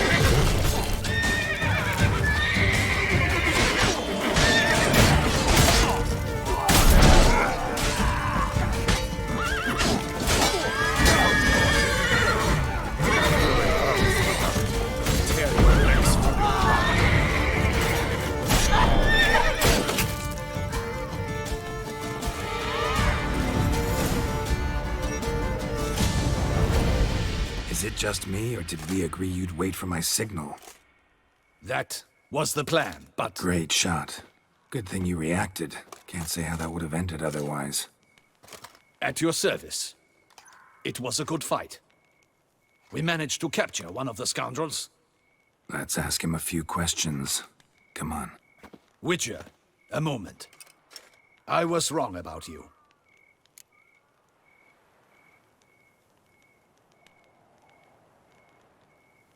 Well, had no reason to trust me, and I didn't do much to change that.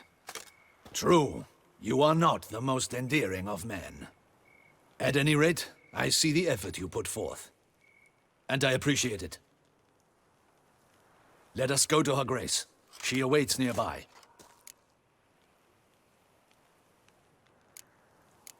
Not at all surprised. Expected she'd want to oversee this personally. The master's eye fattens the calf. You're beginning to understand that, I see. This prisoner of yours, bring him to me. We must ask him some questions.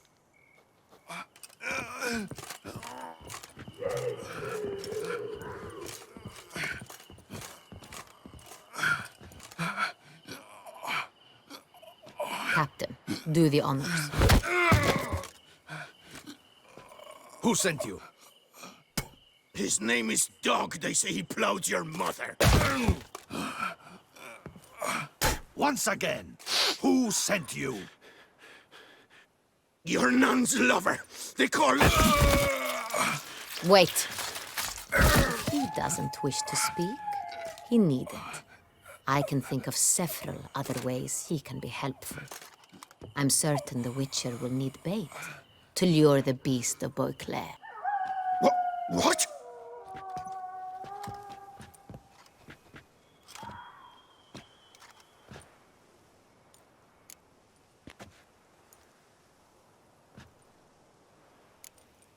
Sure can.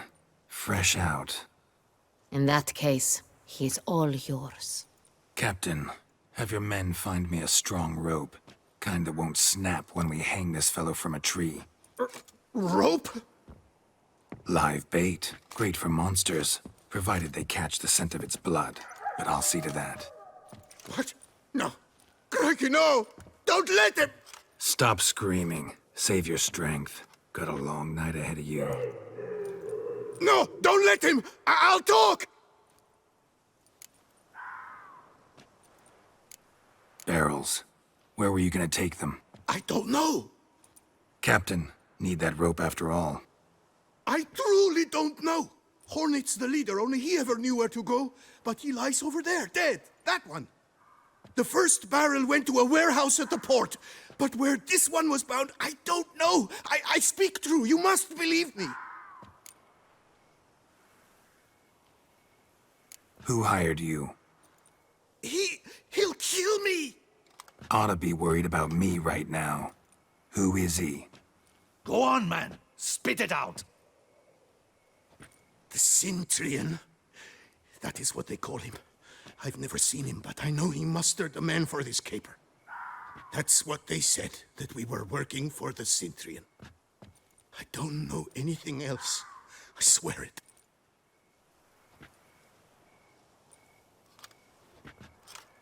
Take him away. Throw him in the dungeon. He shall await trial there. Captain, we ride to town. Gather your men and seek out the Cintrian. Someone else must have seen him, must know of him. Yes, Your Grace. I'll report to the palace as soon as I learn anything. I shan't return to the palace. Our mission has not yet ended. The Witcher and I will await you at the guard post near the port. Let's go to town.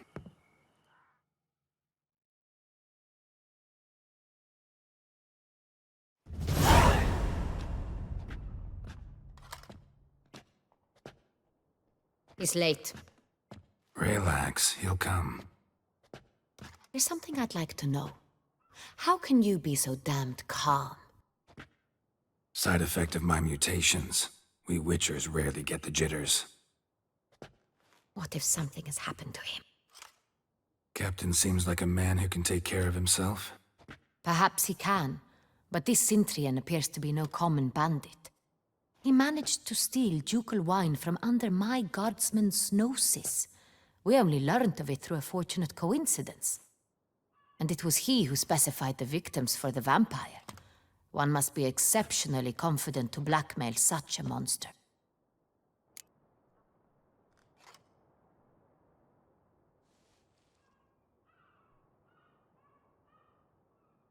Still don't know this Cintrian's behind the kidnapping and blackmail. Might have just handled the theft of the wine. Even if it's so, he then sold the wine to the blackmailers. As I see it, that makes him an accomplice. Need to find the Cintrian, whether or not he's responsible for the murders. Even if none of it's his doing, he could still know our blackmailer's identity. Besides, it's one thing to know who ordered the killings. Other thing entirely, and just as important, is why they... Someone's coming.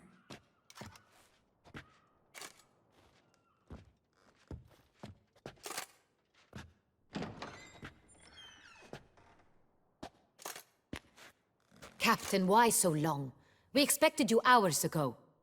This Cintrian does not work alone. We are fighting an organization, not one man. Bandits attacked us, not a small force either. One of my boys has a broken arm, another a shattered knee, lamed for life. And the word on the street is there's a hefty bounty on your head, Geralt. Don't care. Down to business.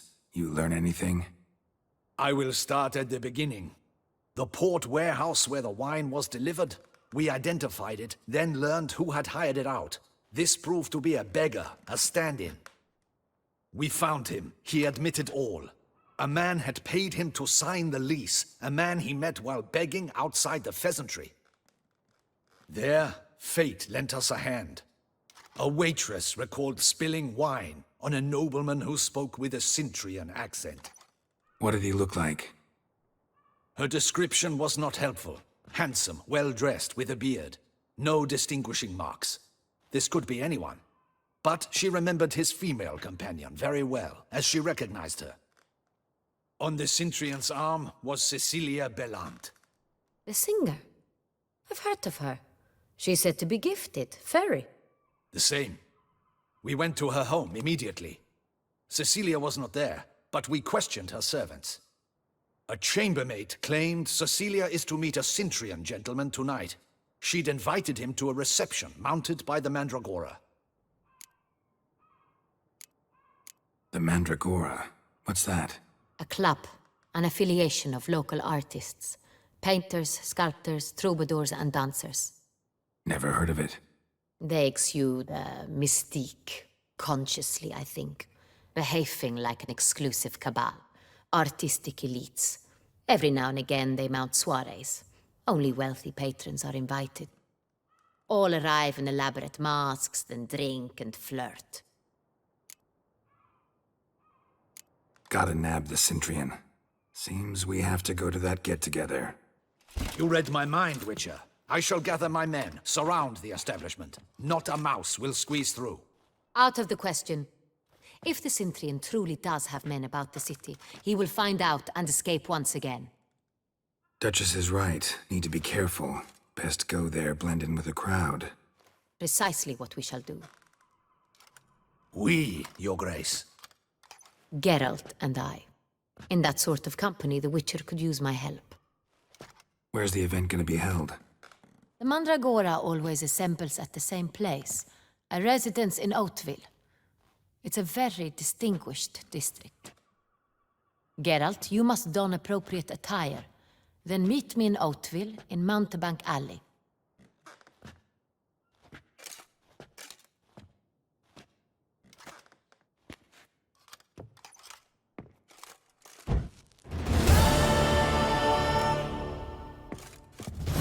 Just in case.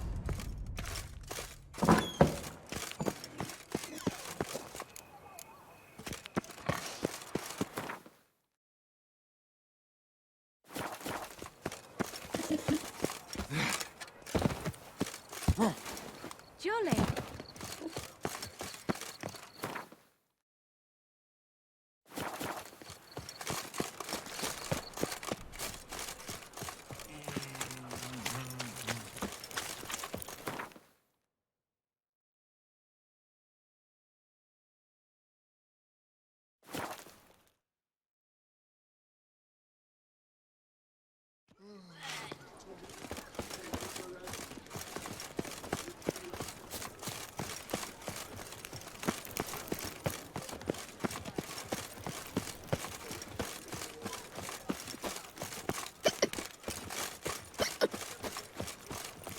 They say a great deal about you, Witcher, and whisper even more.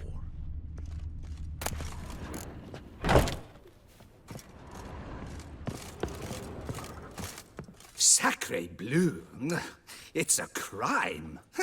You're from the north, that's painfully clear. Excuse me? There is no excuse. There is but the need to outfit you anew. My salon stands open. Please come in. All jests aside, let me see what you got in your wardrobe. I'm more than willing, sir.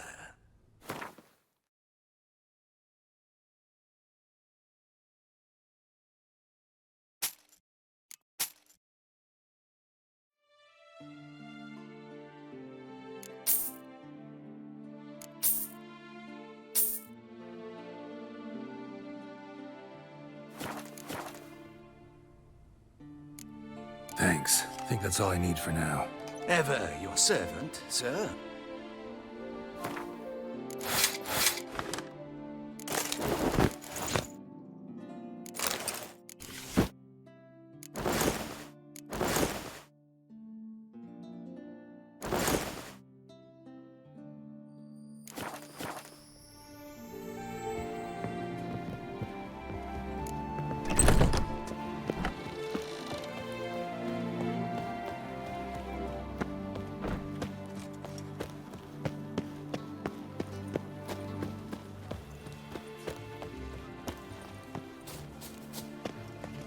Nice tune.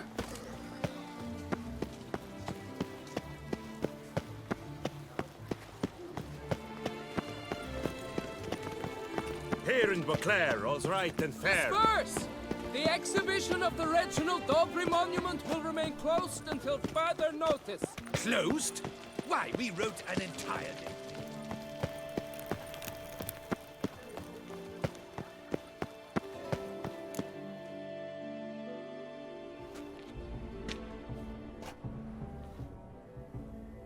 Late.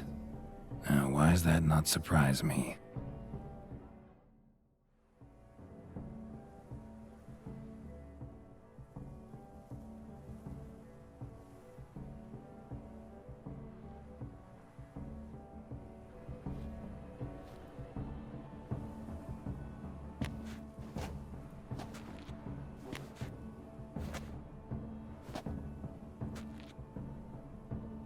Well, well.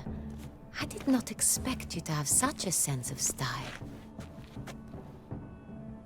Not all bad. Nothing like a budding artist, of course, but... just one other detail. Here, put it on. A mask? All who attend the Mandragora soiree wear them. If you have one on, no one asks who you are. Any idea why they wear masks? Likely because they imagine it oh so very romantic and mysterious. The truth is far simpler. This way, no one can tell which drunken aristocrats are pinching the performers. Let's go. Soiree's started. Mm-hmm. Wise of you to hide your weapons. They'd not have let us in otherwise, that's certain.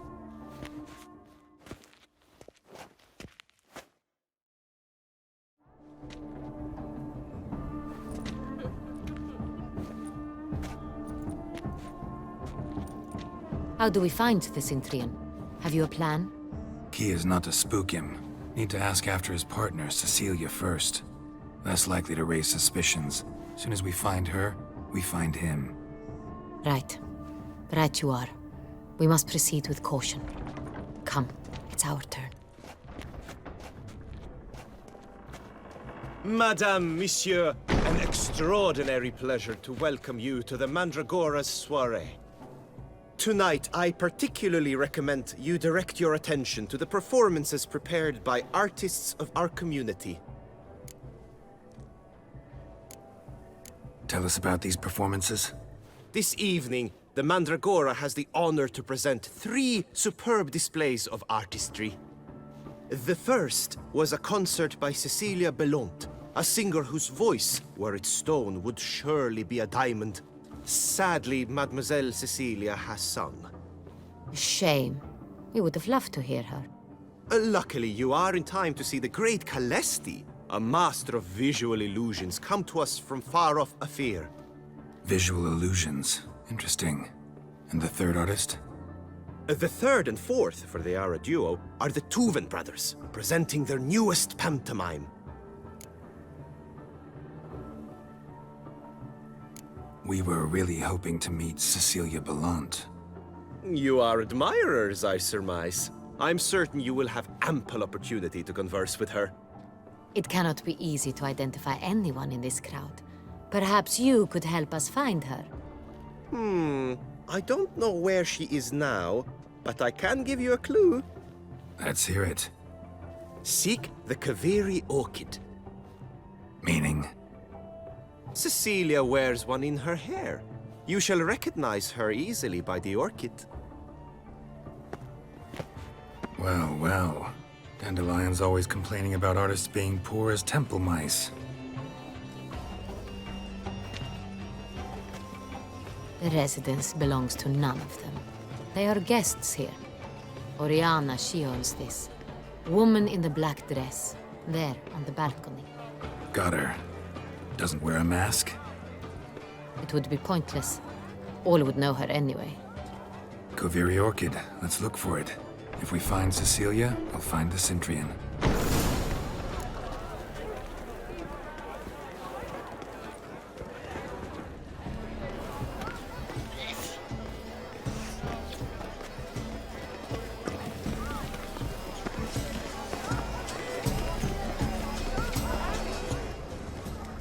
Go on, Geralt, be bold.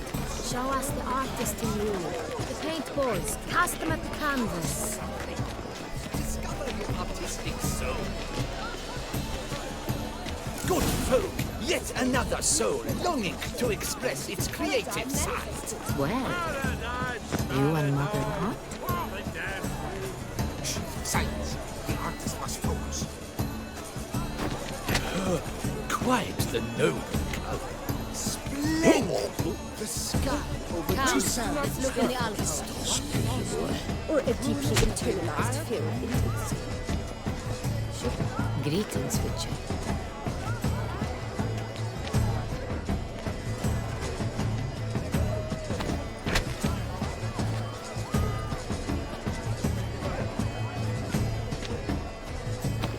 That green, lush and verdant as a field of vines. To vines and to wine! Should you tire of these hues, drop them in the pail and grab a bronze. Scarlet, crimson, oxblood. I see lips, full sensual parted lips.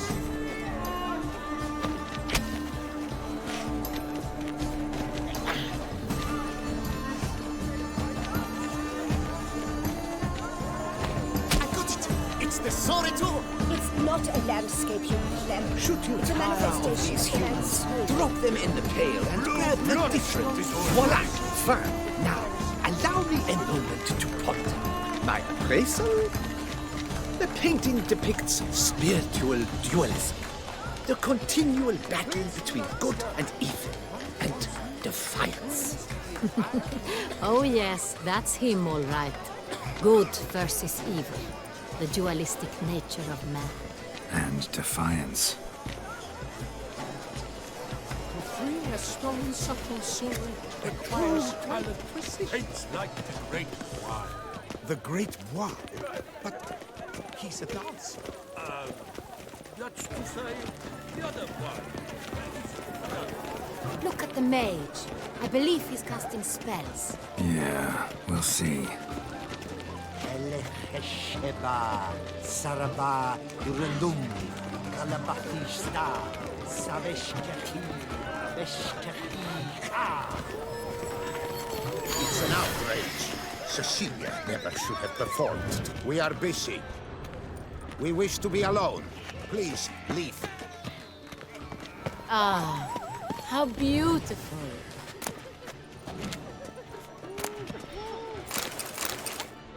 The dolphins. That is no ordinary illusion. The man is a true artist. Impressive. Where swears it? Besides, Please leave. This is a private.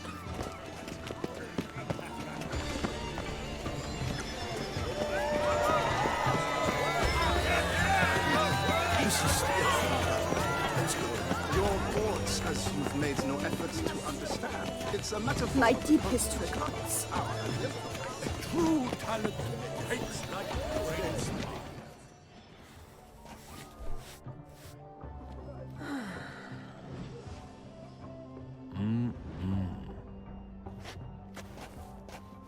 Do not disturb! Shoo, shoo! It's the right flower. Of course it is! A Koviri orchid lends just the right contrast to her complexion. Need to talk to your model. It'll only take a minute. To me? Lie still! You may speak, but for love's sake, do not move. Wow. Impressive portrait. I know the style, the stroke. This is Dorian Velez. The gracious lady has heard of me? I've heard Anna Henrietta herself wished you to paint her portrait once. At one point, the palace chamberlain even wrote to me, but alas, ultimately refused my terms. What was the matter? When he learnt I only ever paint nudes, he severed all contact. He said he would not dare offend her illustrious highness with such a proposition. I've always longed to paint her. Such a shame. I think you may still get your chance. We came here to meet you, specifically. To meet me? But why? Centrian noble you came here with. Wanted to ask you about him. Centrian noble. Ah! You must think I'm Cecilia. Orchid confused me. I told you not to move! As she concluded her performance, Cecilia tossed the flower into the crowd. I caught it, but I did see the nobleman. Really like to talk to him. What did he look like? Like many here. Tall, dark, masked. Know where he might be now? He gave Cecilia a small gift, a heart-shaped box. Then they strolled off together towards the refreshment tables. Excuse me, madame, monsieur, I cannot work like this. You must leave now.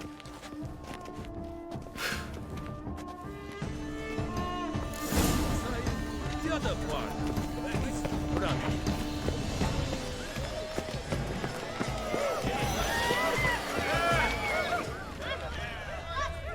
It must be someone famous. Someone left their loot behind. Looks a little like dandelions. This was scratched. Someone beat him with it once. We must throw off the manacles of Love letter penned on a napkin. Look.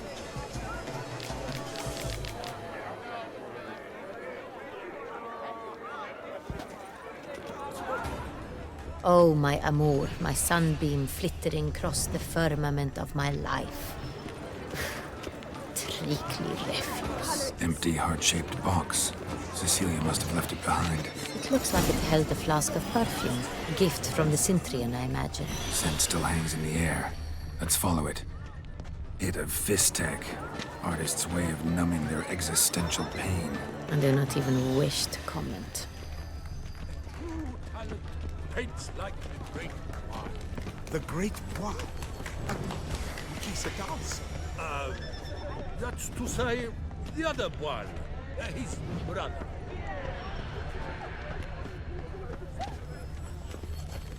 Look, lanterns. They say releasing them brings good luck. But what if he doesn't come? He'll definitely come. Don't worry. How can you be so sure? Brother dear. Sorry, only artists in the Mandragora allowed. Come. We must consider what to do. I'd recognize that voice anywhere. You must be mistaking me for someone else. I served 15 years in the palace. Your Grace, I'd not mistake you for anyone. Shh! Not so loud. We are here incognito, on state business. Yes, Your Grace. How may I serve? I hope we can count on your discretion. Of course. I shall be silent as the grave. Looking for Cecilia Bellant. Seen her? She's in her dressing room, where she went with a nobleman. They clearly were drawn to each other. What did the man look like? Tall, broad-shouldered, a black beard peeping out from under his mask, and he spoke with a foreign accent, a drawl of sorts. That must be him. We must get to the dressing room, quickly. Yes, Your Grace. I'll take you. No, stay here. Anyone tries to flee, you stop them. Understood. Quickly, upstairs.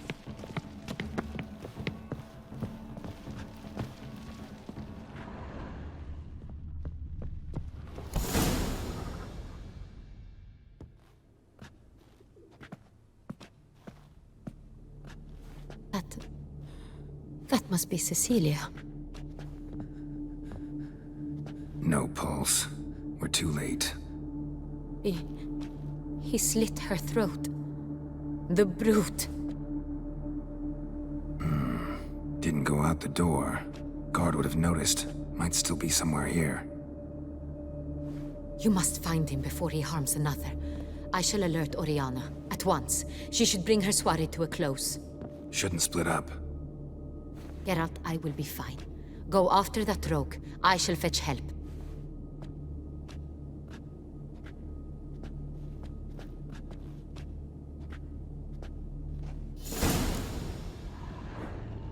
Tore down the door. Made a platform. Clever. Must be pretty strong. Killed her, then went out on the balcony. Bloody handprint. It's his.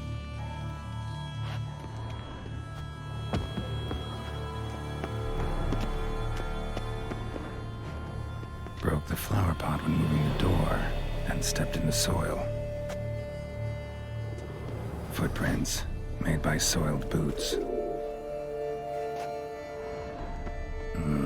Must have climbed this ladder.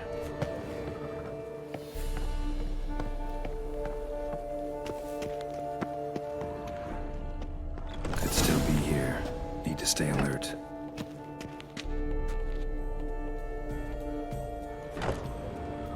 Smashed mirror. Someone crashed into it hard, then sank to the floor.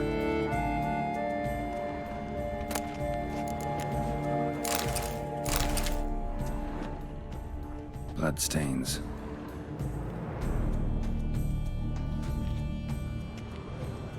Links at a snapped chain.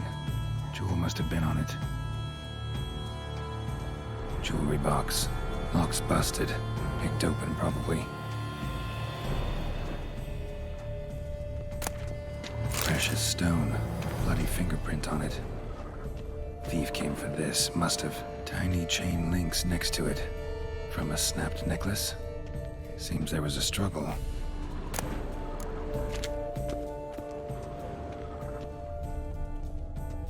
Empty inkwell.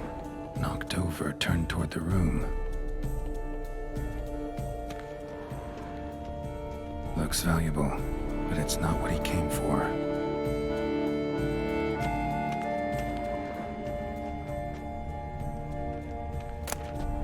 Hunting knife. Richly ornamented. Used during the fight, probably. Canvas is cut. Somebody took a knife to the painting, looks like. Locked. No key in sight.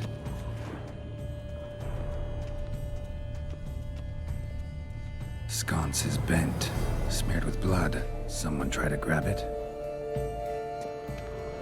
Blood on the window frame. Someone climb out? Fall out? Jewel was in the box, it seems. Centurion tried to steal it, but someone got in his way. They fought, struggled, that's clear. Ended with one of them flying out the window. Fall had to have killed them. Jewel's still here, though, so our Centurion must have been the flyer.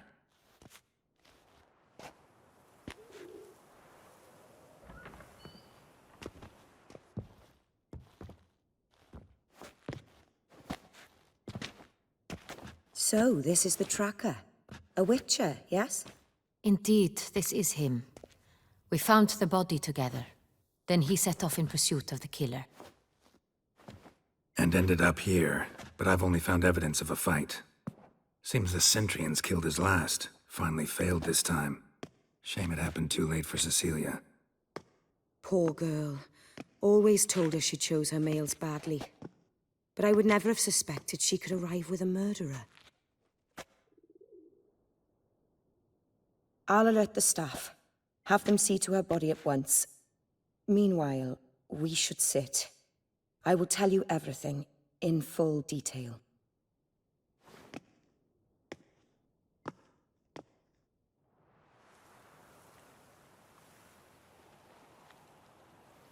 I caught him red-handed, attempting to burgle, rifling through my possessions.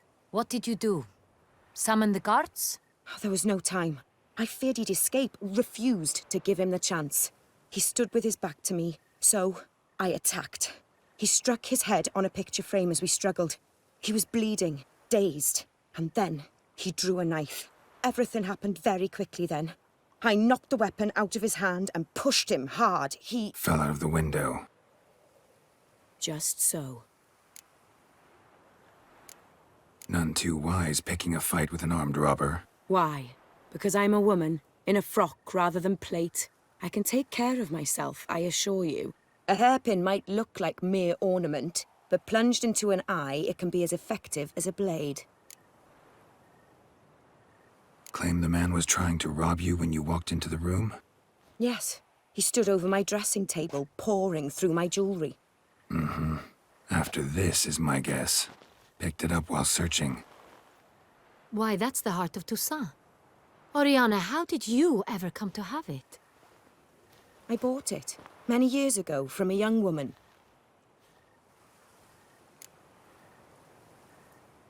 Jewel seems important. Why? The heart is an heirloom. It belonged to my family for years. Then it disappeared. I didn't think we would ever recover it. Seems someone is very determined to find it. The thief left his tool bag behind. Found this drawing inside it. Look.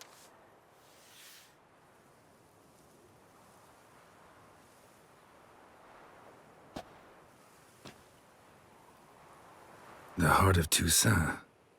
Representation's pretty faithful. Centurion must have been on a job. Got very clear instructions what to look for. So it is not him we seek, but his employer. Is this the only evidence we found? Also happened on the weapon he attacked Oriana with. Hunting knife. Used to skin game. Got an emblem on its hilt. This crest is used by the Lords of Duntine. The present master of the castle is a passionate hunter. Our next lead, perhaps. Duntine. Remember the place. Abandoned ruin just a few years ago. More recently, the family's last heir, Roderick, returned to his ancestral seat and restored the castle. Know any more about this Roderick? His grandfather was an advisor to Queen Ademarta. The family received those lands as a grant for his service. Roderick is quite the recluse. He avoids society, preferring the company of a small team of knights, though the latter term is imprecise, as they seem more akin to vandals with crests on their shields. Oriana, everything we discussed here, hope you'll keep it to yourself. Counting on it, in fact. Word gets out he, failed in his attempt to steal the jewel. His employer could run. We need to proceed cautiously. Discretion is in the interest of us all. I'll not ask what this is about, just as I expect not to be troubled about it again. By anyone. Forgive me, Madam Oriana, but might I have a word? You must excuse me a moment.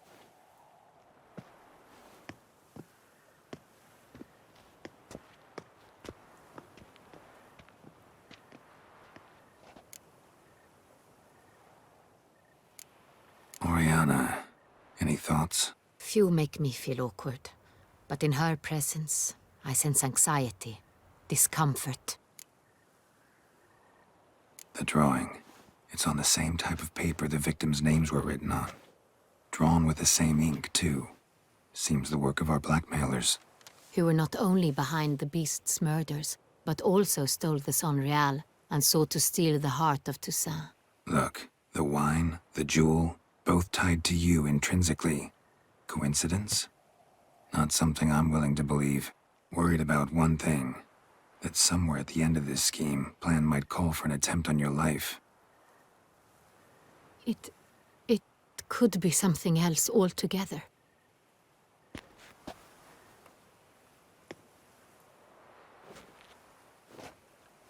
My sister, Sienna, might be among the schemers.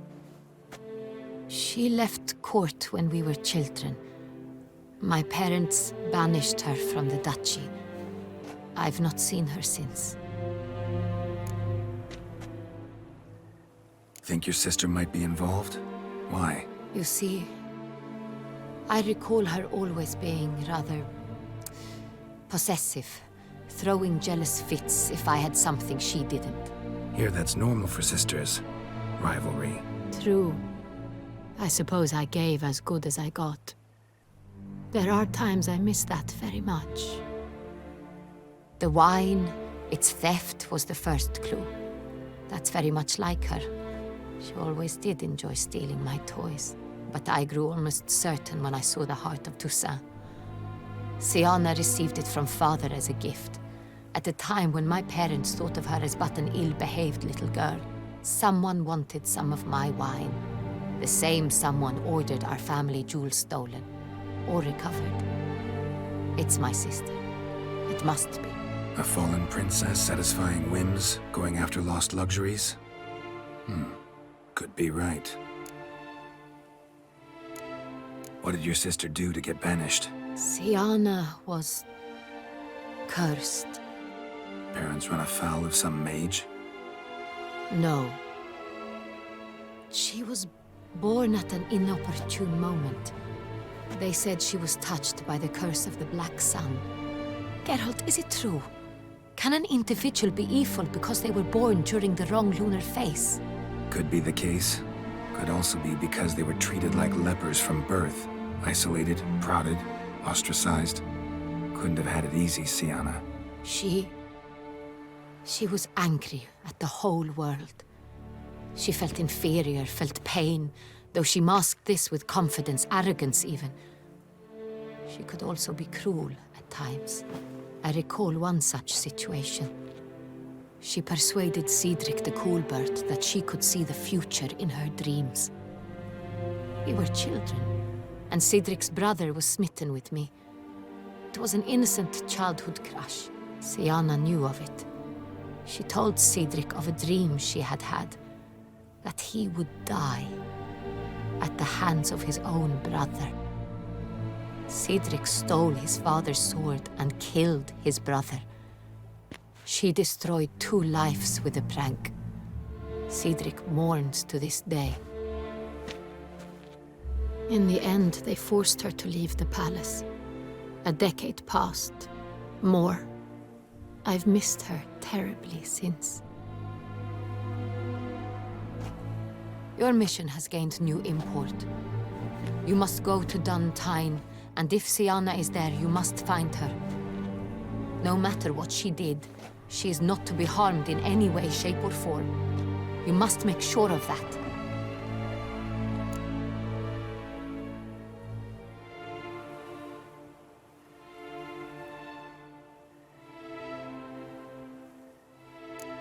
Can't guarantee her safety, unfortunately. Especially if she's one of those responsible for these crimes. Witcher, that was not a request. Your Grace, Geralt, I'd like to introduce... Regis! What a surprise!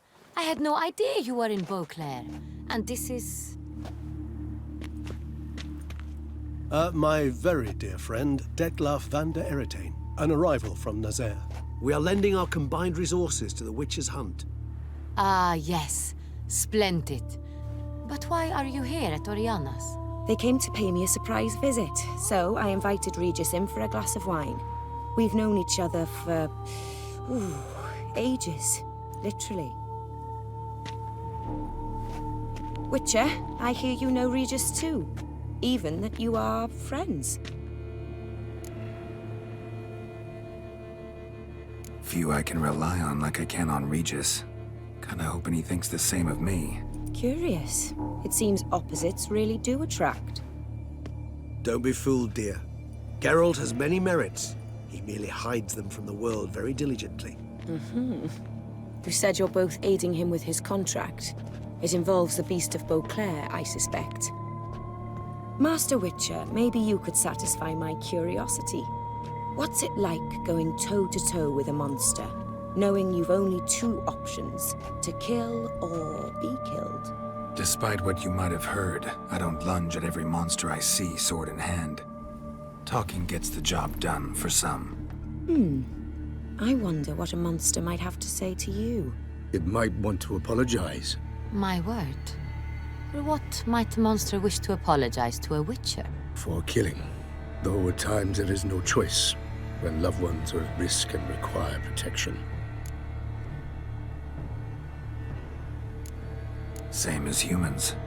Put them in that situation, they'll kill too. You understand this. It must be why you and Regis are friends. If I understand you correctly, you would rather help a monster than kill it. If possible, yeah. Or at least try. Enough about the witcher trade for now. Regis mentioned you come from Nazaire. I spent time there as a child. Fond memories? It was wonderful. I was positively entranced by the land's fashions. Deep-cut dresses I found most fascinating. I believe we're running short on wine. I should go to the cellar, bring another bottle. Let me go. Wanna help, Regis? Know your wine a lot better than I know mine. We shall return forthwith.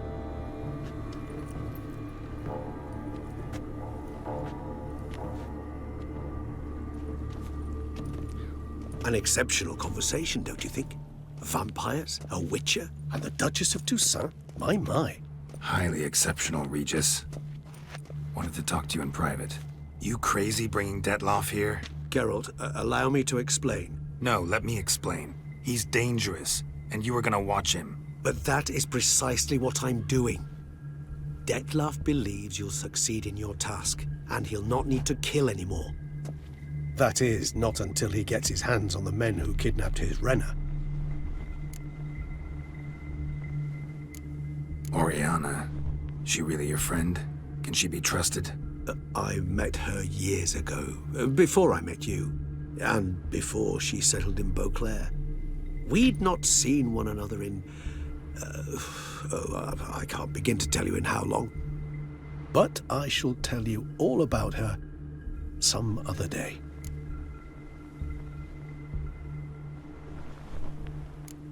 Guessing it's no accident you two stopped by. It would be quite some coincidence indeed. No, a dutiful little bird told us. Now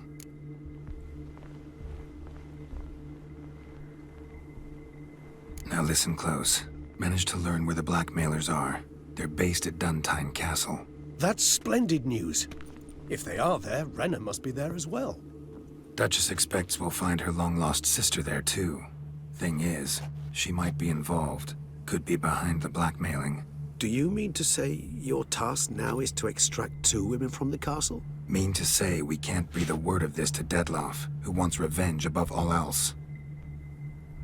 Geralt, you must trust me. I've got a way with... No, Regis. Can't risk it. Gotta keep Detloff here while I go to Duntine. Alone? Alone. That way I can make sure neither woman will come to any harm. I hope you know what you're doing.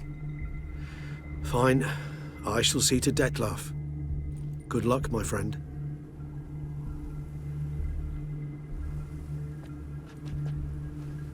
Splendidly, Detloff. Ah, I'm grateful you brought back those memories. You're back. It took you long enough. Contrary to what common folk believe, choosing a wine is not nearly as easy as it might seem.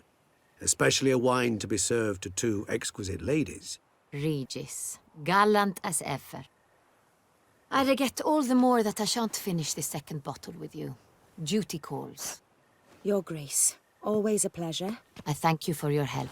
It's been invaluable. Geralt, will you see me out?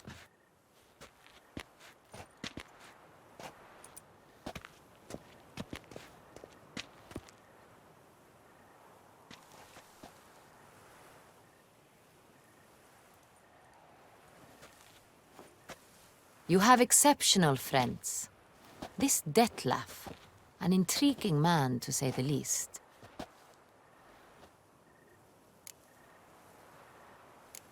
Don't know him too well.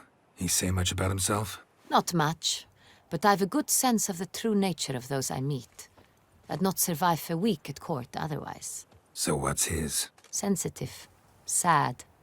He carries within him the weight of a terrible tragedy. He is a good man, but lost, which is why he comes across as grim. Didn't expect the evening to end like this. Neither did I. But I have not drawn you out for a romantic stroll. I wish to make certain you know what you are to do. Mm-hmm. Gotta go to Duntine. I've decided my guardsmen will support you. You will meet them at Count Delacroix's mill. It stands along the Saône-Retour River, near the Cockatrice Inn. Captain de la Tour and his men will await you there at midnight. You shall storm the castle together.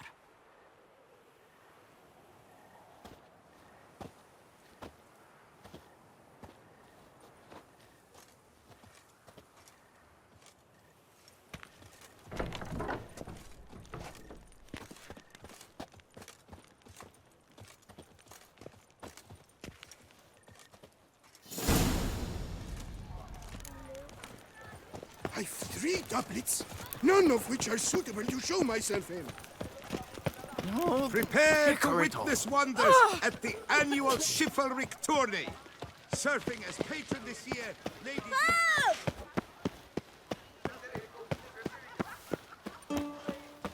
The witches slip through the streets while everyone sleeps. Salutations.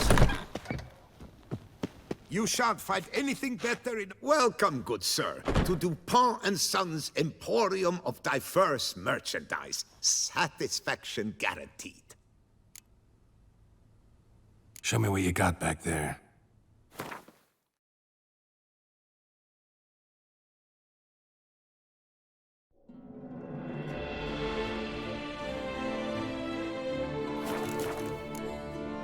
So long.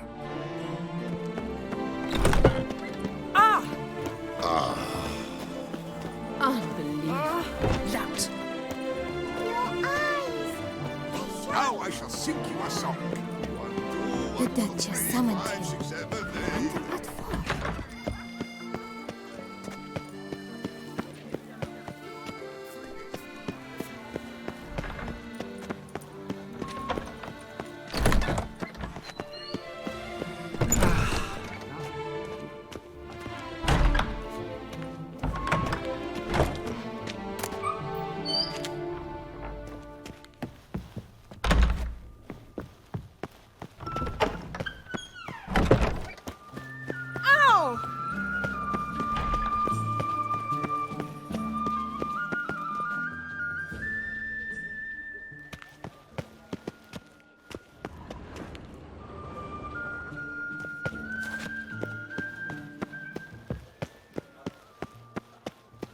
Ah, the serendipity. I'm so glad you're back.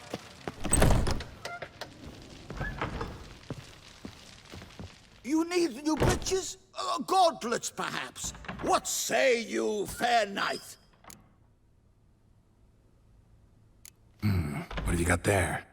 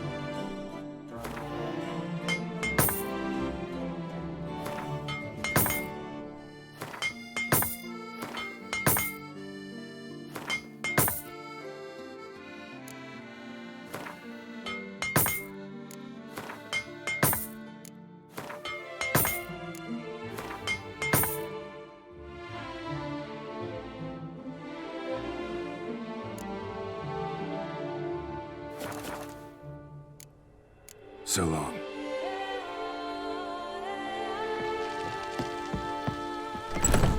Ah, the serendipity. I'm so glad. You shan't turn back a river, little mud.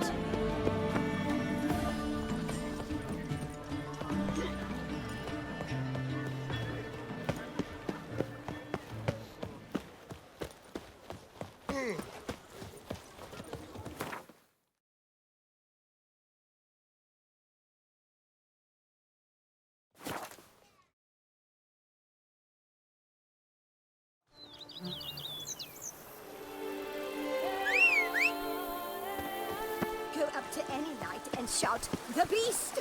You'll smell the sword armor at once and shout, "The beast!" You'll smell the sword armor at once. Bread adds a spring to your step. Wine adorns your head. You smell that? Those are the things.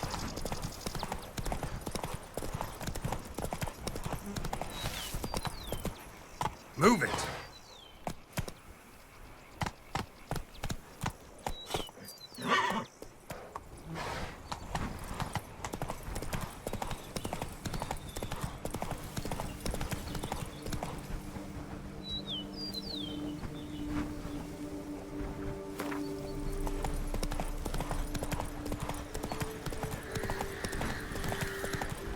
Hey there.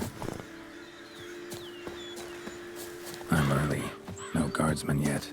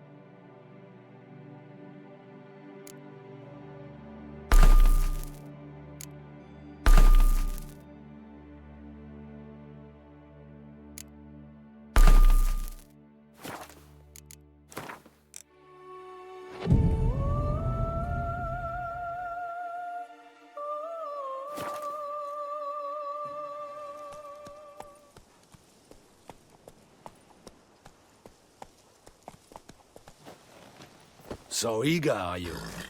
The mill, then. We shall discuss the assault inside.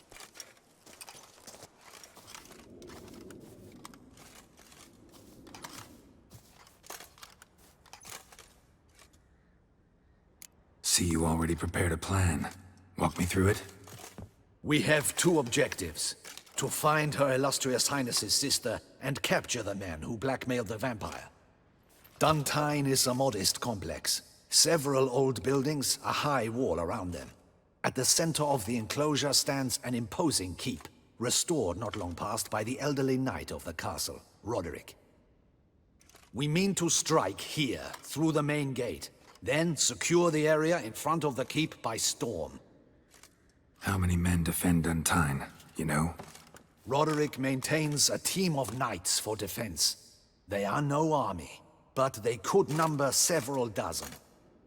Also, Roderick recently took in a band of foreign mercenaries. About them we know very little. Need to hit them from both sides. You draw the defenders, keep them busy. I'll sneak in the back way, find the women, make sure they come to no harm. I'll vault over the wall as soon as you start your assault. Your plan puts you at great risk, but I sense you will handle it well. Let us go.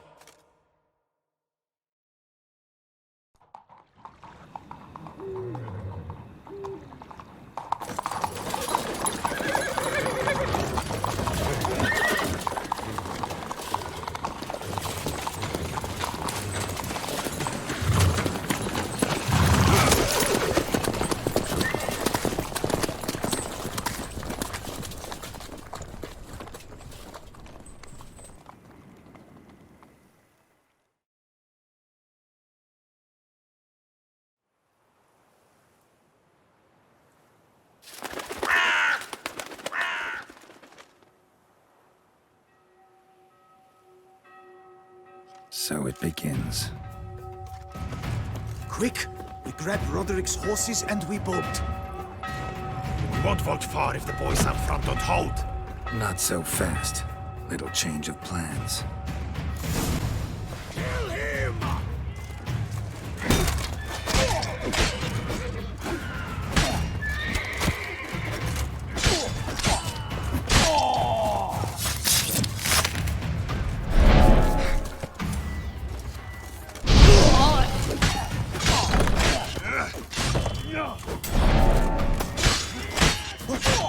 What is this? He killed! You go and belly! Grab him!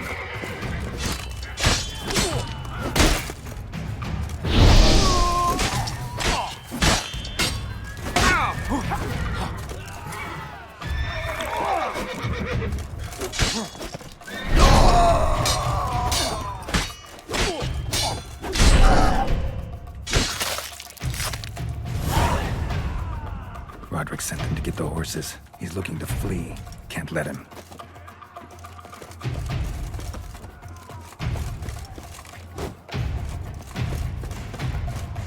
I see no ducals along the road. They must not be bloody bots. What was that? Straight from the wagon!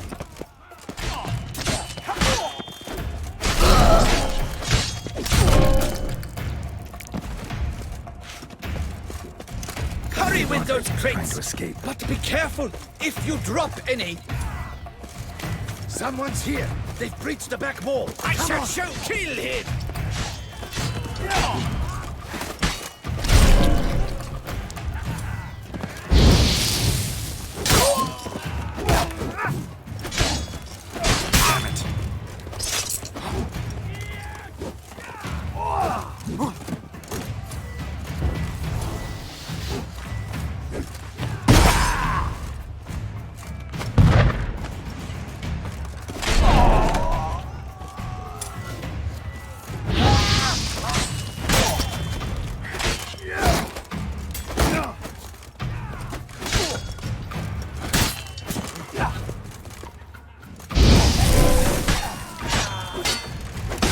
Let's end this.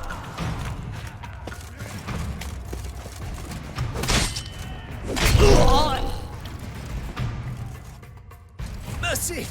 Mercy! I did no wrong! Nah, kept the wrong damn company. Centrion's men, where are they? I knew... Shouldn't have let them under my roof. Where's the hostage, the woman? What do you mean? I know nothing about a hostage. Must be the handiwork of my guests. Where are they now? In the keep, ready in their escape. There's someone with them? Woman named Sienna? Of course. She convinced me to let them in. And a whole pile of trouble along with them. Where is she? Packing. We were to leave together. An old fool. I'd have done anything for her. Where is she? In the keep too? Yes. Her chamber is in the tower, the top floor. What will become of me?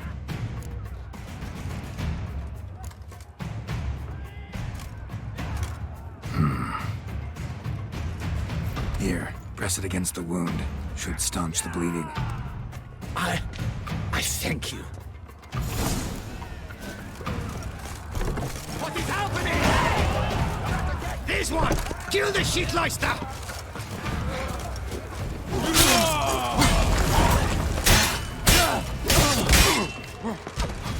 I will tear you to shreds! I'll not let them die! Hurry up!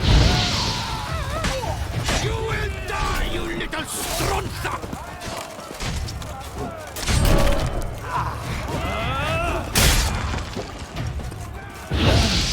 I will tear you to shreds!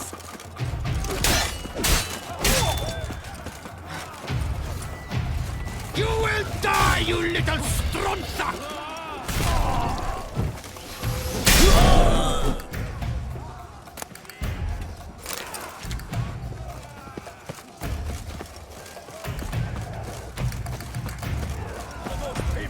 Where's one? They're all around.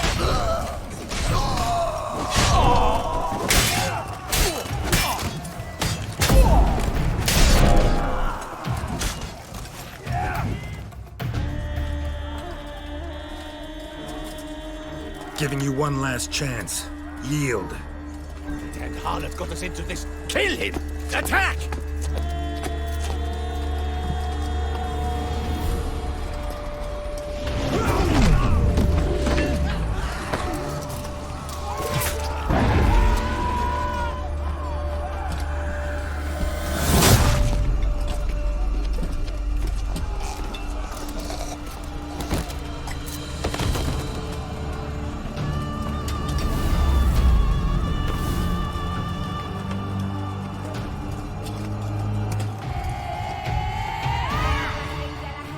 Need to get into the keep.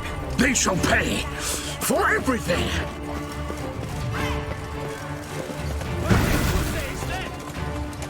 Monsters! Ready! Tower!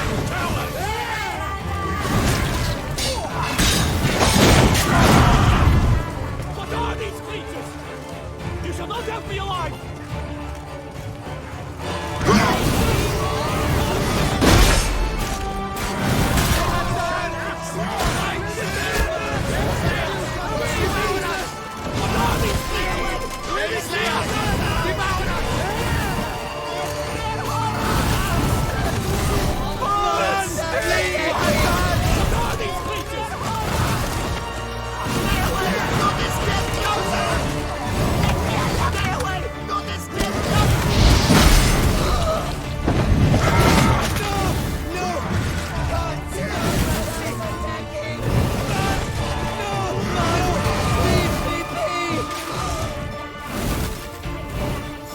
Wasn't expecting to see you two here. We thought you could use our help, so... Witcher, this is no time to explain. Where is Renna? Expect to answer a lot of questions inside. Let us go then.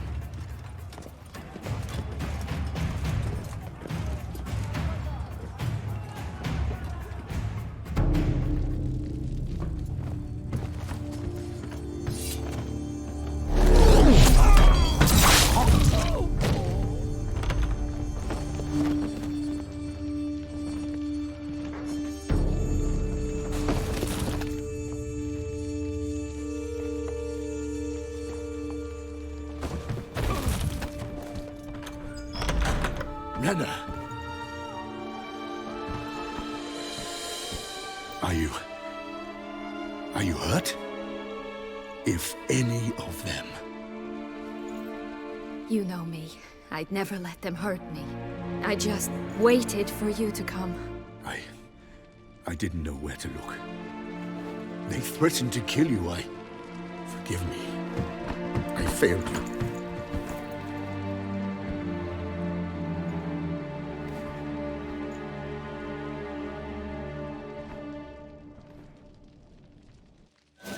Now we need only find Anna Henrietta's sister. Where should we look? Do you know? Mm-hmm. Ran into Roderick, Duntine's lord. Told me where I'd find Sienna. Then speak and let's grab her. Time is short. Said she was in a room in the tower. Very one we're in right now. Which, incidentally, looks nothing like a prison cell. And just so happens there's a carafe full of wine here. Bet it's stolen sans real. What's your point? Giving you one chance to tell us everything yourself. I've nothing to tell. Witcher, what is this? Sorry, Dettlaff. You've been had. My friend, please. You must listen to what Geralt has to say.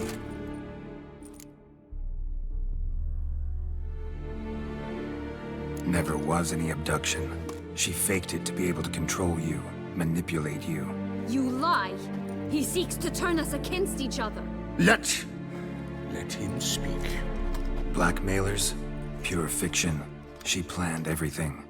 You killed all those men at her behest. That is impossible.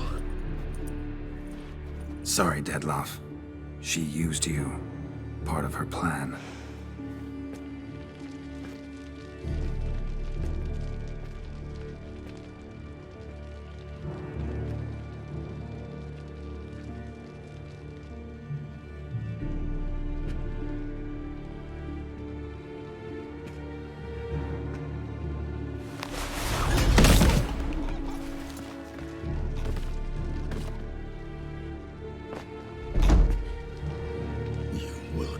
Tesham Mutna and explain all. If you do not, I will raise Beauclair to the ground.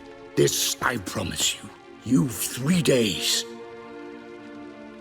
I shall be waiting. He just fly off? He did not wish to act rashly. He's gone to soothe his nerves. Think he'll do it? Make good on his threat? I cannot say. He can be unpredictable when fury consumes him. I shall go to him. Come again? After what he just... You don't know Detlef like I do. If I don't do as he says, he truly will destroy the city. He's more than capable of it.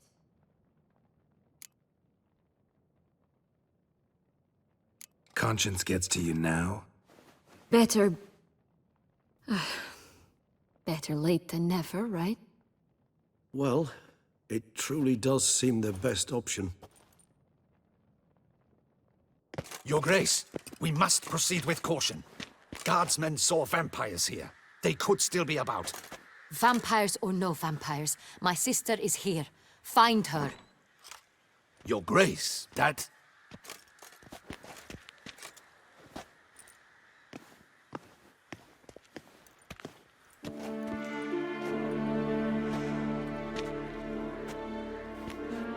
Sienna, it's true. It's you. Sister dear, what have you gotten yourself into? So concerned, I'm surprised. Is there an ounce of truth to it? You feel resentment. I understand. But I promise we shall work through all the unfortunate matters of the past. We will discuss them later. Captain, escort Sienna to the palace. I shall meet with her as soon as we return. As you wish, Your Grace.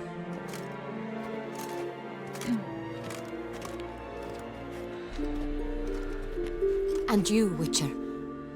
You have my thanks. I cannot believe my sister was so near the whole time. Roderick of Duntine shall answer for treason and blackmail.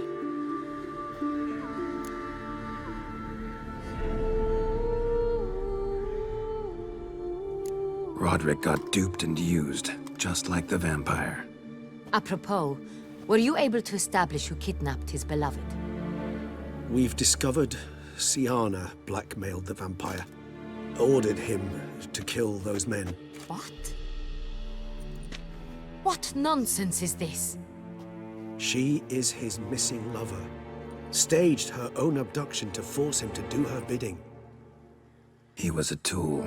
Whole scheme was Sienna's. She was behind it. You're mistaken. You must be. This cannot be true. Your Grace, I know this vampire and... What? You know him? Who is he? Detlef. The same who so recently sat at my table and told me of Nazaire. Is there anything else you've neglected to mention? A dragon living beneath Mount Gorgon, perhaps? Is anyone else here a vampire?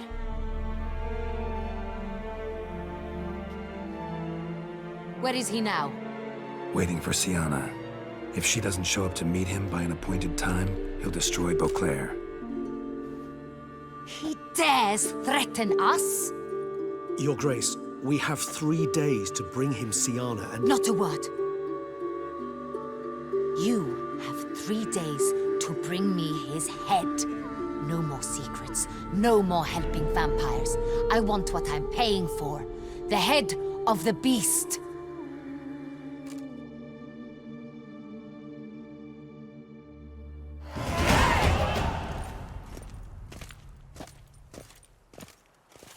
Do you think Her Grace's nerves have been calmed? But rarely forgets, rarely retracts what she says, especially about threats. Yes, well, even I must admit Detlav's actions were highly inappropriate. Reprehensible, even.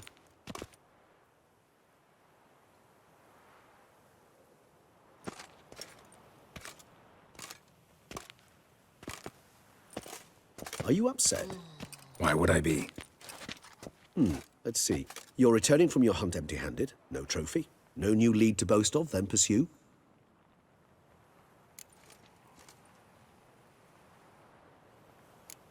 What can I say?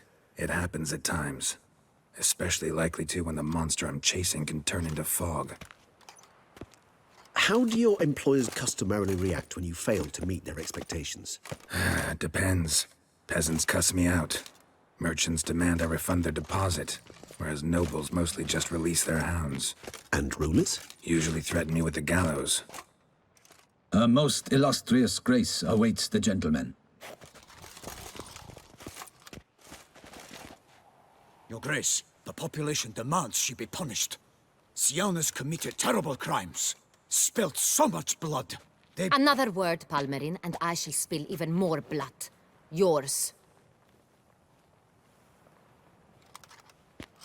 I repeat for the last time. Siana is responsible for the death of many, true. But she is also my sister. We are bound by blood and by a shared childhood. I shall not allow her to be lynched. Your Grace, I fear the masses might rise. Storm the prison, pitchforks and torches in hand. Let them storm. They will not find her there. Siana is hidden away in a safe place. She shall await trial there until we have rid ourselves of this accursed vampire.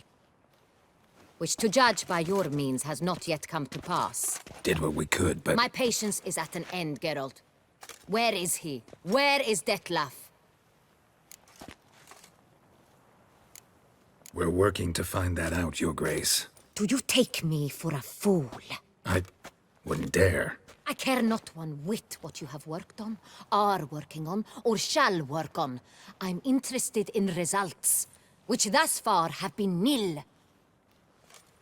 At times, I hunt foxes. Do you know how it works? The ducal huntsman releases the hounds. They catch the fox's scent, chase the animal down, and lead the battue to it. All within an hour. You, Witcher, have had a week. The aid of my most excellent knights. Yet, you have tracked absolutely nothing down. I've begun to suspect my beagles might have done a better job.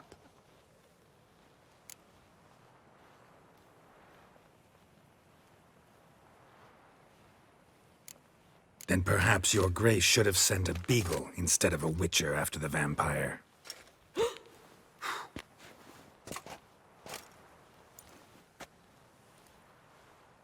You tread on thin ice, Witcher. Very thin. Wisdom demands you choose your words more cautiously. But to the matter at hand. Have you managed to establish anything? Your Grace, it seems Siana tricked Detlaf, used him to murder the knights who escorted her into exile. We have reason to believe that...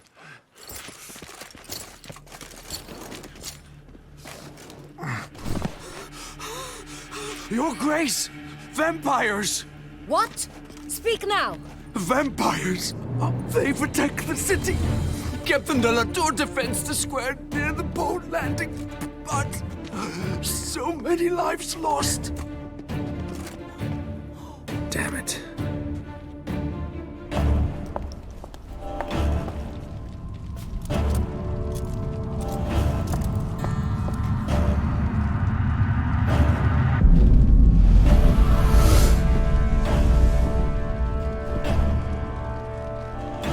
If it's war this Detlaf wants, it's war he shall have. Geralt, get to work. This time I'll hear no excuses. Palmerin, you...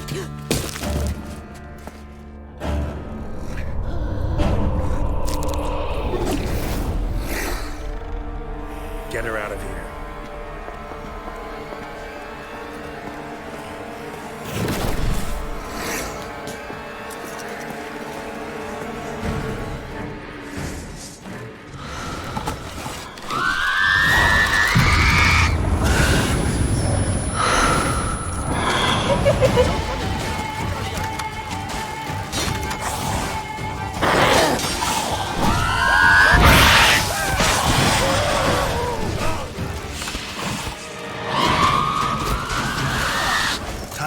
this.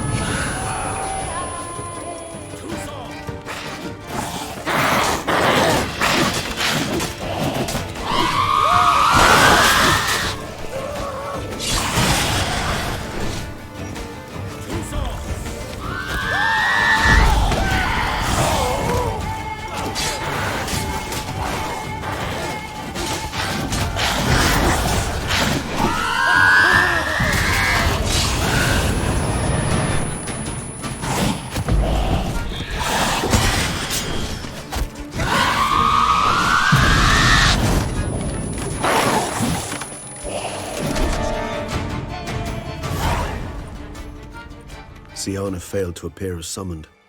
And there. Detlef was not making idle threats. Seems not. Need to make some serious plans of our own now. It's gone too far, damn it. Regis, you mentioned there was a way to draw Detlef out. A way you've avoided resorting to so far because you thought it was too dangerous. Is that how I put it? Do forgive me that I've misled you terribly. The word dangerous is simply a scandalous understatement in this case. Regis, another inner monologue growing out of a personal dilemma. Just tell me how to flush Detlef out. Force him to meet, please. In due course. But first, Geralt, I'd like you to consider the alternative. After all, you could fulfill Detlef's demand and liberate his beloved Siana. Think Detlef still believes Siana's innocent? I believe he suspects something. He must. And he seeks to understand what happened. And for that, he's declared war on the entire duchy? What can I say? Moderation was never his strong suit. Really want to free Siana? Hand her over to Detlef? Refuse to accept you consider that wise. It's hard to believe, I know. But Detlef is not actually evil, merely impulsive. He needs but meet with her, speak with her, and he will spare the city. So say I agree to this, 'cause I might. Still no chance Anna Henrietta will. I do not recall ever suggesting we ask her permission.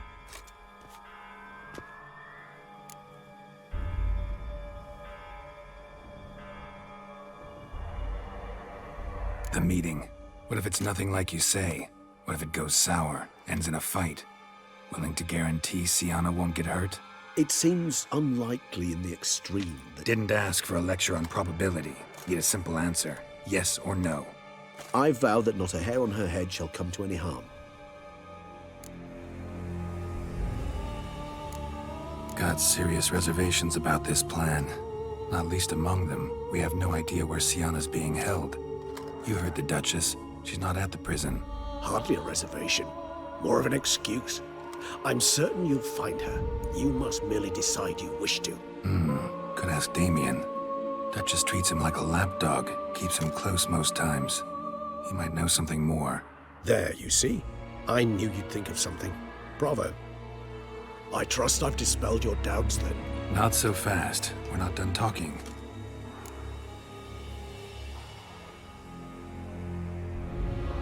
How would I go about luring Detloff out of hiding if I wanted to? With the blood of a virgin? You see, somewhere nearby lives an unusual denizen, one of the unseen, ancient and powerful vampires, among the oldest and strongest. And? Toussaint is this unseen elder's territory. All vampires owe him fealty while they are here. He need but say the word, designate a time and place, and Detloff will be forced to appear. So this unseen elder, how do we convince him to summon Detloff? We must find him first. The elder does not see arrivals unless he absolutely must. But locals, Oriana, for instance, you know, she too is a... Yeah, figured it out. All right, let's say she gets me in to see the unseen elder. What then? I don't know. You'll have to improvise, I suppose.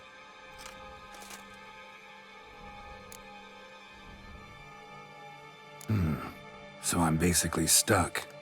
Either gotta give in to a blackmailer, or fight him. You know what I would opt for. Should we free Siana and arrange for her to meet with Detloff, there's a good chance we'll all survive this ordeal.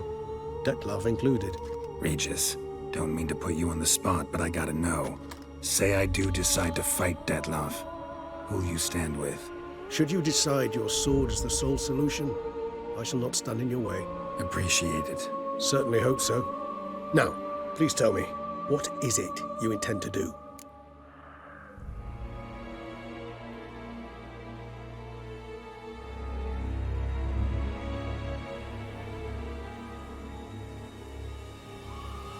Crazy as the plan seems, I'll do it. I'll ask Damien about Siana. You won't make me beg. I knew you wouldn't. Slow down. Not promising a thing. Just want to get a feel for the situation to start with. Coming with? Of course. Many hands make light work.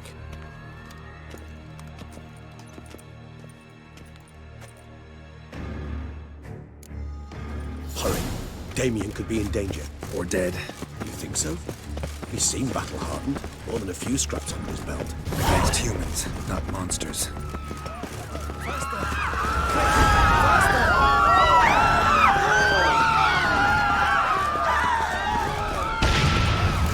There, we must put him down before he kills him.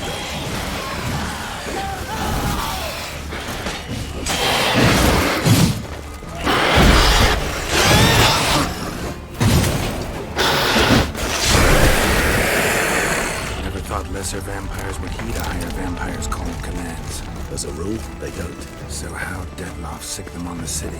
I told you, he's exceptional. He manages to bend them to his will, control them with his thoughts. They'll continue attacking until he orders them to back down, until he dies.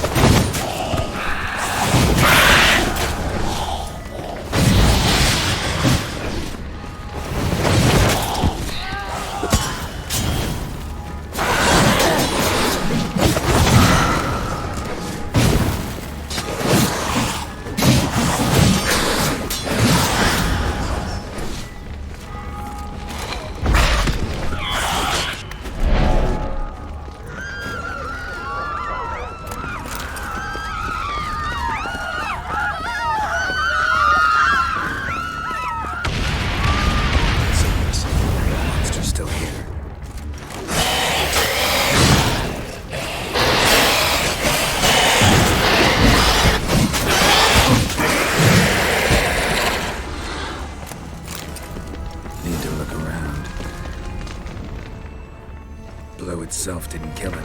Bled to death afterwards. If we'd only arrived a bit earlier. They broke formation, ran. That's it. It's Damien's blood. He was wounded. Let's go.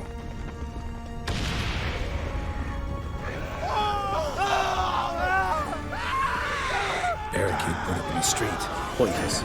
That's an obstacle to a vampire. They didn't know. I didn't get a chance to prepare them.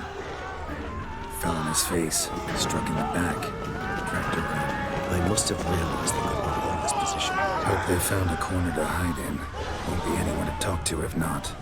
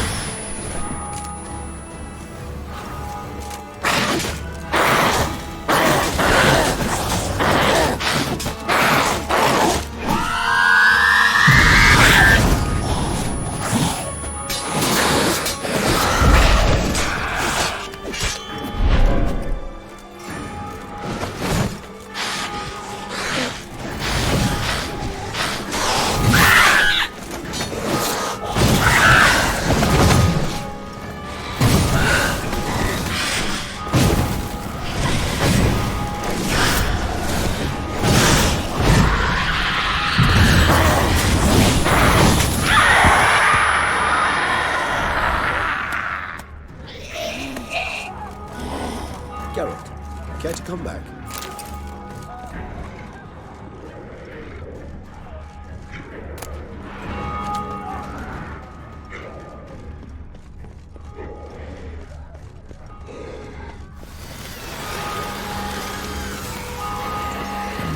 Blood. Lots of it. Guillaume, run dry, you might say. Numerous wounds. Must have fought a tough battle before he died. Must be in the bank. Barricaded themselves inside.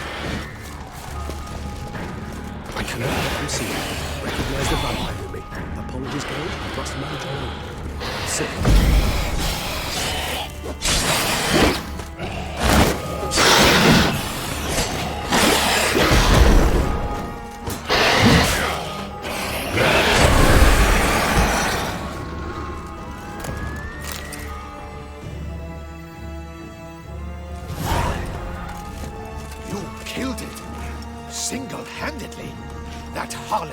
Slaughtered half my unit. I see the harlot's brood came close to slaughtering you as well. Need to withdraw. You and your men. Now. My duty lies with the city. Won't help the city by leading your men to the slaughter. Damien, conversation back at the palace, remember? I'll say it again. Your men don't stand a chance.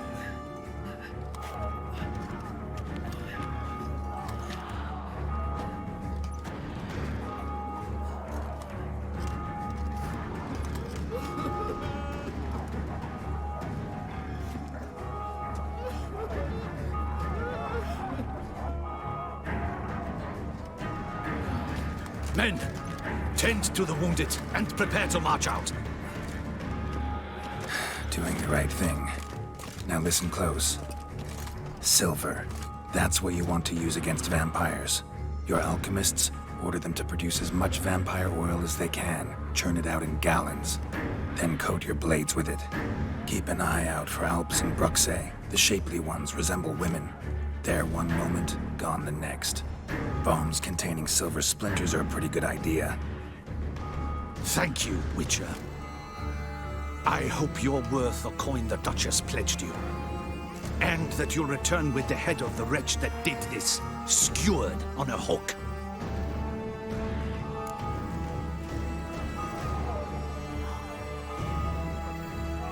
Got a different plan. And what would that be? All I can say just now is I'm gonna need Sienna. You know the Duchess's decision. Sienna awaits her trial, in custody. We know it, but we do not agree with it. You've that luxury. I do not. I've sworn my loyalty to Her Grace. folk are dying. Many more will, because of one. If Her Grace learns I helped you, my head will roll. And ours will follow right after it. Yet still we are prepared to take the risk. I fear we waste our time here. Come, Geralt. Wait. When last I saw Sienna, Her Grace was escorting her to the palace playroom. Playroom? As in, for children? You sure? I've served in the ducal palace for years. I know it's every corner. So yes, I am damn sure. Playroom? So what, Duchess locked Sienna up in a dollhouse? Honestly, I've no clue. Look, I've told you what I saw. What you do with it is no concern of mine. Got it. I'll look into it. You get back to your barracks. Retrace my steps. Path ought to be clear.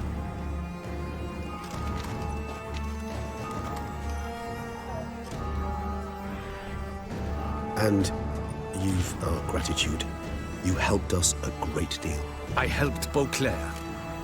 At least I hope I did.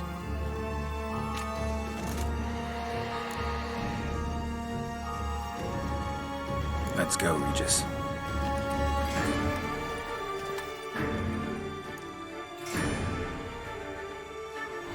Here, the playroom's beyond this door. Careful!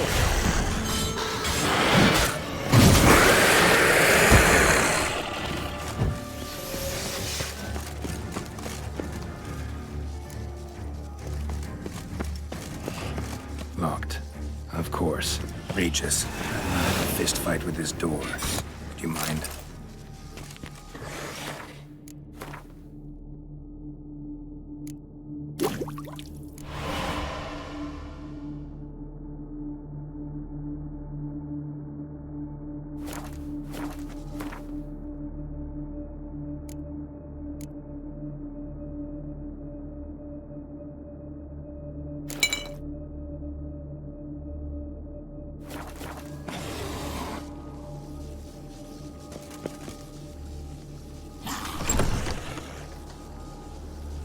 Thanks. At your service.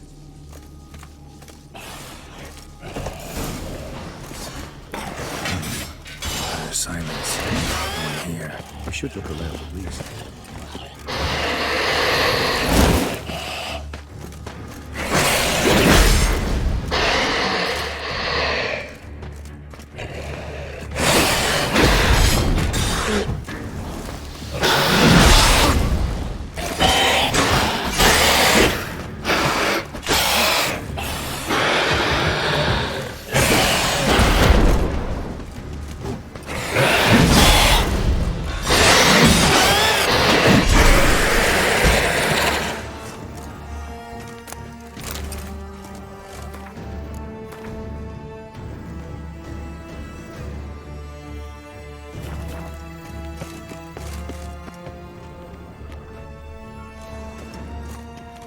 Something inside? Nope, empty.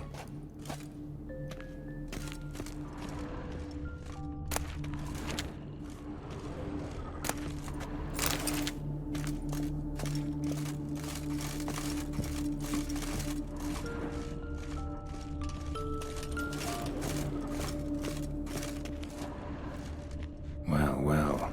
A key tucked behind a picture. A rocking horse. Rather worn. I suppose it got a lot of use. A tin knight.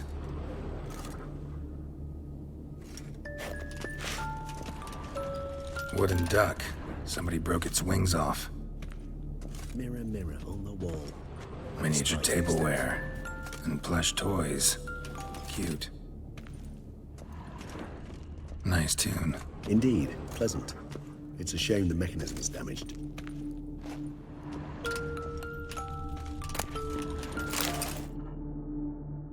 What the? Found a notebook. Property of Isabelle de Roquefort, court governess. The notes of Sienna and Anna Henrietta's governess when they were little. I'm not sure it will help, but I suppose there's no harm in leafing through them. Sienna gave me a drawing today. Charming. of freshly decapitated bodies covered in blood. Perhaps not so much. I asked her why ever she would draw such a thing. Her Highness claimed it was a rendering of nightmares which have plagued her for as long as she can remember. Siana does wake up screaming nearly every night, save when she shares a bed with Henrietta. Curse of the Black Sun. Supposedly girls afflicted by it had horrible dreams. Kind of horrible that made some of them go mad. The girls quarreled today. I must note rather sadly they did not behave as befits future ladies. The incident devolved into fisticuffs. Anna Henrietta was first to strike her sister. Siana gave back as good as she'd gotten. By the time I separated them, Henrietta had lost 2 teeth. She ran off to complain to her parents. His Grace the Duke refused to believe my version of events. He laid all the blame on Siana and vowed to punish the little one harshly. Henrietta did her best to have her sister's sentence commuted, but the Duke and Duchess proved unbending. Once you're labeled a black sheep, it's so hard to shed that reputation.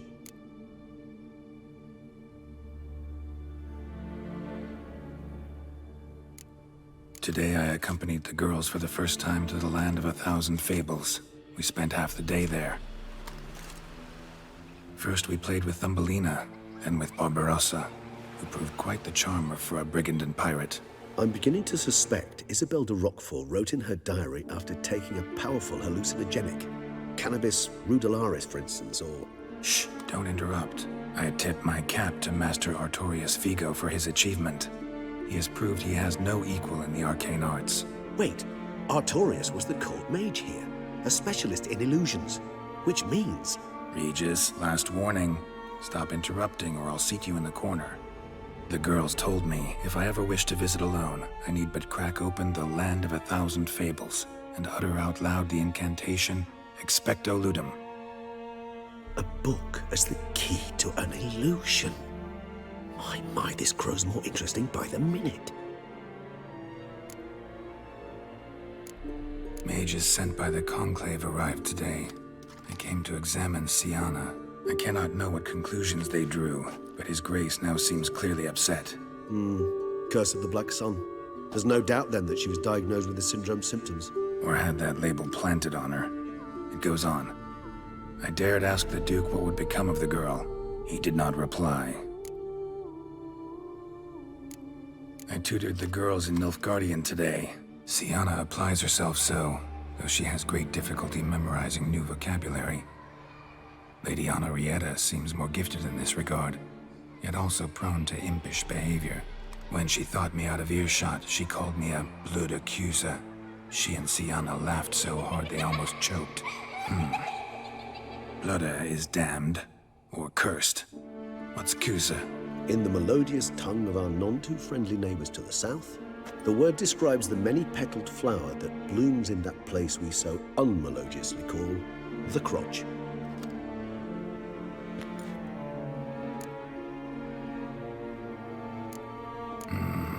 Realize this might sound improbable, but maybe, just maybe, Anna Henrietta tossed Siana into that illusion. Not impossible. She would be safe there, and isolated. We must see. Where's that book?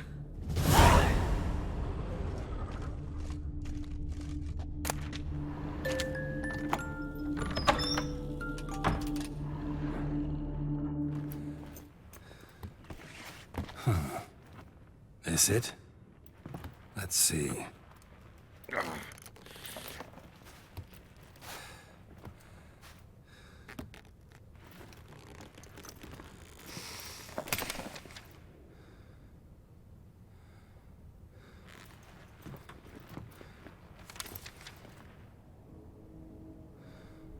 Expecto Ludum.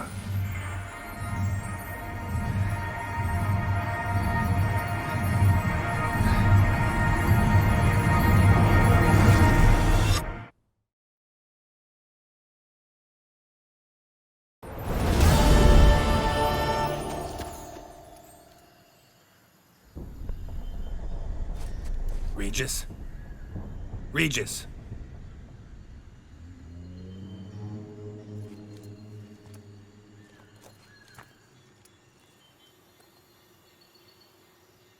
Land of 1,000 fables. Incredible.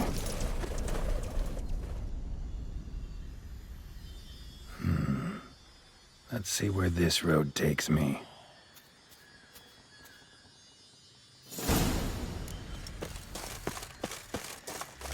Eye of Nihilin is going wild. Whole land's an illusion. So powerful there's no way to dispel it.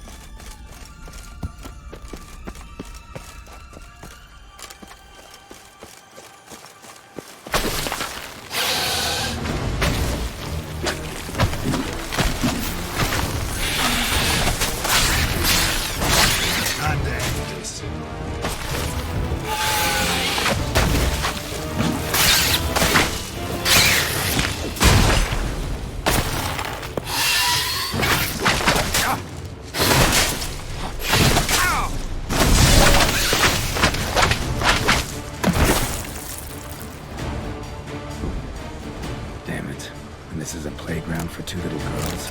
Something's not right.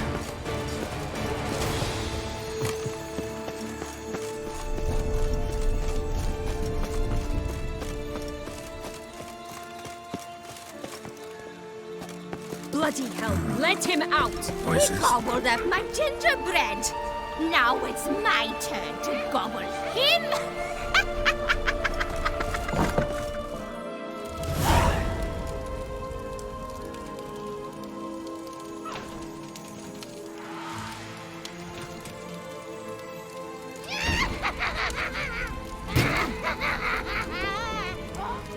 Hands off my hearth, dearie. You wouldn't want me to get cross. Then you open it.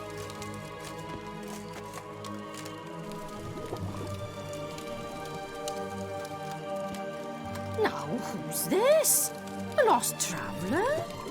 You're not supposed to be here, sweetie. Why, you're old. Old and pale. But never worry. A bit of butter, a bit of spice, and you'll make a tasty morsel.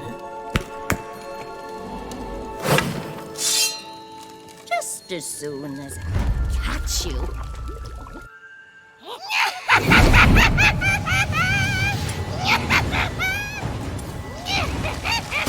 Come now! You cannot possibly fear a few magical plants.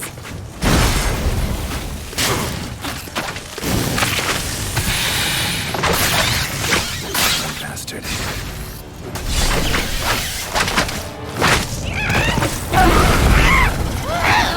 Soup smells more vile than a rotting carcass. Careful she doesn't douse you.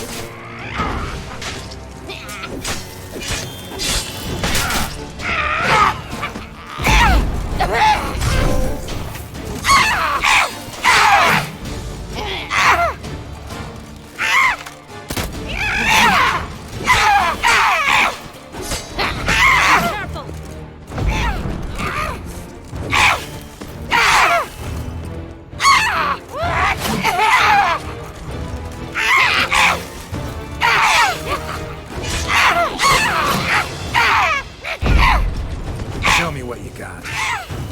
Felicitations, Witcher. It seems you've won.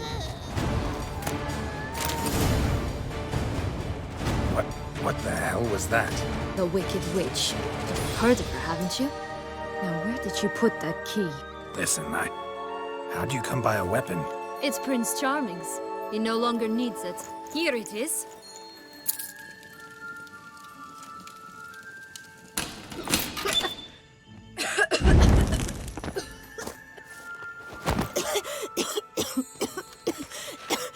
Thank you. She'd have begged me for certain if you'd not... Sienna? Is that you? It's been years, Jack.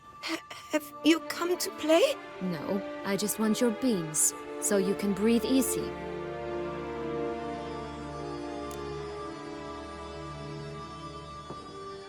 Breathe easy? Because you aren't here to play? What's that about?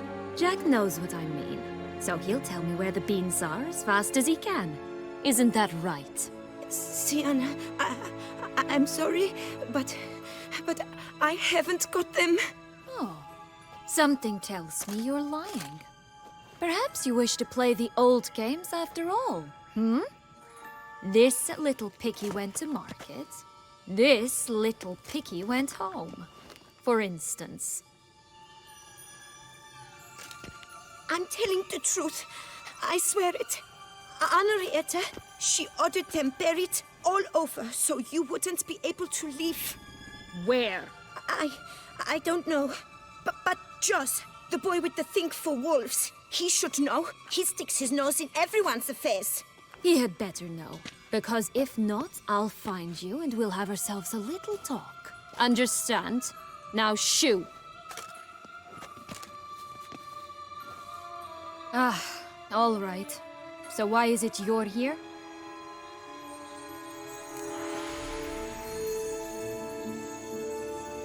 Came to free you. Nice of you, but a waste of your effort. I plan to free myself. You might not. Bound to be easier with my help, as our most recent adventure amply showed. Mm-hmm. Yet I still don't know why you even give a damn. It's Dettlaff. He's trying to force Anna Henrietta's hand. Wants her to release you. Summoned monsters to attack Beauclair. Sounds like Dettlaff, all right. But I doubt you came all this way just to bring me up to speed on current events. So get to the point, please. Isn't it obvious? Offering to be your ally. We both want you out of here. You because you want your freedom back. Me because as soon as you meet with Dettlaff, he'll put an end to the chaos in the city. You exposed me. I landed in prison because of you. Now you come to beg my help, I dare say. My life is full of surprises, isn't it? But normally I'd tell you to sod off. But, from what you say, folk are dying who have nothing to do with this. Not part of the plan. Dettlaff was only to kill those who deserved it. No one else. Fine, Witcher. I accept your offer. Consider us allies. Shake on it.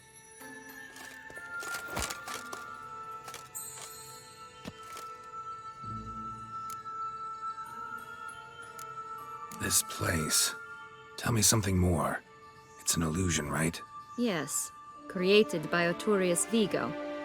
Anna Henrietta and I would come here to play out scenes from our favorite fables. Which didn't seem like she was playing. Magical entropy. Without maintenance, the spell gradually disintegrates over time. It grows wild. Your sister chose a dangerous place for your prison. It's deceptive. Provided I don't provoke them, the fairy tale characters don't attack me. But you don't belong here. So you had best be on your watch. Since you brought it up, the knights Dettlaff killed. What exactly did they do to you? Crespi, Dulac, Lacroix, Peyrac Peyran? Not a memory I enjoy revisiting, but I suppose you deserve to know. When my parents disowned me, they ordered those very knights to escort me beyond the duchy's borders. All did so without uttering a single word in my defense. Like you said, they had their orders. Mm-hmm. But Crespi was not ordered to beat me unconscious with a horsewhip after my first attempt at escape. And Dulac had no instructions to deny me food and abuse me. I learned something then. Knights are not so chivalrous when no one's watching.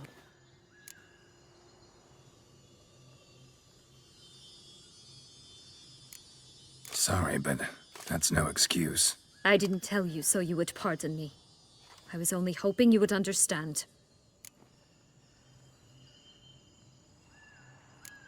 Curse of the Black Sun. That's why you were banished, right? Mm-hmm. Twisted princesses, mutants. I'm certain you've heard of us. Even met one of you.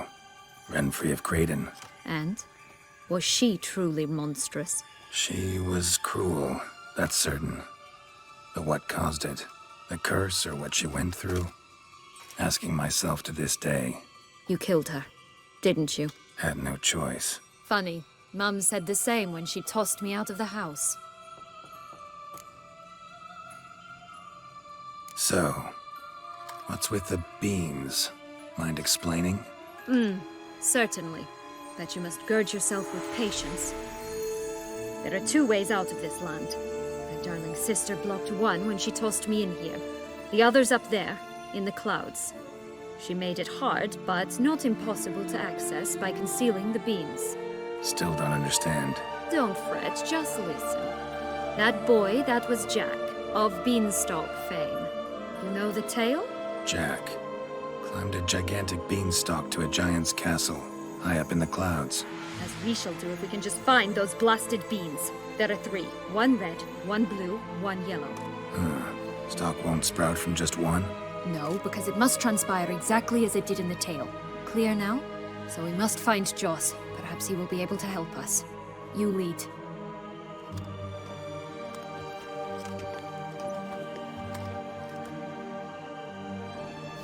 Joss can usually be found wandering the glade at the foot of the mount. It's some distance from here, past the witch's house to the right.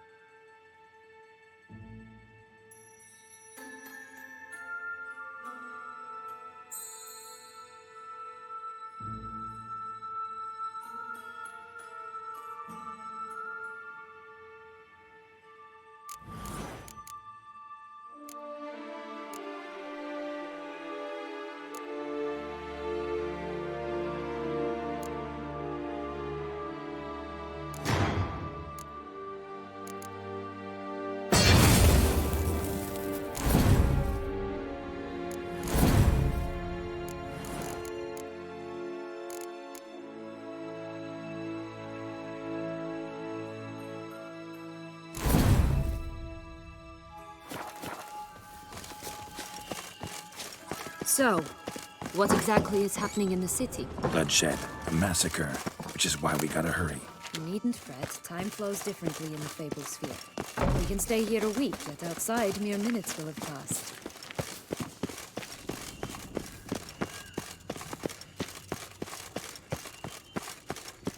Watch out! Pixies! Ugly and fierce.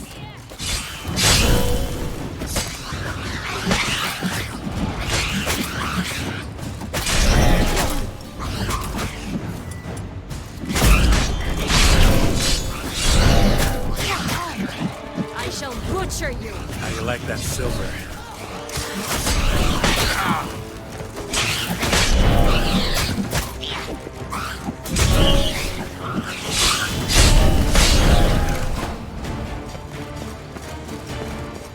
Not the friendliest pixies I've met. They were put here to protect the Fable Sphere from intruders. Meaning you.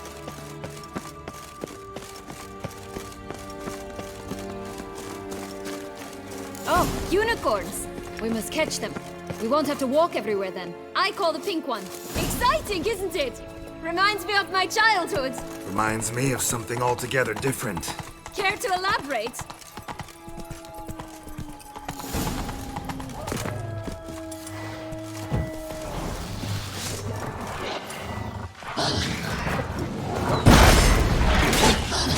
Not.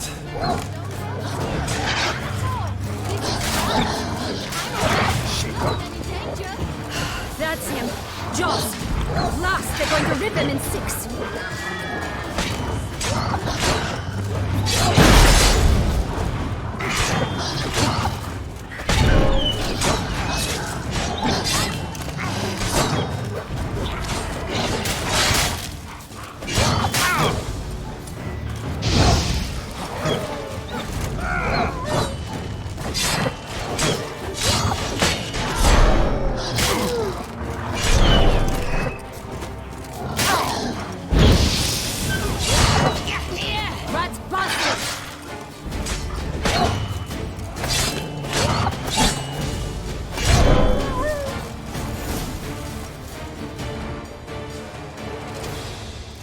Relax, it's over. No, it's not. There's more. Another wolf behind you. Ignore him. He always lies. Aha. Boy who cried wolf. Still does, I suppose. And doesn't, when they actually appear. The one and only. Listen, you little chit. Jack said you know what's become of his 3 beans. I don't know anything. Not one thing, and besides, watch out! Wolves!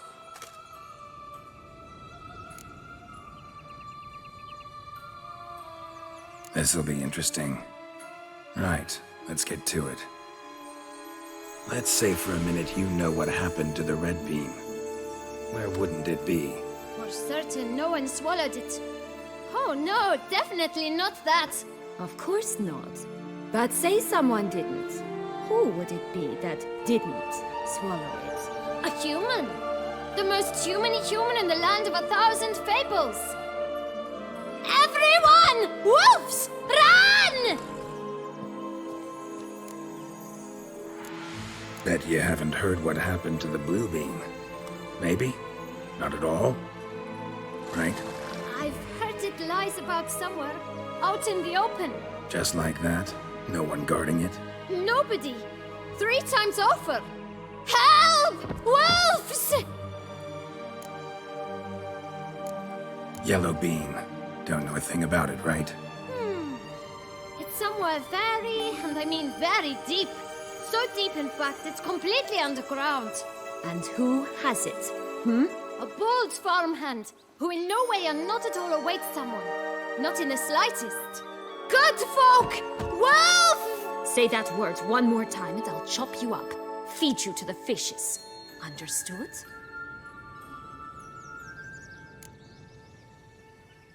All right, we should go. Watch out for wolves!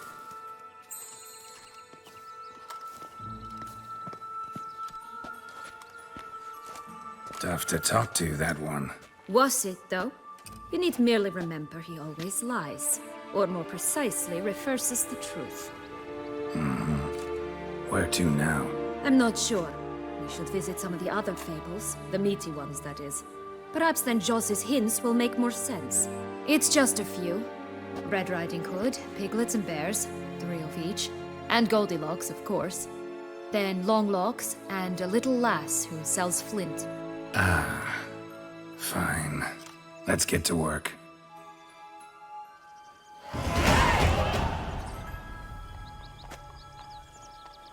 Incredible.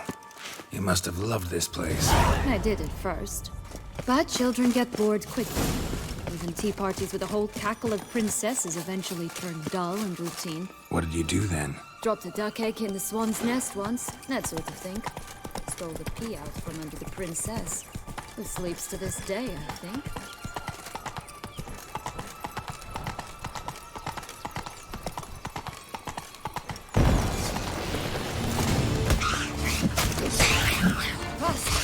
Come on, you...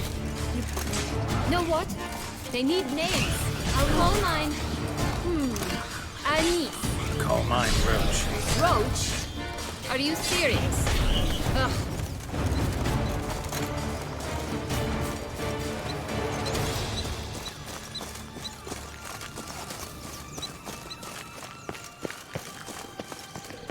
Three bears. 3 stools, 3 beds, 3 bowls. One a bit too big, the other too small, the third just right.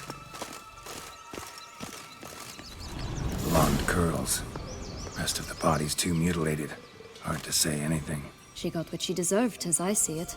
Always took what she wanted without asking. No bean here. Gotta keep looking.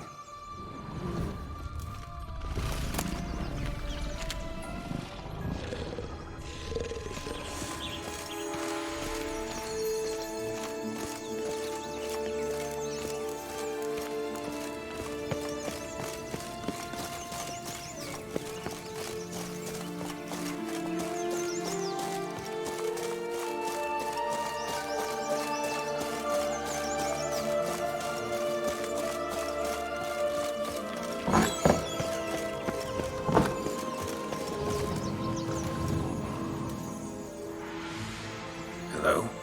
Can we talk? Watch my head! Damn it all! I swear that was the last time I drank with Redbeard. Oh, Sienna, a bloody long time it's been. You've changed.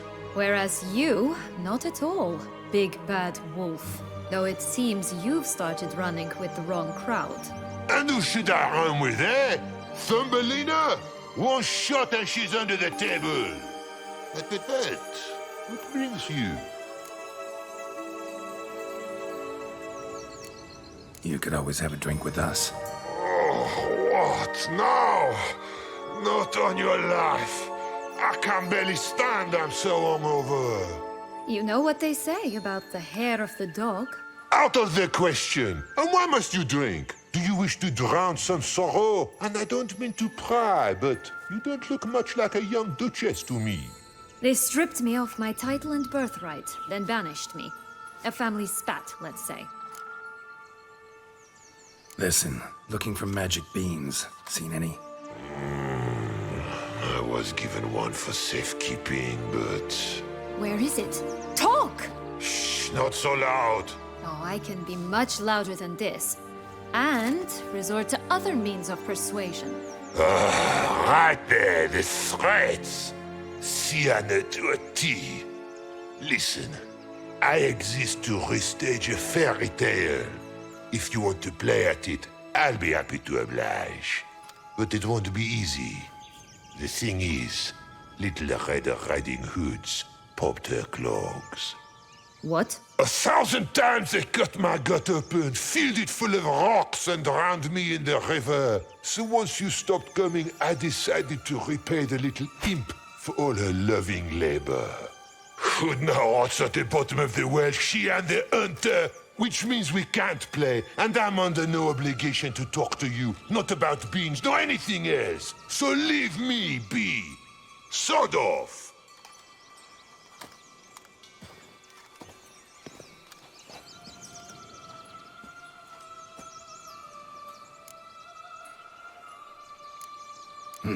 Wolf's pretty cranky. Surprised? Think about it. He was cast in the role of the Nemesis without ever asking for it. It's a dog's life, I tell you.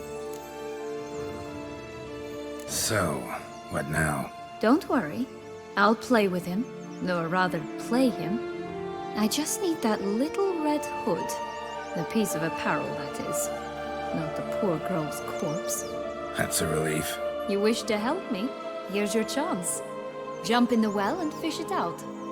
Well, chop chop.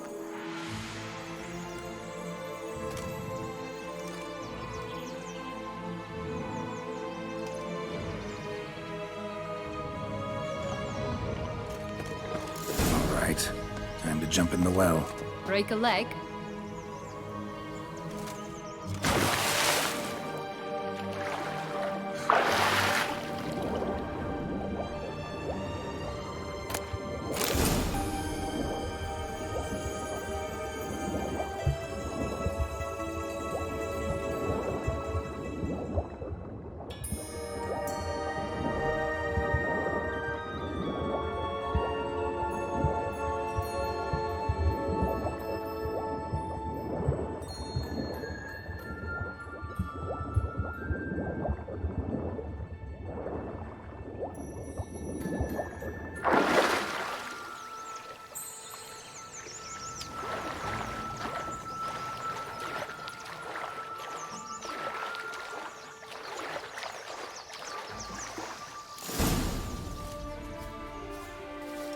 Any luck?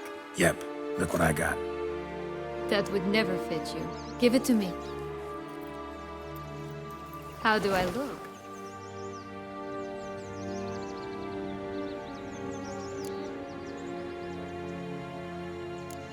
Sorry, don't know much about fashion. Yes, it shows. Let's go see the big bad wolf. Let me guess. You'll play the granddaughter. Mm-hmm. And you, the hunter.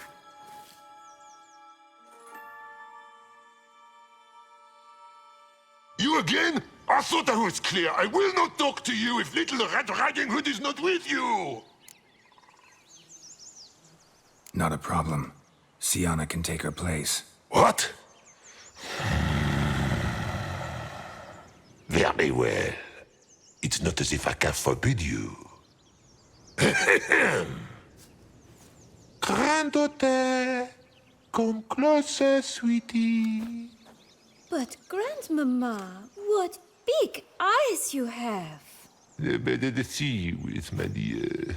Granny, what big arms you have! The better to embrace you with, my dear.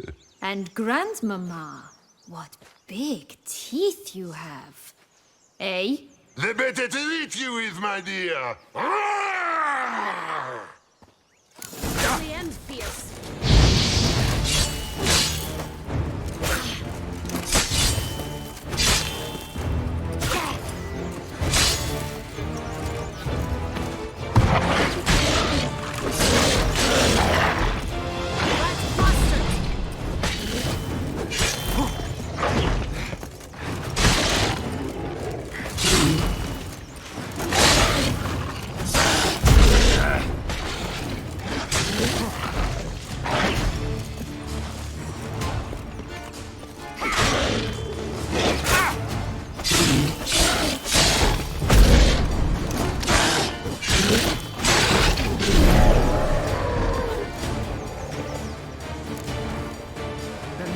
Joss said about the red bean. A human has it, and he definitely didn't swallow it. Mm-hmm. Gotta open his belly. Bottle caps, fake teeth, the corkscrew. Ah, here it is. Red bean. Well then, one step closer to our goal.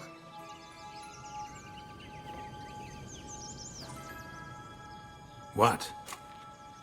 Now, I find myself wondering if you're just horribly discreet, or if those mutations completely scrubbed away your curiosity. Are you really not interested in what happened? In what became of me after they cast me out?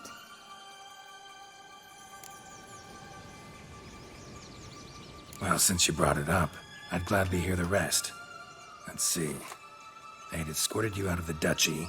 Yes. And the noble knights of Toussaint, I didn't stop until we reached the Ketdu wilderness. They left me there alone, without a copper, in a torn lace dress, right when the frosts were setting in. They assumed something would eat me, or that I'd do everyone a favor and die of hunger.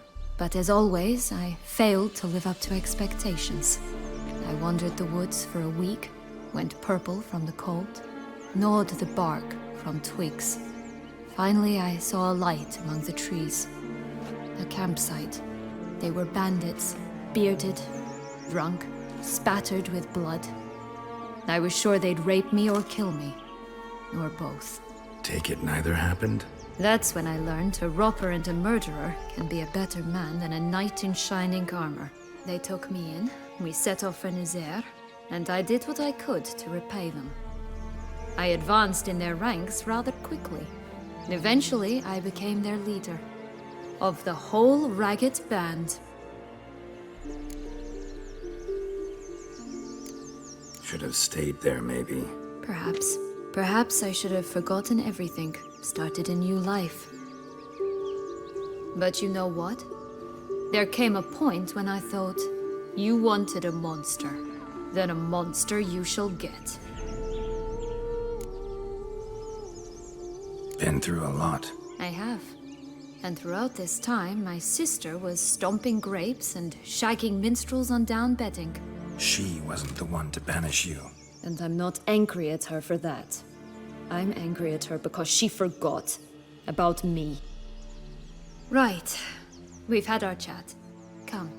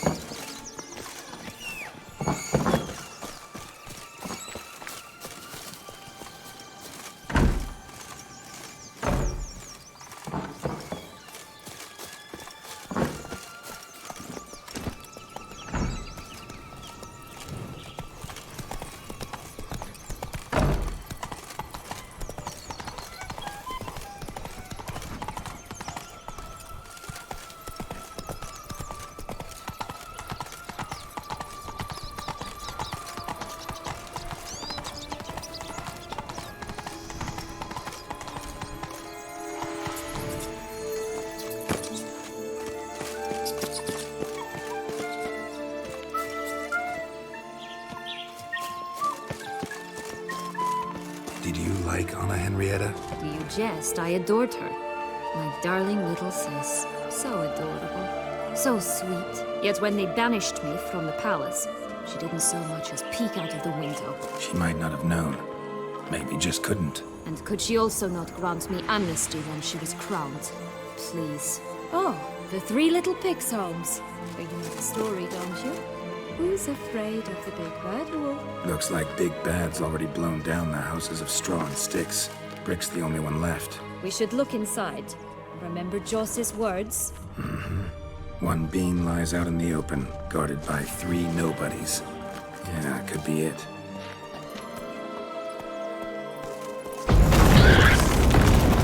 Harlot, red, vandal, get it!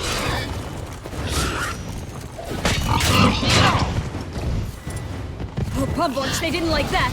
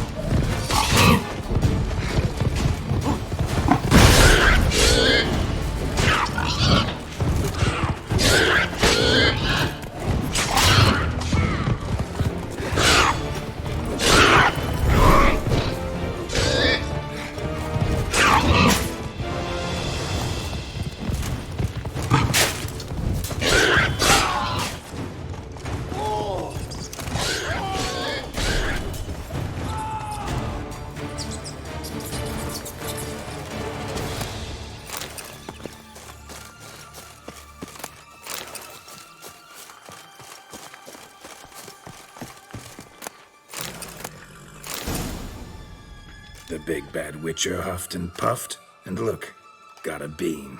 It cannot be. What cannot be? You actually have a sense of humor.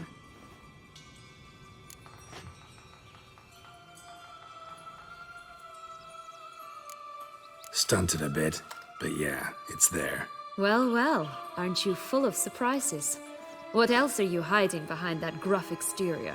Not a bad singer. Do a pretty mean rendition of The Maids of Vicar Varro, for instance. But some other time, maybe.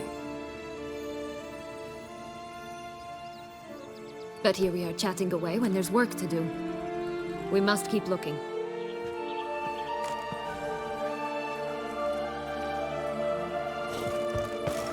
So, do you like it here? No, got a problem with magic in general.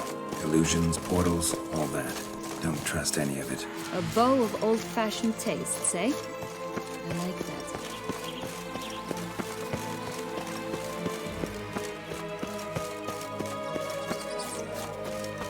Hey, watch it! Hey, watch it!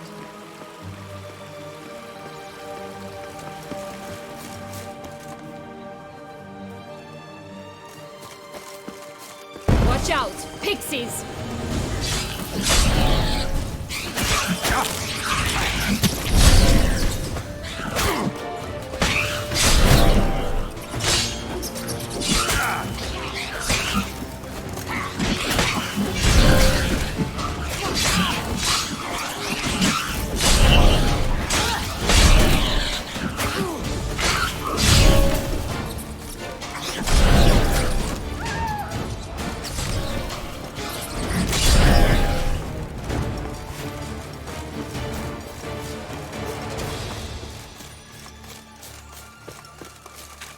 Longrock's tower?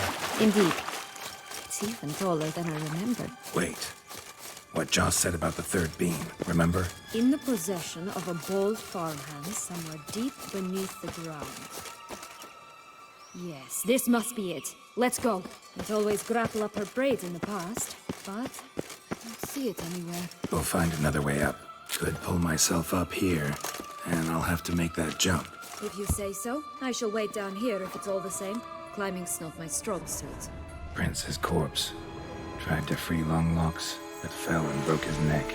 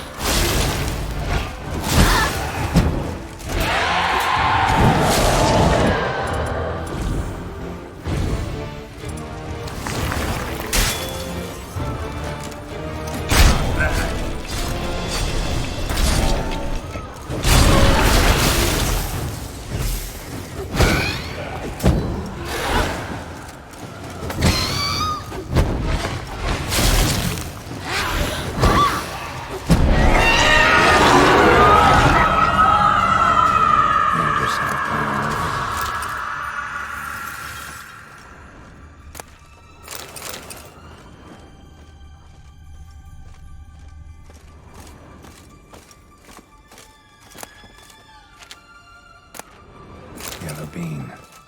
Here it is. Would have stunk to climb all that way for nothing.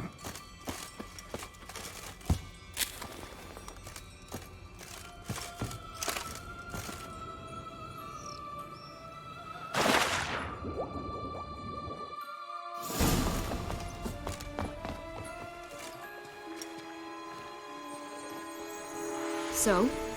Got the bean, but long logs. Seems she got sick of waiting for a knight in shining armor. Can you blame her? Men these days, dandies and fops all. That why you cozied up to a vampire? Detlef was a tool, and only a tool. Too bad he didn't know that. I trust no one. Learned that long ago. Now it's his turn.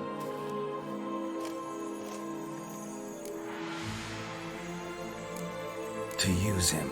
Was that your plan from the start? No. At first, I was simply intrigued. Do you know the story? It was in Matina, a few years past. I'd gone there to pass some loot off to a fence I know. We were hashing out the terms when in walked Detlef. He said he'd come to sell a silver candlestick, and gripped it through a cloth. That caught my eye. I followed him out, observed him from a distance, but he caught on quickly. Yeah, superhuman senses will do that. He turned down a blind alley. I followed. He jumped out from behind a crate, baring his teeth. I suppose he'd wanted to frighten me. Alas, he didn't in the least. After all, I'm a monster too, am I not?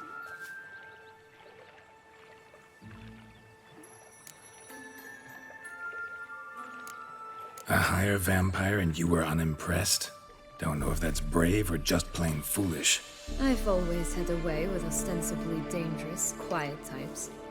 That's supposed to be about me too? Oh, brother, I hate to disappoint you, Geralt, but your belly button is not the center of the known world. No, you do remind me of him a bit. Stifling all emotions inside you. Ever feigning indifference. You see, when I met Detlef, somehow I knew, call it intuition, that he meant me no harm. That he was trying to frighten me off, for he too was scared. Now do you understand? I guess.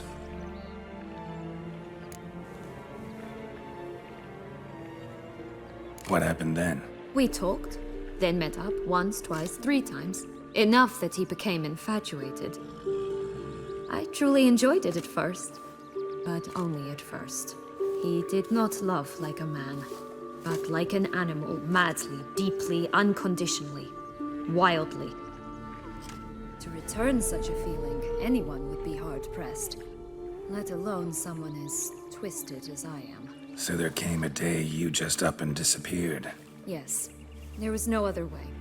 Let's just be friends, or I don't deserve you. He'd never have understood that sort of thing. But then, once I decided to return, clean up some old affairs, I remembered him and concluded he could still be of use. Playing with fire, that. Definitely. And either I'll get burned, or I'll burn all else down. No other options. Got a history with Detloff now, so this meeting will be different. Not afraid? I can handle him. Mm-hmm. Sure about that? You look at him as a witcher and see a monster. I know what he's really like. You needn't worry. It's time to go. Just a bit more work and we'll be able to say sod off to this fecking fable sphere. Now we must plant them by the path near Longlock's tower. Then prepare to meet the giant.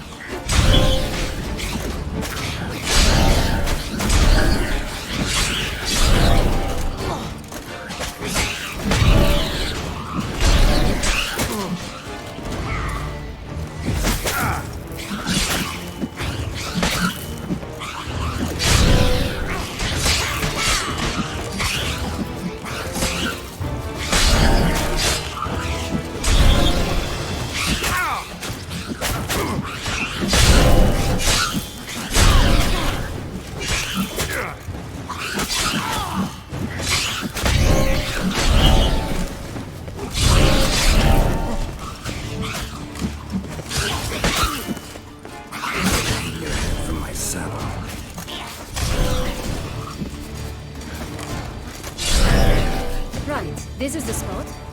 Pull out the beams.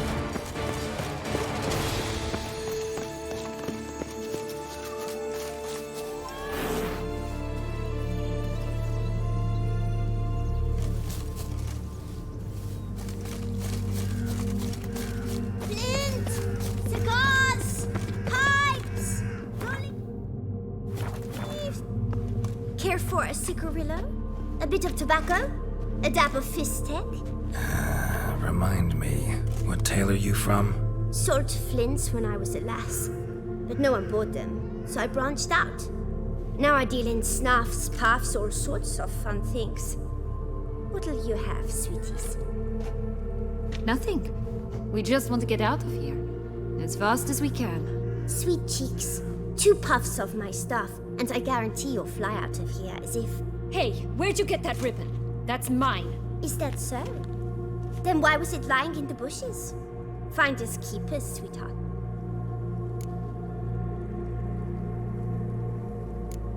The ribbon. Mind explaining what the fuss is about? There's not much to explain. I got it from Aturius Vigo when I was a child. It was to protect me from evil. It clearly didn't work, given how I ended up. But it means a lot to you. How should I put this? I have so few mementos from my childhood, and the ribbon reminds me of the good old days, when I was someone else. Dears, could you continue this touching scene elsewhere, You're scaring away my customers.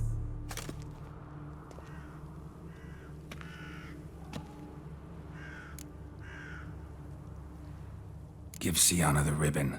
Why not, huh? Sugar plum. The only thing I hand out for free is a first hit. To get them to come back for a second, of course. For all else, you've got to pay.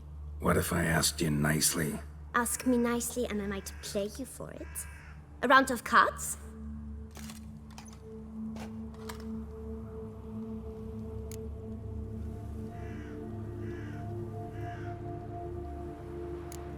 What have you got to sell exactly? Like I said, tobacco, fish tech, all sorts of things.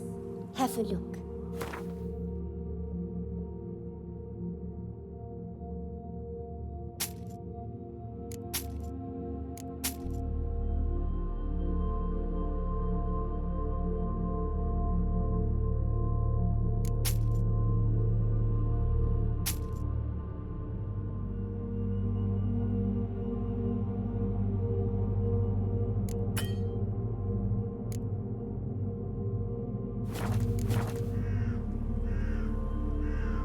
All right, let's play.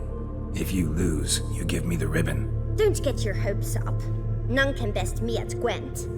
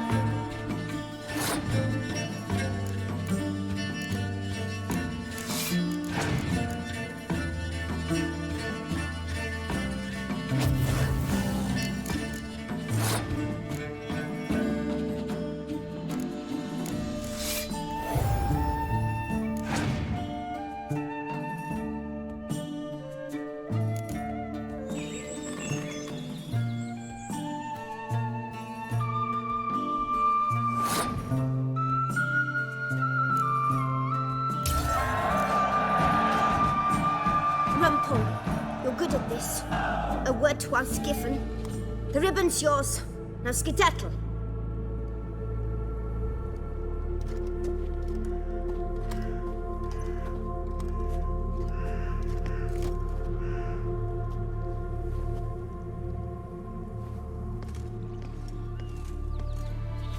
All right. Tell me. What? What you want in return. You're not doing this out of the kindness of your heart. Don't want anything in return. Thank you.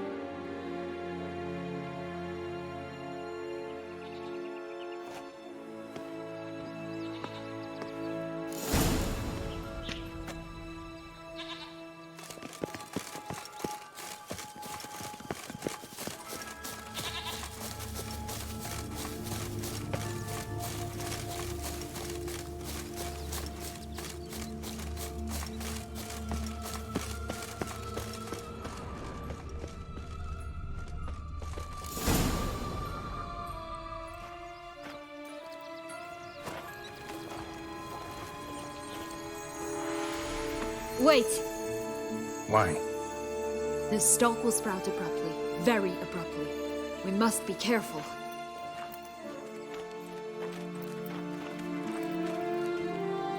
All right, toss them!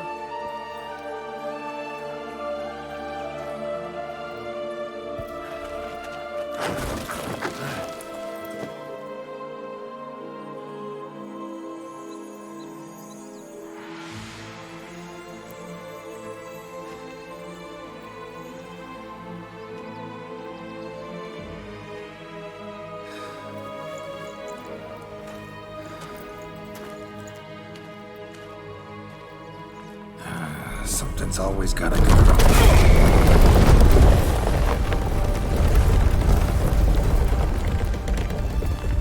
The home stretch.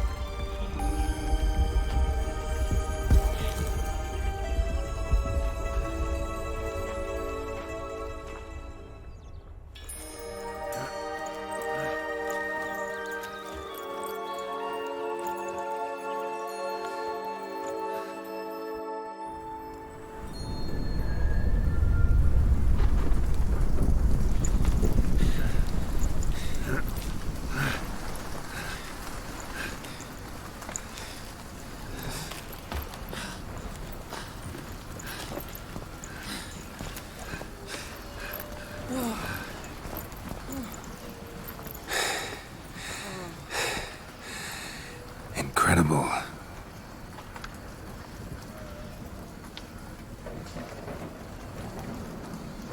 Admire the view later. First, we must deal with...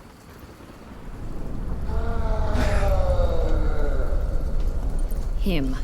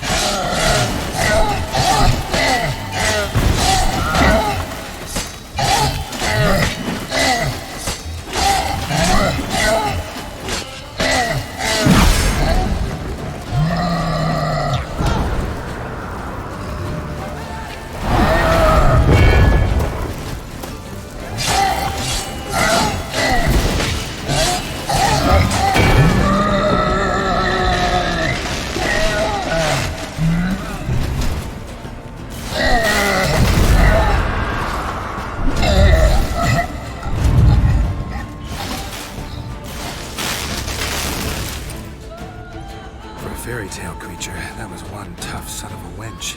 I told you this land had gone ape mad, though I did not expect it to be so severe. Can't help thinking you might have done that on purpose. Why ever would I have? To get rid of your guard, your captor. Getting close to the exit at this point. Probably think you don't need me anymore.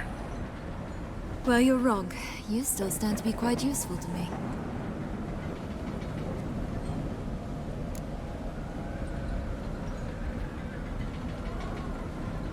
That so? How? Plan to use me like you did Detloff? No, I need you for a purpose far simpler. Well, don't just stand there and stare. I need a man, Geralt, and I'm not afraid to say it. I have no idea what awaits me once we leave this place. Treat it as my last wish.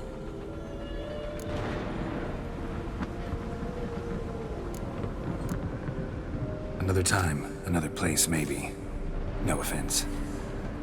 None taken. You spoke clearly, you spoke honestly. It's fine.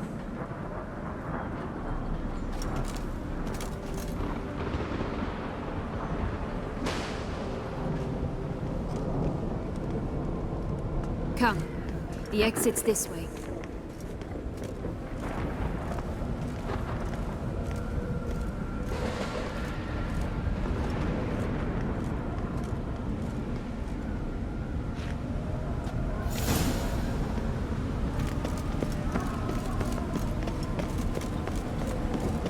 Will-o'-the-wisp. I think it's got something to show us.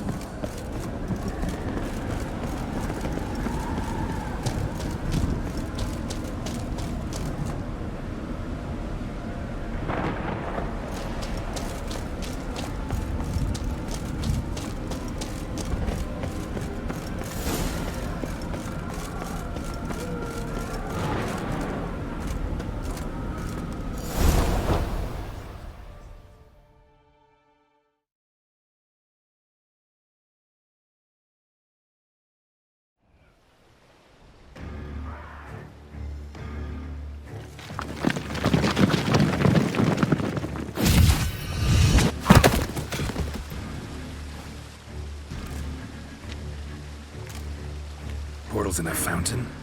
Not terribly practical. It was a secret passage. Henriette and I would use it to... Hide from your governess, which luckily she noted down in her diary. Thus, I knew where to await you. Never mind that. Has the young lady agreed to help clean up the mess she's made? She has. And stop treating me as if I were a child. Would you prefer I treated you like the lion that manipulated you, huh?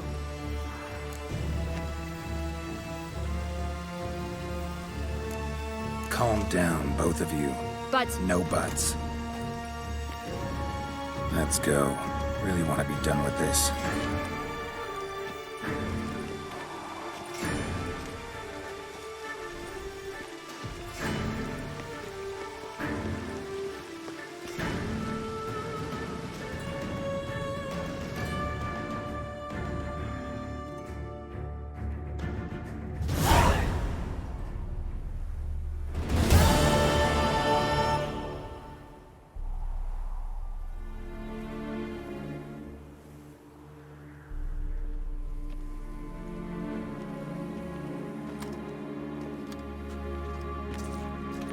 Nice place. Isn't it? Offers a lovely view of the valley. On a clear day, you can see the outlines of Duntine.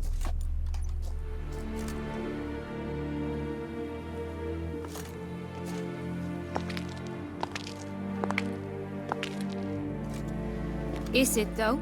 A ruin like any other, I think. So sensitive. So aware. Honestly, what did Detloff ever see in you? Perhaps he'll tell you himself. You nervous? Mm-hmm. It's always a bit nerve-wracking meeting an ex. Especially so when said ex is a vampire. I doubt he'll be in the mood for jests. I know. May I be honest? Yes, I'm nervous. I really would prefer just to run off. I gave my word I would help, I know. But how much is that worth? Yet I owe him this meeting. And that is that. Let's get ready. Dettlaff will be here any moment now.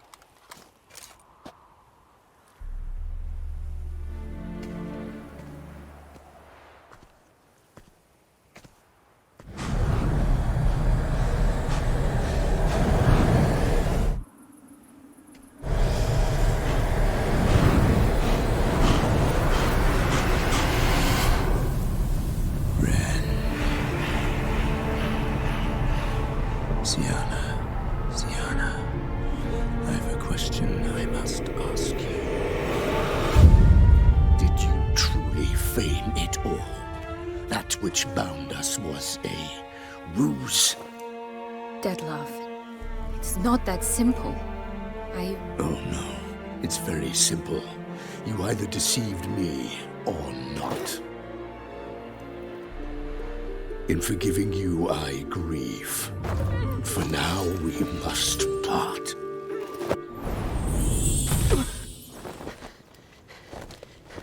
What? But how?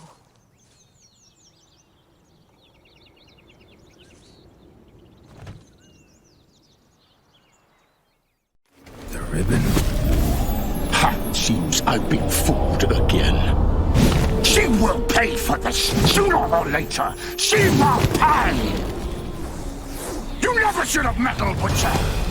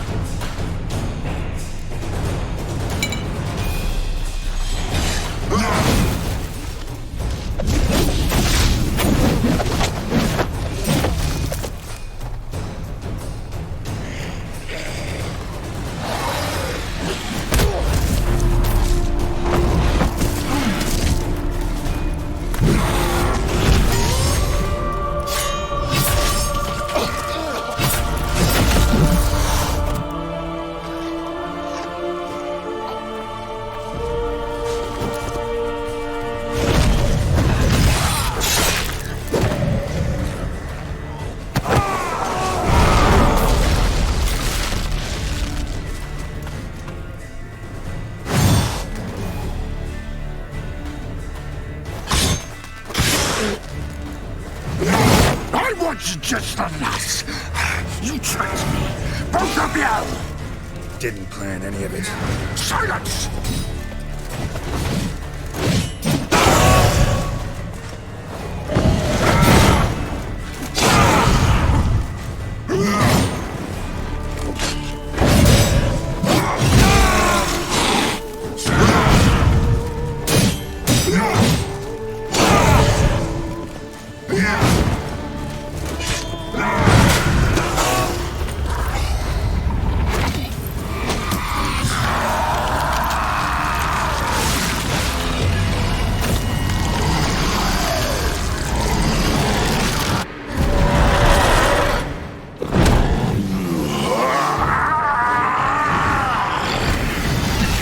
Acknowledge any gods. Start praying now.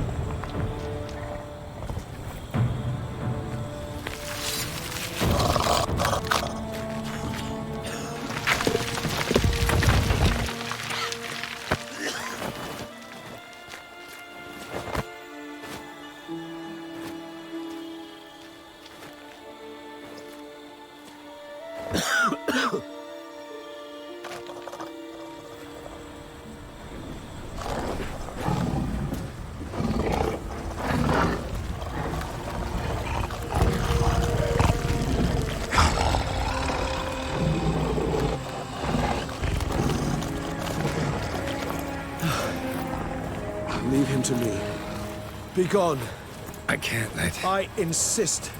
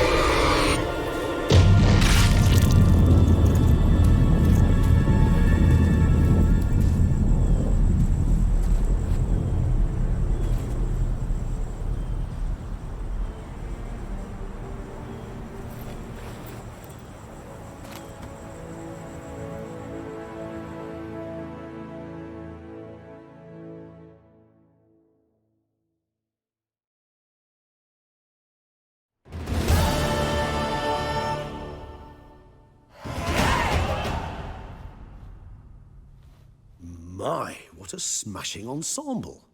You wear it well. Shut up. I look like a twit. The caftan is sewn of the best fabrics available, and according to the best tailoring practices. But one must have a modicum of taste to appreciate this. Even the most exquisite robes cover only deficiencies in beauty, never in refinement.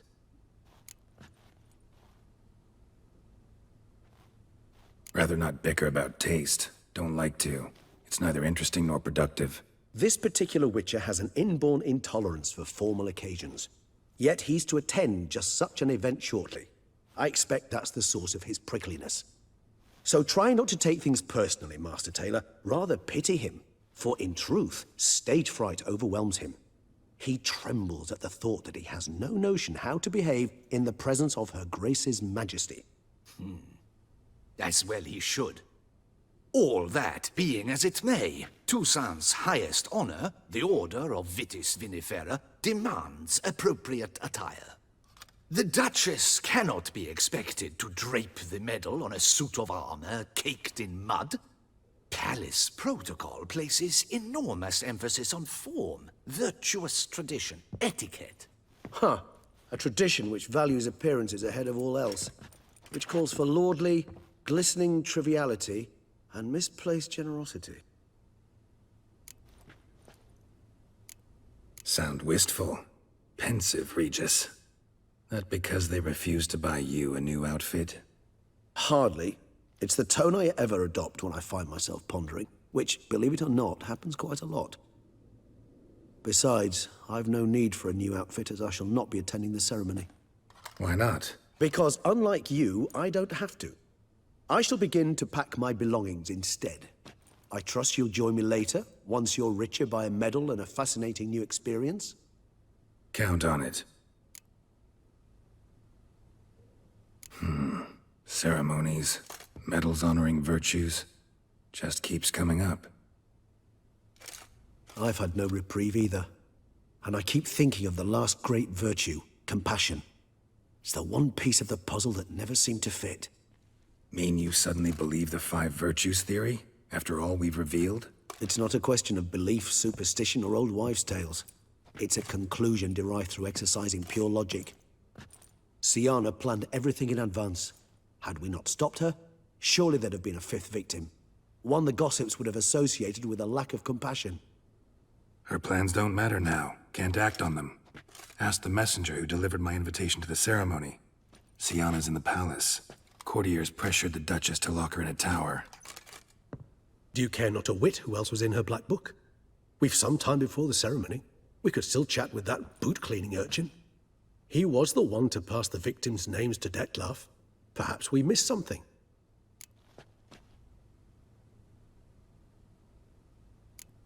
Regis, Bootblack didn't say anything about making deliveries when we talked to him. How do you know he handled the letters? While you basked in glory and tried on new formal wear, I conducted a little investigation of my own. You'd be very proud to see how I conducted myself. I began by concocting an ample supply of boot wash for our enterprising young friend. I'd observed that among street folk, amidst their society as a whole, reciprocity takes precedence over all other codes, and thus no good deed goes unrewarded. Of course, the same holds true for malicious or destructive deeds. The letters, what's the connection? When the bootblack arrived to collect his bucketful, he hinted he knew more. Simply put, we'd failed to ask the proper questions when we chatted earlier. It took a bit more tongue-loosening, but ultimately he spoke. He admitted he'd handed Dettlaff the letters. He knew this information was valuable to me. In providing it, he was simply repaying me.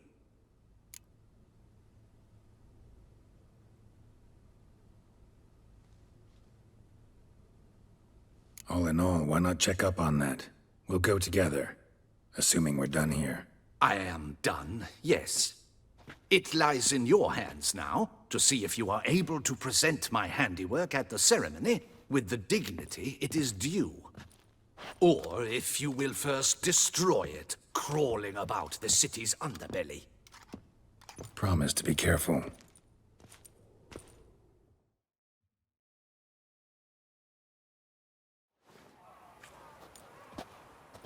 Oh, it's the swordsman. Good to see you. Here for a spiffing? Dirty boots are a stain on professional dignity, you know. Step on up. Need to ask you something. Yet again? Go on then. I'm a proponent of free speech and I will gladly tell you all I know. But why not get your boots shanked while we jabber? Guess they could use a spit and polish. Then I shall take advantage as well. A friend of mine used to say boots should be as clean as the soles that wear them. Clean boots, clean soles. A fine slogan.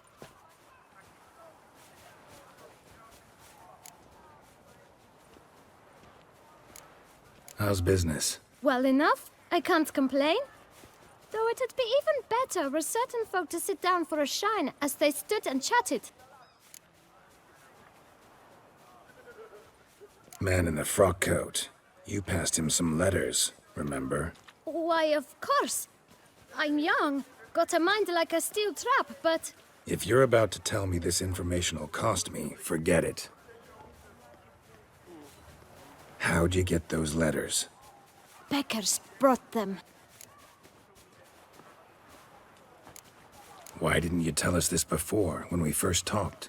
You didn't ask about beggars now, did you?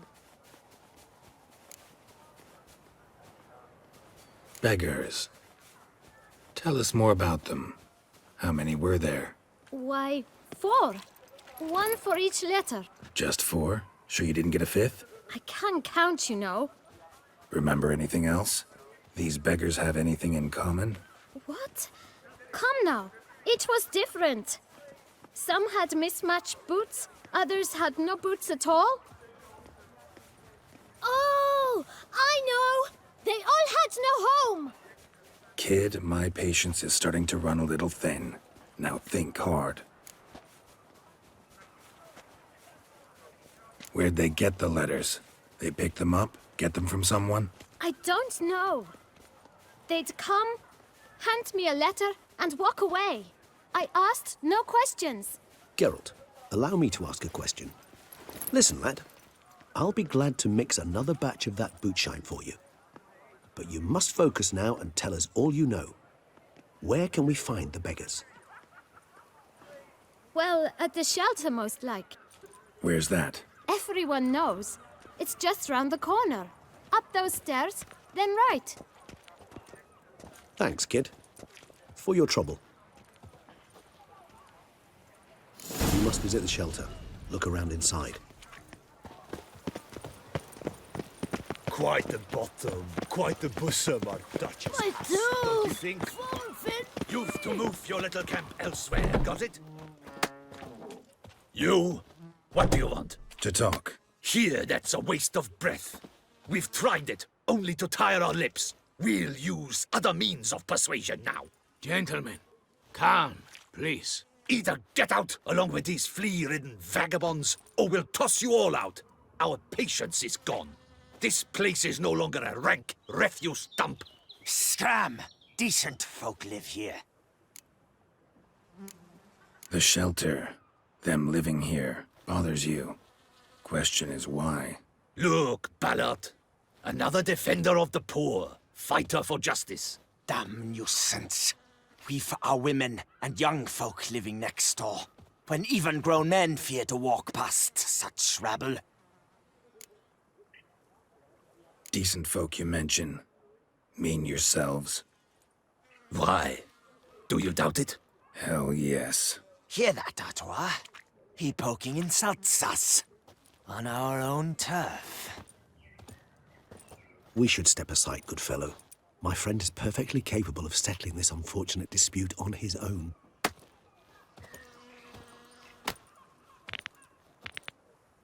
Come now, Twitcher! Try me!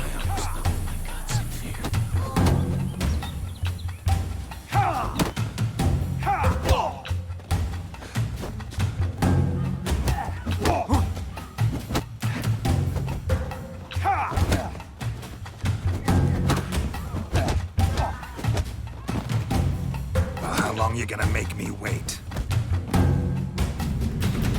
All right. I can take a hint. Come, time to go. I thank you so much for your aid. I tried to reason with them, but they'd have beat me blue had you not come along. I'm grateful. Immensely. What did they want from you? They are neighbors. Wish me to take my folk, the shelter, elsewhere. They dislike that I help the beggars. I do not oppose going elsewhere, were we to have somewhere to go. But you've come with a problem, have you? My turn to aid you. What is this place? Poorhouse? You could call it that. They come here to rest and eat a hot meal. You help them, why? Because they need help. Need some information. Looking for a man who might have mentioned the bootblack in Rue de Garl. The bootblack? A feisty lad. I know him. Any of your, wards supposed to meet him recently or soon? Forgive me. Those I help and I are not so close that I would know. But should you wait, they'll all soon come for their meal. You can question them yourselves.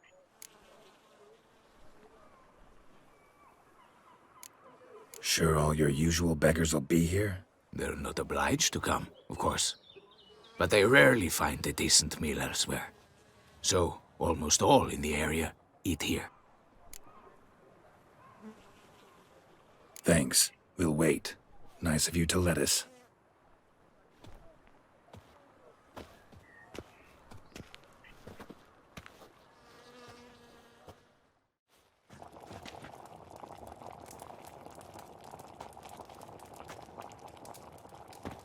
My dears, I've a matter to address before I serve the soup.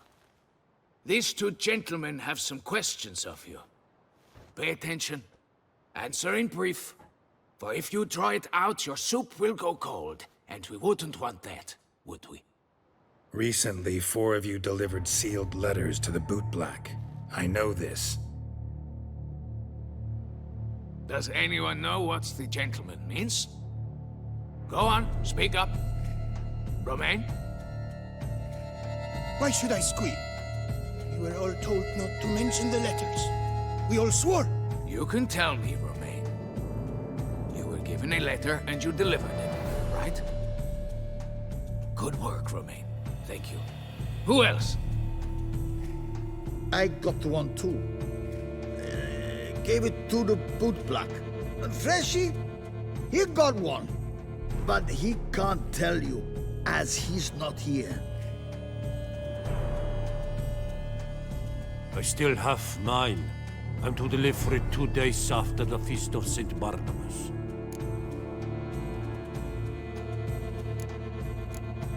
I need the letter. It's very important. It's no use to you anymore. and I was to deliver it personally. Let no one else see it. That is what she said, and she was frightening. You ought to heed folk who are kind and honest. These men helped me a short while ago, helped all of us. If this individual threatened you, you need not keep the promise you made. All right, take it. I didn't want to see the boot black anyways. It's always muddy there.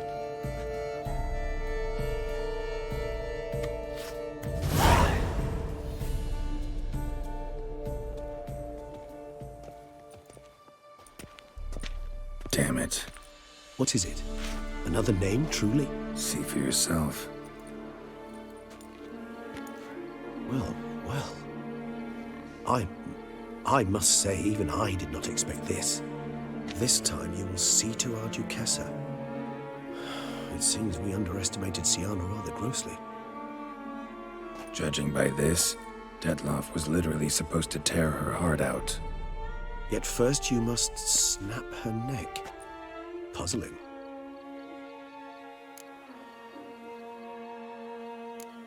Puzzle complete now. Alas, the matter's ceased to be a tantalizing brain teaser and has turned incredibly grave. We've proof of a plot to assassinate Toussaint's ruler.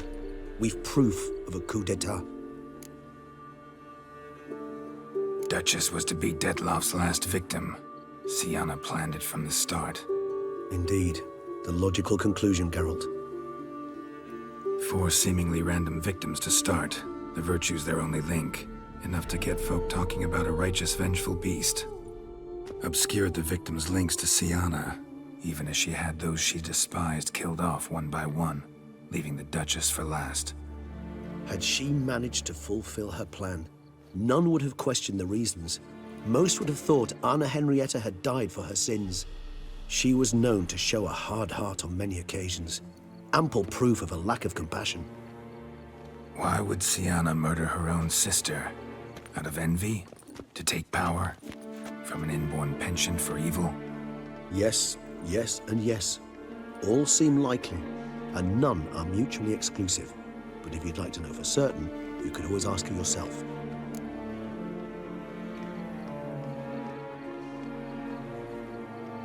Actually, love to learn her motives. Praiseworthy, I suppose. Sometimes one should stare evil in the face. Seems a bit strong, no? She used my friend as her tool for killing. I believe I've every right to condemn her, but I support your lust for the truth. Some philosophers think empirical examination the sole path to knowledge. I believe you mentioned the Duchess keeps Siana locked up. Courtiers were insisting on a harsher punishment. Much harsher. Think Anna Henrietta had to protect her sister from a lynch mob as much as she wanted to protect her subjects from a criminal. One way or another, she's locked away in a secluded wing of the palace, awaiting trial before a court of law.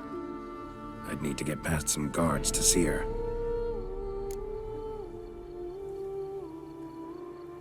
Coming with? Of course not. I shall await you at Mare la Chaise-Longue. I'll not risk entering the palace after Detloff and his minions rampage. Besides, I vastly prefer the company of a simple mug of mandrake brew to that of the Duchess's vile sister. So, said straight up, it means you're going off to get drunk because you hate Siana. I've never been fond of categorical statements of that kind, but I admit I could not vouch for my behavior in her presence. She treated Detloff cruelly. Caused his death in the end, and now this? Atop all that? No, Geralt. I will not go with you. I will await you at the cemetery.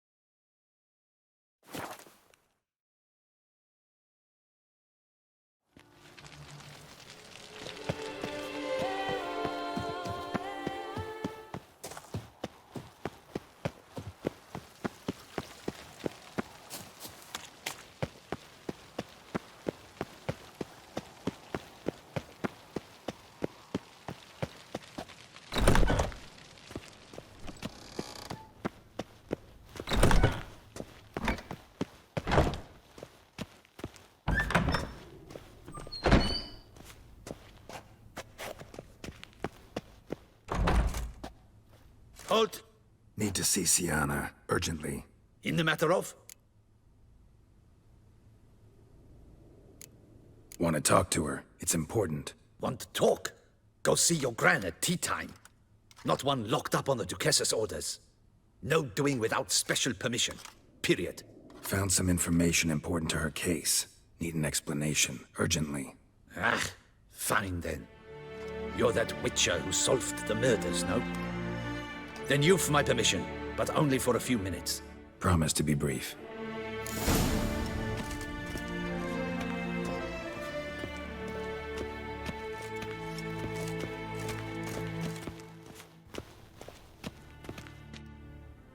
The witcher will speak with the inmate.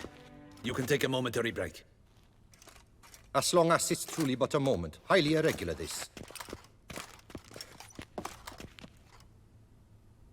Have you come to see how I fare? I'm fine, thank you. Artorius' ribbon worked wonders. It's a shame they took it from me. I know who the fifth victim was supposed to be. Goodness, you're simply a compulsive snoop. I'm in prison. Deadloff is dead. Could you not just drop it?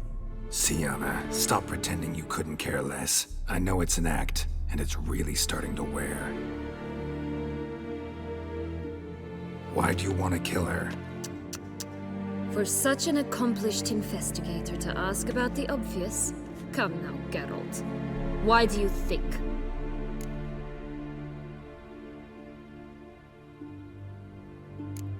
Because she turned her back on you, then banished all memory of you? Bravo, Geralt. Yet another riddle solved, and your sick curiosity sated. Well, what now? Off to share your discovery with Anna Henrietta? Oh, she's no longer in danger, true. But she very well might add a little something to your reward. Definitely gonna tell her. Not necessarily for the coin, though. Then why do it at all? She ought to know. If only 'cause you'll probably try to kill her again if she ever lets you out. I probably will.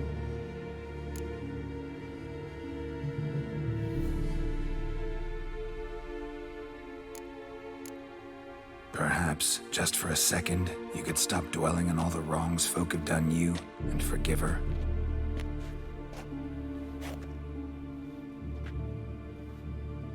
Why should I? For old time's sake. You loved each other once. Please. I don't know who fed you that rubbish, but... Read your governess's diary. You played together, were inseparable. Henriette'd get you into trouble sometimes, sure. But there were also times she stood up for you. When you had nightmares, only she could calm you. Time eats away at memories, distorts them. Sometimes we only remember the good. Sometimes only the bad.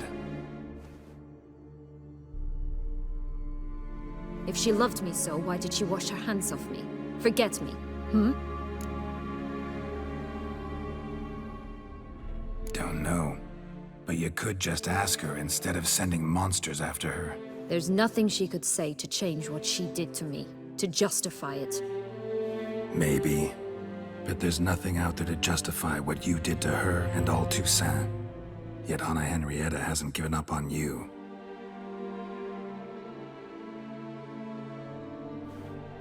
Ugh. You really want a happy ending, don't you? Ah, with all of us living happily ever after. Go, Witcher, or they'll give your medal to another. And that would be a shame. Farewell, Sienna.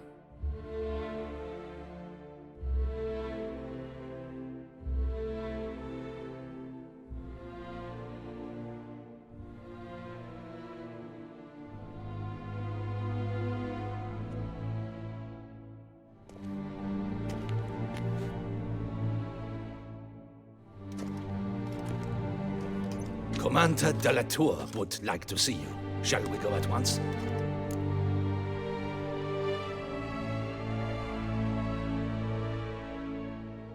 Let's go. Want to see him too.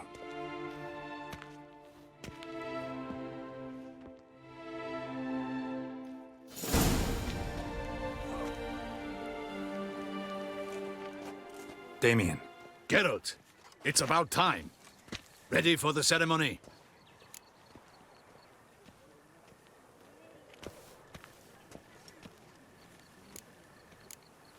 Your face doesn't look good. Though it looked even worse last I saw you. I apply a balm of arnica. Yeah, I hardly feel it anymore. Got some important information. Anna Henrietta was supposed to be Detloff and Sienna's 5th victim. You are certain of this?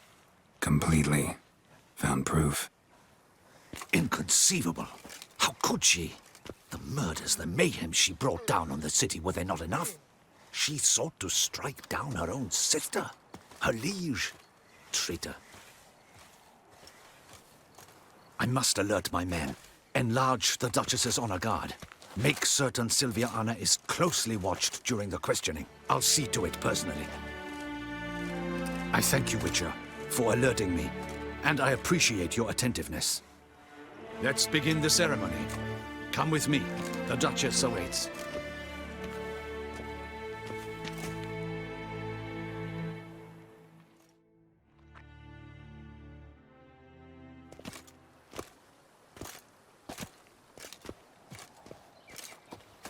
In the Guild's name, I beg your assistance, your enlightened highness. Without barrels, production will come to a stop, and it will be the end of us. You lost them all in the fire. These are horrible tidings. Oh, we are most dreadfully saddened. Yes, your enlightened highness all. Once the beasts had clawed their way into the warehouse, the whole place went up in flames. I shall dispatch a palace guardsman to examine the site of the blaze. If things are, as you say, fitting compensation shall be paid from the ducal treasury. Thank you, your enlightened highness. Your Grace, Geralt of Rivia has arrived. My dear subjects, we come now to our next point of business. Of all the duties which fall upon my shoulders, as the ruler of this dominion, this duty is dearest to my heart. For now, we shall award the Order of Vitis Vinifera, Toussaint's highest honor. Geralt of Rivia, slayer of the beast of Beauclair, step forth.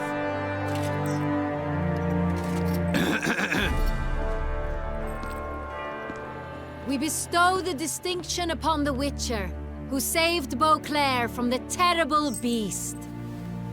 Such is our desire. May this symbol serve as a reminder to all that the Witcher shall forever remain a friend of Beauclair.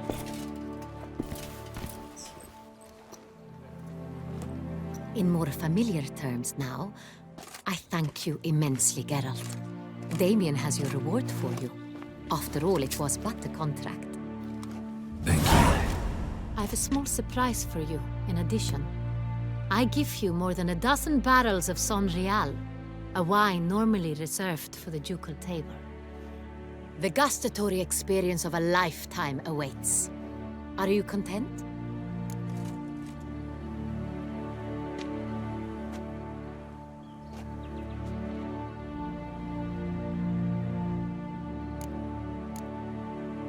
I am, and truly grateful, Your Grace. Sadly, I'm afraid I have to sour the mood. It's Sienna. She plotted to have you killed, Duchess. Planned to use Detloff. You were to be the beast's 5th victim. This cannot be true. You're mistaken. You must be. I have proof.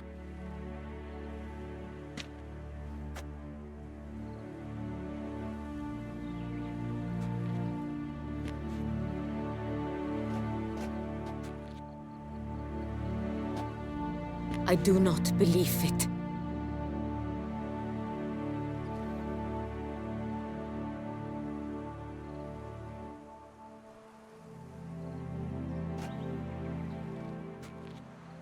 In a moment I shall speak to to Siana. Will you assist me?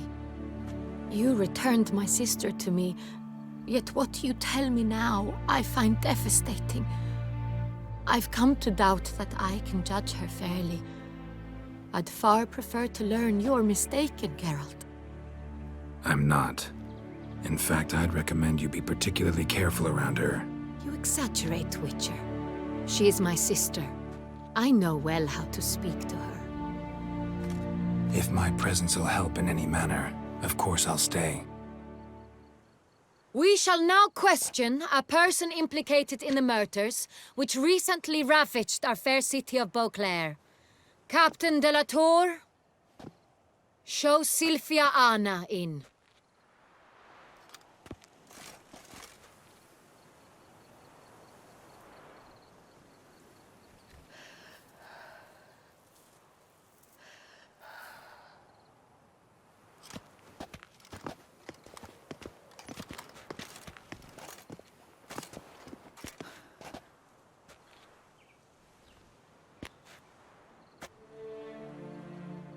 The Witcher will take part in our talk.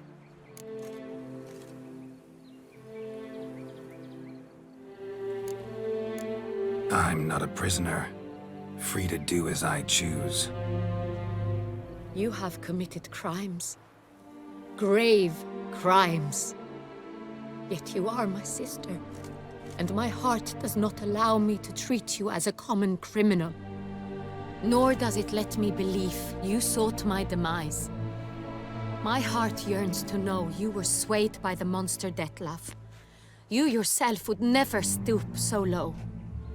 Thus I have asked Geralt to advise me, as one impartial. I shall now hear what he has to say.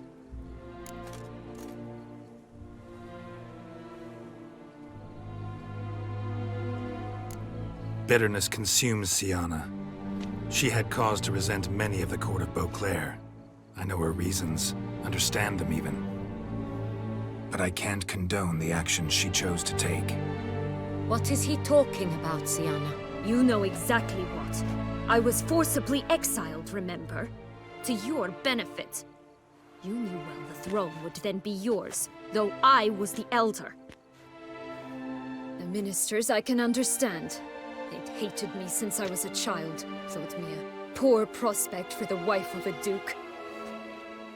I even understand our parents. I'd always sensed the problem. They simply feared me, for I dared to be free. That fabricated curse, it fell into their laps. A gift from above that brought relief. But you... your dagger hurt most. You were my Henrietta, dammit. My darling little sister. Now do you understand, Witcher? She betrayed me. Claim to understand them all? Why'd you come back for revenge? Have them all cut down then? They deserved my vengeance. They detested me, all of them, as long as I can remember. But Henrietta understood me. Once. She was all I could cling to. Her betrayal hurt the most. You were children then. You and your sister both had no control over what happened. You're wrong, Witcher. She had control. Remember, dear sister, the day they banished me from the palace? Of course, I'd had the idea to pelt the Nilfgaardian envoy with fish bladders, which we filled with rancid suet on a lark. And which you set afire at the last, to impress me, I imagine. And I admit, you did. Hit him right in his hideous bald patch. Never laughed so hard in my life. But when it came time to find the culprit, you said not a word. I took all the blame and all the punishment. It's true. I did not stand up for you. I was too afraid. The council was unanimous. They listed all my offenses. My flights from the palace, supposed acts of cruelty, inappropriate friendships. They cast me out, but you, the only one to understand me, You cowered in a corner, lifted not a finger to help. Not before, not after. You never tried to find me. That's not true. I searched for you, sent out knights, gathered tidings from without. You did not wish to be found. Since the day you vanished, I have lived with the knowledge that I failed you. I'm sorry, dear sister. Can you forgive me?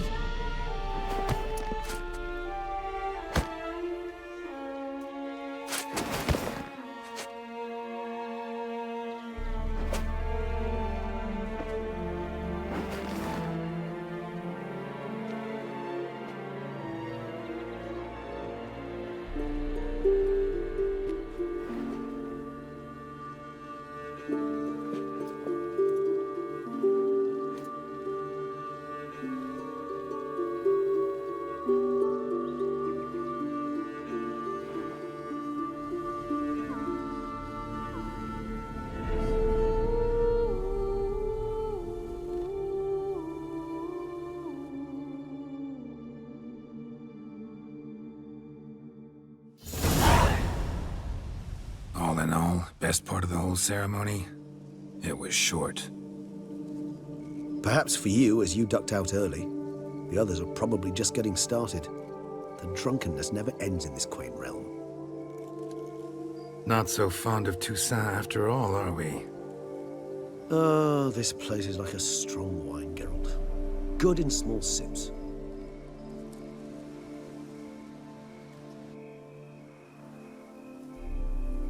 How do you find my personal brew? Not too strong? Just right. Credit the local mandrake of the Alrauna diavolis variety for that. The tubers which grow in this area's volcanic soil have an altogether unique flavor profile and display a remarkably uncommon dark brown tint. Fascinating. All I can say is this batch turned out excellent. Indeed. It might be wise to stockpile some roots for the future. Would you care to accompany me?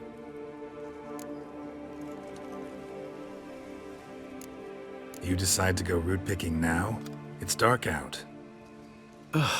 Geralt, even were I generously to assume it had simply slipped your mind that I am a vampire and thus need no light to see, I'd never believe you had also forgotten that you likewise have absolutely no trouble seeing in the dark. So, shall we? If you think it's a good idea, let's go. But I think you might be forgetting one thing. Fresh mandrake root of this variety is highly toxic, even to a witcher. Ah, not a problem. I never forget matters of safety and hygiene in alchemy. Here, gloves and a mask. Don them, and you shall be in no danger. Thanks. Right then, let's go. This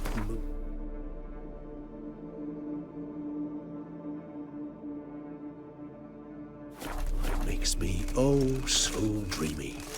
Penny for your thoughts.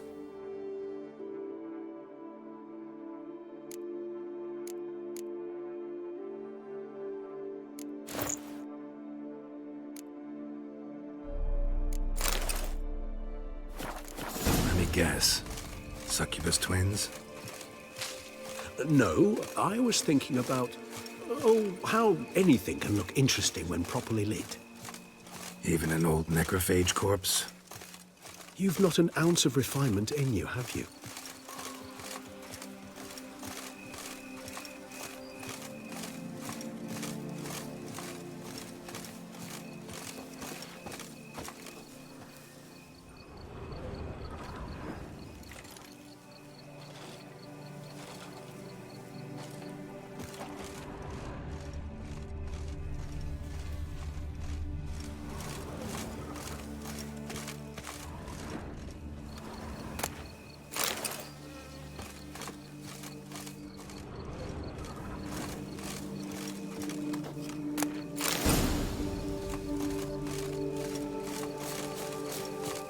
That bloodsucker go?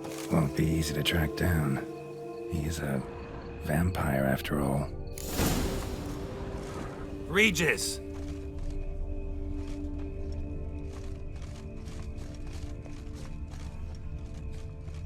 Where'd you go?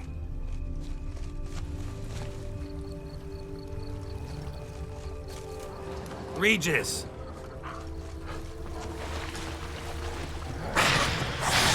Damn it, where'd you go? Raise your hand against the vampire! You should! I did what I had to do! Traitor!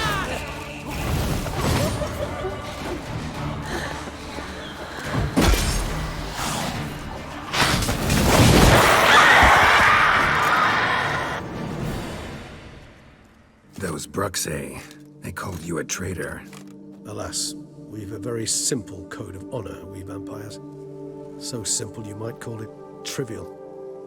Either one is with us, unconditionally, regardless of the circumstances, or... Won't let it go, will they? They will not. Fortunately, we've another rule, an unwritten one, and just as trivial as the first. It is neatly summarized in the saying, out of sight, out of mind. That is why I must leave Toussaint. For a vastly long time, most like. Yeah, I get it. Let us make for my camp. I've an overwhelming desire to have another drink.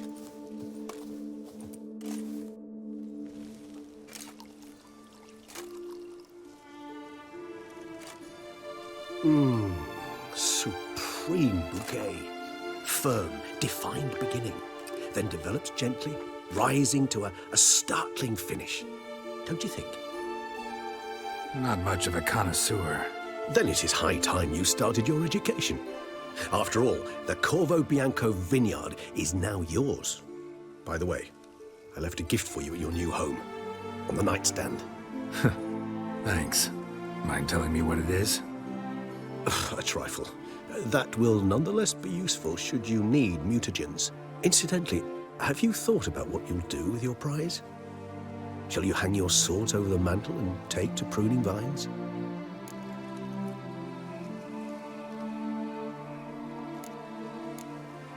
No, just not the life for me. Sure, might stop by there occasionally, stay the winter, fill up on wine. But I'd rather keep moving. It's not a choice being a witcher. And once you are one, you're one for life. You can't just step off the path. Besides, plenty of work left for me in the world. Ghouls aren't gonna kill themselves. Rather droll, isn't it, that each time we meet, something harrowing must happen? I can remember a night, not too far from here if I'm not mistaken. We hid in a cave while a blizzard raged all about. Does that sound at all familiar? How could it not? We just set off to rescue Ciri from Vilgefortz. Oh, our encounter with Vilgefortz. That is something I do not remember so fondly. But that first stay in Beauclair, far calmer than this one. Seemed like a land straight out of a fairy tale back then. Its sole problem, cellars too small to accommodate all that wine. Appearances, Geralt. Appearances, like Mamoons and Dopplers, deceive. So what did become of Vilgefortz? Killed him. Sure wasn't easy, though. What about you? Any idea where you'll go? Distance is of the essence. I thought I might venture south. Nilfgaard? Why ever not? The Nilfgaardians are a modern society. None there believe in vampires anymore. This fact alone could be very useful to one wishing to remain incognito. Interesting point of view.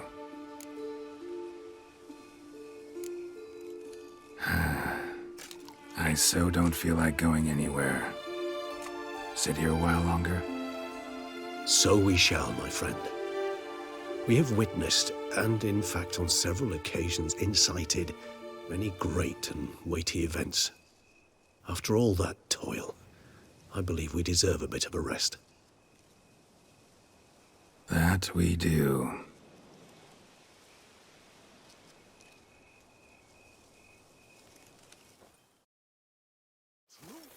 Master Witcher, some unknown individual barged into the residence. I resisted as best I could, but to no avail. Who is it? Alas, they did not do me the basic courtesy of introducing themselves.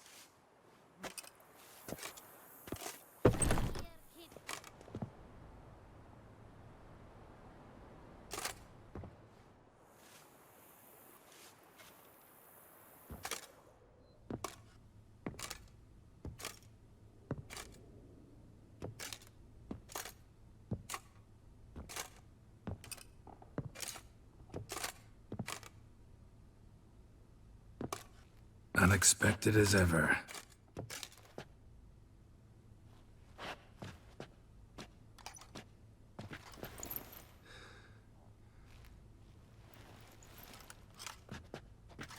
And beautiful as ever.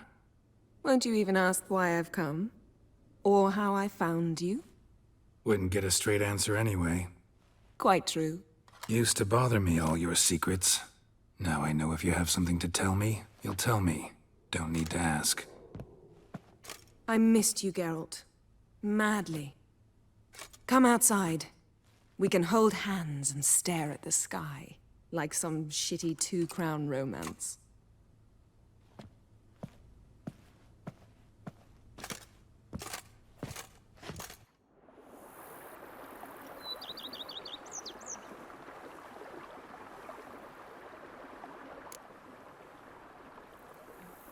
Brought quite a few books. Let me guess. Working on a new spell? Not at all. These aren't grimoires, just pleasure reading. The Name of the Orchid. A widower for half a year. Huh. Always thought you too busy to make time for something as impractical as pleasure reading. Because I was. But now I'm not. A few weeks ago, I awoke to the realization that I know not what to do next. I have no plan. I have no goal. And you know what? I like that. Finally, I can stop thinking about politics and focus on what's important to me. Which is why I came here. Liking Toussaint so far? The landscape's lovely and the towns are charming, no question about that. But the southern sun plays havoc with my wardrobe. To be blunt, wear black down here and you're pretty damn hot. Might need to think about changing your color palette. Off-white and pea green, for instance. And I'll wear scents distilled from turnips and daisies. I think I shall simply stay in the shade. And you'll bring me cool drinks. At regular intervals. Bring you whatever you want. You know, feels kinda strange having a home. I must say I never pictured you owning real estate. Was something of an accident, but I'm not about to complain. Yen, back then, before we fought the hunt, said you wanted to run away with me to the world's end. This vineyard. Good enough? Yes. Although, there's one thing missing. Namely? I shall give you a hint. It's large, white, has 4 legs, category taxidermy. Oh yeah, the unicorn. Fine. You can bring it down here. I knew you'd see things my way.